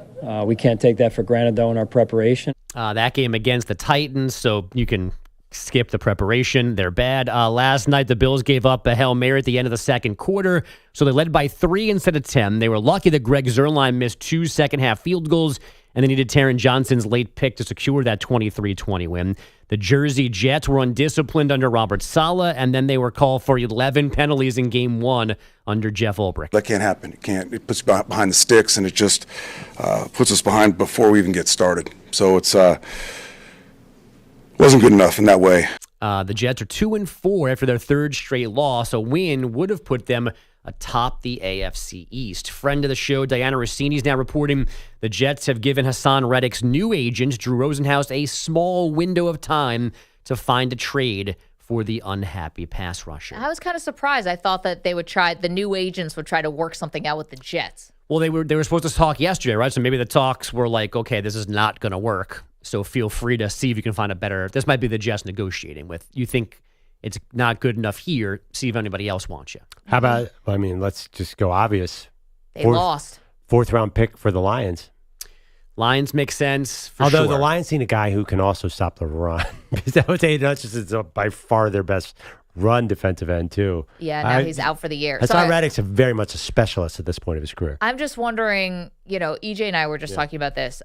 If the Jets win that game last night, you think that the Jets season is effectively over, that they're not going to make the playoffs, which is the one goal this team had. They haven't made a playoff since 2010. Right, Jeff Ulbrich's their coach. That's more than even their record. Like, this is not. No, but what Hassan Reddick, we mentioned, they could have used another pass rusher last night. Could use any pass rusher. They didn't get 2 sacks, but it was really only 1 meaningful sack. Well, is this maybe the team telling Hassan Reddick, go get a trade? Is this the team kind of saying, hey, maybe we don't think we're making the playoffs either, as opposed to feeling all in? I don't know. They definitely fired the coach after 5 weeks because they thought they still were in it. And they thought he was holding them back. Or are they trading Hassan Reddick to find draft capital to trade for Devontae Adams? Oh, already for this year? It might be too late for Devontae Adams. In what regard? I mean, they're 2-4. I'm just saying, they're 2-4, but they're 1 game behind the Bills, 1.5 games behind the Bills, and I guess 2 full one now with a game still to play against them. Well, the other part too is we talked about, not to fast forward this thing too much, but does Aaron Rodgers, he want to stick around for next season? Does having Devontae Adams make him stick around the Jets for the next year? I just think also too, just Rodgers looks a little ragged. Like he was. Even the announcers were wondering, is he going to come back from that hit? Is he going to come back from that hit? Yeah. It feels really dire to me. I think it feels much more dire to me than you, Maggie. 2-4 is really bad, and it's just the coaching turmoil. Listen, Todd Downing is not exactly Kyle Shanahan. I know he had a better game last night, but you still have the same basic coaching staff, just minus Saleh. I think it's going to be hard for the Jets to climb out of this. Even with Devontae Adams, when does Devontae Adams actually get into the flow there? They better win. If they don't win Sunday night, if they go to 2-5 in Pittsburgh, they're a 1-point favorite, which I find interesting here. But if they lose this game, then will you give it over? Yes. Okay. But I need to see it again. Because I'm also looking at the Bengals, who are 2-4, and nobody thinks that their season is over. And I get that Joe Burrow's better, but the defense found a way against the Giants, and they all of a sudden looked good. You never know what could spark a team. I mean, the Bengals lost a complete fluke to the Ravens, who are amazing, and even more bizarre fluke to the Chiefs, who are amazing. The Bengals have proven a lot more this year than the Jets. I think. That being said, it's a tough road for the Bengals too. 2-4 is 2-4. I would pull out the analytic right now. Only 16 teams since the 1970 merger, but I don't have such a stat for you. Give it to us. Yeah, I know. I wish I did. 2-4. You always hear 0-2. I don't think anyone knows 2-4, Maggie. I saw a graphic over the weekend that the difference between 2-4 and what would the other 3-3 making the playoffs is significant. It's a big drop. Yeah, 2-4 feels like one of those dire numbers to me. Yeah. But, I mean, you also were giving the Jets credit for being a good kicker away from 2 other wins. So, I mean, they have flirted with victory. One of them was against Denver in crappy New York. weather. I know. Yeah, obviously that's a game you got to win. Yeah, I mean, a week from now they lose again. They're 2-5. Then also, they're over. You have a really beat up Bills team coming to New York now. Yeah, that is one of your. I'm sorry, that's the easy win. You say they split every year. That's the one they were supposed to win. It was, but here's I guess these are the positives. Garrett Wilson was useful and Breece Hall was useful, and Alan Lazard stumbled into a 100-yard game because of the Hail Mary. So, like, at least things that we thought they were supposed to be doing through the first 5 games, they finally did in Game 6. Maybe that's... Quick Google search. It looks like... Yeah, what do you got? I mean, everything changed because you have Keep going. 17 games now. Okay. Right, you have 17 I'm games. gonna So you keep really only reading. have 3 years of evidence. Let's do some baseball. Dodger pitching hadn't allowed a run since Tuesday. And then... And the 2-2 to Lindor, swinging a high fly ball, well hit to right. Betts going back. This might go, and it is gone. A home run. Francisco Lindor just pulled a Lenny Dykstra as he leads off a game in the postseason with a home run, and the Mets take an instant 1-0 lead. On a side note, that might be the only good way to pull a Lenny Dykstra. That was Howie Rose on the call on Mets radio. That means a lot of other things. Yeah. Wait, so when I think leadoff home run, and maybe I'm ignorant, I mean, I like Ricky Henderson, but Lenny did it a lot in the postseason or something? Lenny did it significantly in Game 3 of the NLCS and then the game in Boston in the World Series. Okay, so he did it twice? Yeah. When they were even and down in the series, he got them going with leadoff homers in each one of those rounds in 86. But when you think leadoff home run, who's the first person that jumps to mind? Well, Ricky, but this is a Mets conversation. Yeah. Wasn't Ricky a Met? Yeah, but not significantly. when they won the World Series. And Lenny had a couple of huge swings. Ricky was everything. Yeah, I was about to say, Yeah. wasn't Ricky this team? Yes, he was. So the Mets win 7-3 in LA. That NLCS is now even at a game apiece. The Yankees in ALCS opening 5-2 win over the Guardians. Cleveland pitchers walked 9, uncorked 5 wild pitches, 2 of which brought in runs in 1 inning. Paul George made an early exit from the Sixers preseason game in Atlanta last night after hyperextending his left knee. The team did not have a diagnosis postgame, but George said he's not worried. Kings guard De'Aaron Fox expected to wait till next summer to sign an extension. Right now, he could get 3 years and $165 million. A year from now, that could be 4 years and $229 or 5 and $345 if he makes an all-NBA team this season. The University of Hawaii is reportedly becoming a full member of the Mountain West. The football team was already there. Now the other sports are leaving the Big West. The agreement apparently puts an end to Hawaii paying part of the travel expenses of their opponents. And who remembers the Brazilian swimmer who says she was kicked out of the Olympic Village in Paris for creating a, quote, inappropriate atmosphere? I remember. Okay, Luana Alonso denied all of that, but now she's going all in. She has started an OnlyFans page. Yeah. It's $35 a month. At the moment, apparently, it is PG-13 material, but she used to not be hot. Now she's hot enough to charge you $35 for an OnlyFans page. I need a refresher course. Why was You it were on unsafe? vacation this week. Why was it unsafe? What was she doing? I think she thought that she was being targeted for like wearing like, I don't know, revealing clothing. Oh, yeah. I must have been on vacation. I'd remember that. You were investigating. I think the New York Post did a 10-day expose on it. It's funny to talk about someone who's wearing like revealing clothing when you're Olympic, like sport. Your sport's swimming. Yeah. You're already in a bathing suit. Yeah. I get it's not a thong Your work bikini, clothes but it's definitely tight. Leaves little to the imagination. But so $35. Here's a question for you. I'm not an OnlyFans subscriber. Mm-hmm. Which you should be a provider with their feet. We I know. discussed this. my feed channel. But here's the thing. PG content? 13, PG-13. So a little, over the sweater action. Great. Yeah. But I feel like you could probably find someone for less money who's doing not. If you want to do an rated R. economics review of this, Maggie, you can. But Well, when she said PG-13, I'm like, are we watching her swim? Like, what are we? No? I don't know. Maybe get Doing some laps in the makeup pool? tips. I don't know. Is there OnlyFans for not like sexually explicit material? Is anyone on there like knitting?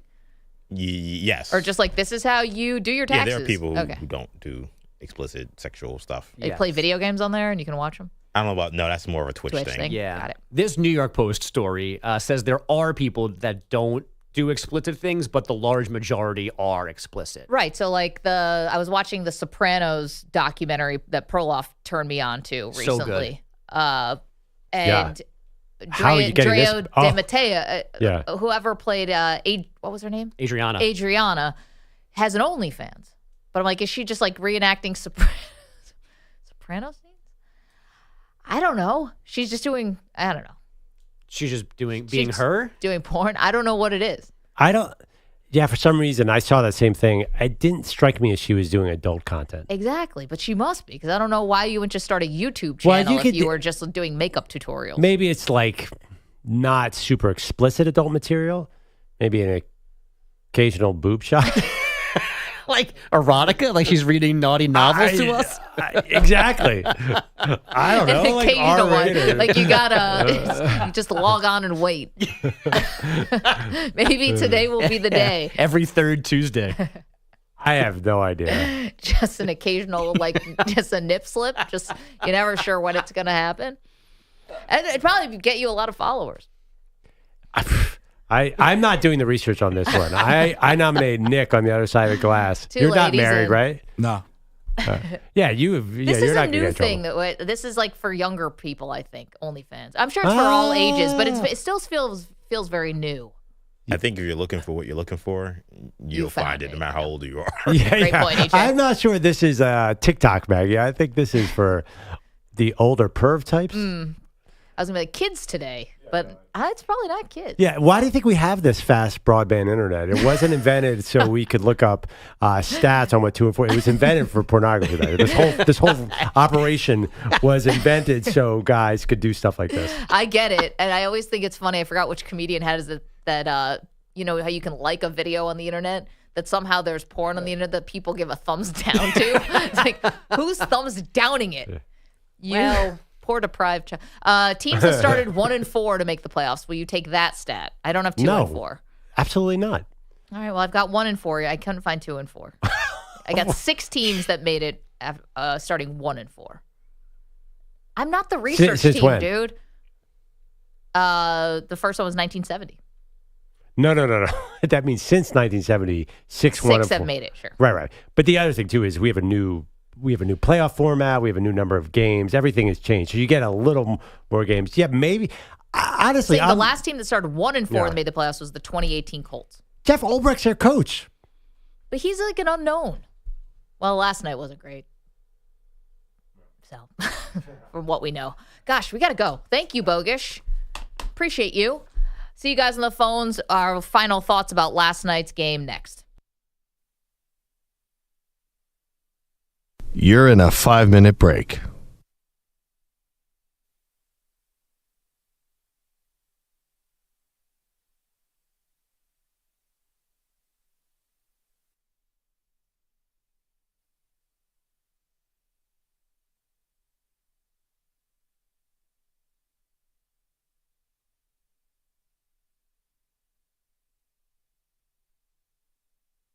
Four minutes, 30 seconds remaining.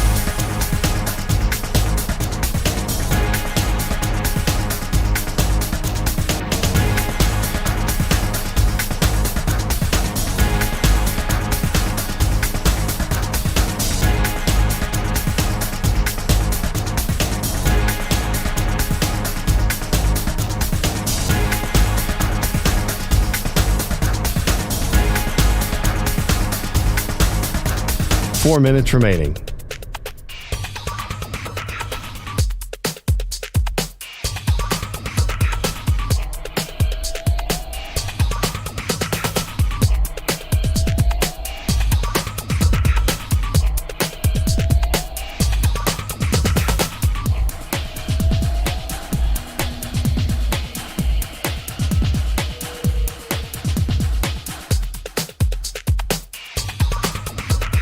Three minutes, 30 seconds remaining.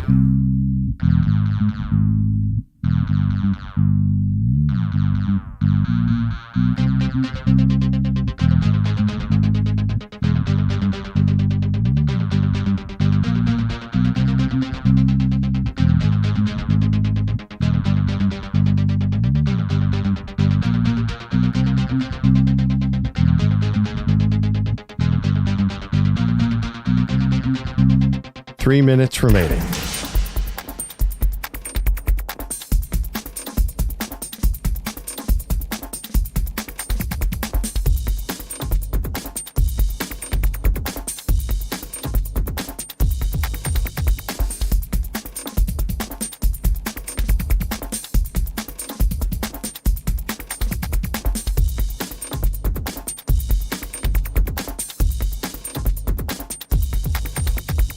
2 minutes, 30 seconds remaining.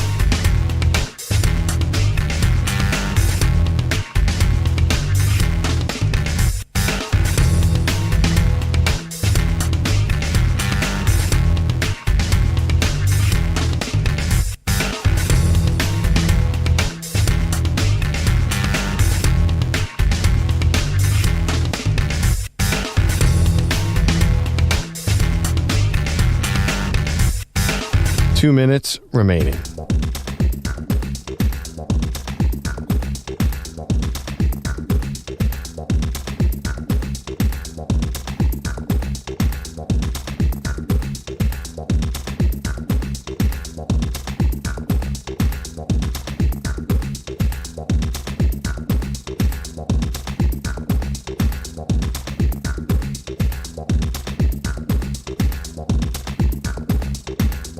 One minute, 30 seconds remaining.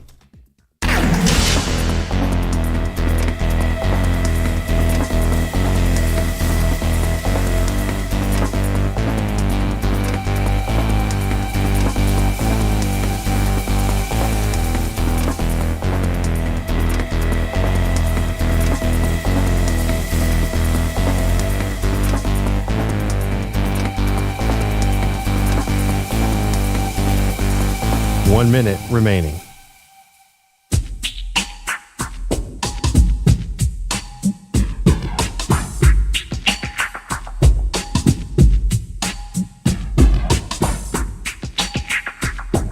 Forty-five seconds remaining.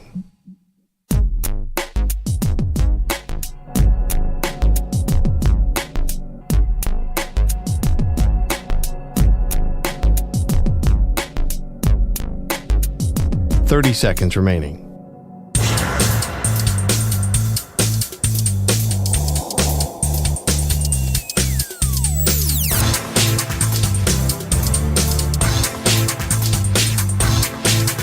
Fifteen seconds.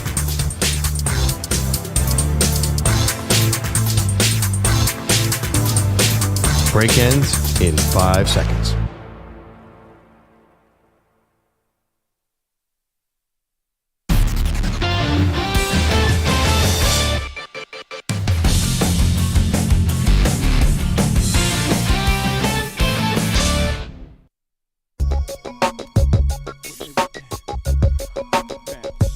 Welcome back, MNP. Okay, we have to get right to this because we don't have a ton of time. But Jerry Jones, Perloff, was doing his weekly appearance on 105.3 The Fan in Dallas, as he does. He was asked by the host, Sean and RJ, about the idea that the Cowboys don't spend enough money or haven't spent enough to go all in this season. Here's Jerry.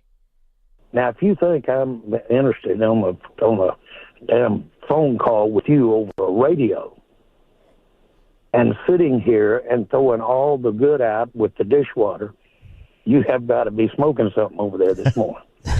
I'm not. All right, so that was the first one, and then it started to get a little testy when the guys were following up on what the Cowboys have done wrong, and Jerry basically threatens their jobs. I don't even want our listeners to listen to me. To talk about, this is not your job. Your job isn't to let me go over all the reasons that I did something and I'm sorry that I did it. That's not your job. Well, my job is to ask why. why. A job, or I'll get somebody else to ask these questions, man. Jerry, we're trying to figure out why the team is. I'm not kidding you. I'm not kidding you. Ooh. Wow. Man, just like a billionaire. Once they get a couple tough questions, now all of a sudden you're going to be tough guy. So I'll get someone else to ask me the questions. Threaten me. First of all, Jerry Jones can't even threaten these guys' jobs. They don't work for Jerry Jones. They work for a radio station. It's owned by the same company as we are. Yeah, it could make. But anyway, he's not usually like this. Very defiant. No, Jerry's usually very media friendly. Mm-hmm. I mean, the most media friendly owner in the history of the sport by 100-fold. Nobody else talks to the media. So this is unusual. It feels like maybe the wheels are coming off. Like he's starting to realize, oh man, this is not going to be like what I thought it was. Maybe that. I think he's probably starting to get defiant and like a little. I think it's probably the frustration coming through. Yeah, exactly. You just got your asses handed to you. I think he thought this team was really good this year. I think really so do. too. I think Woody Johnson Yeah. thought his Jets team was. He said it. He said this is the best team we've had. Shad Khan.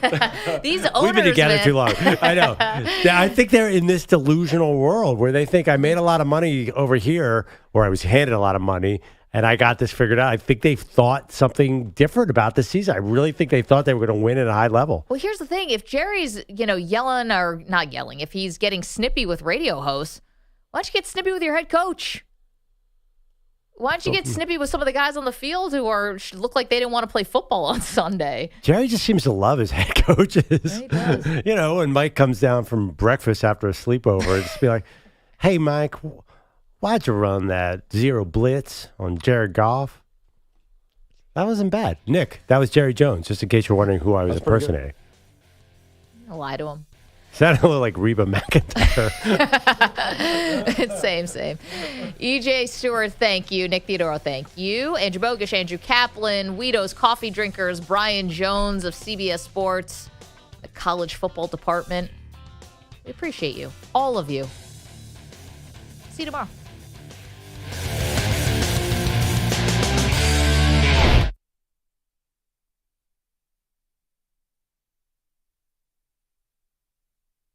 You're in a 5-minute break.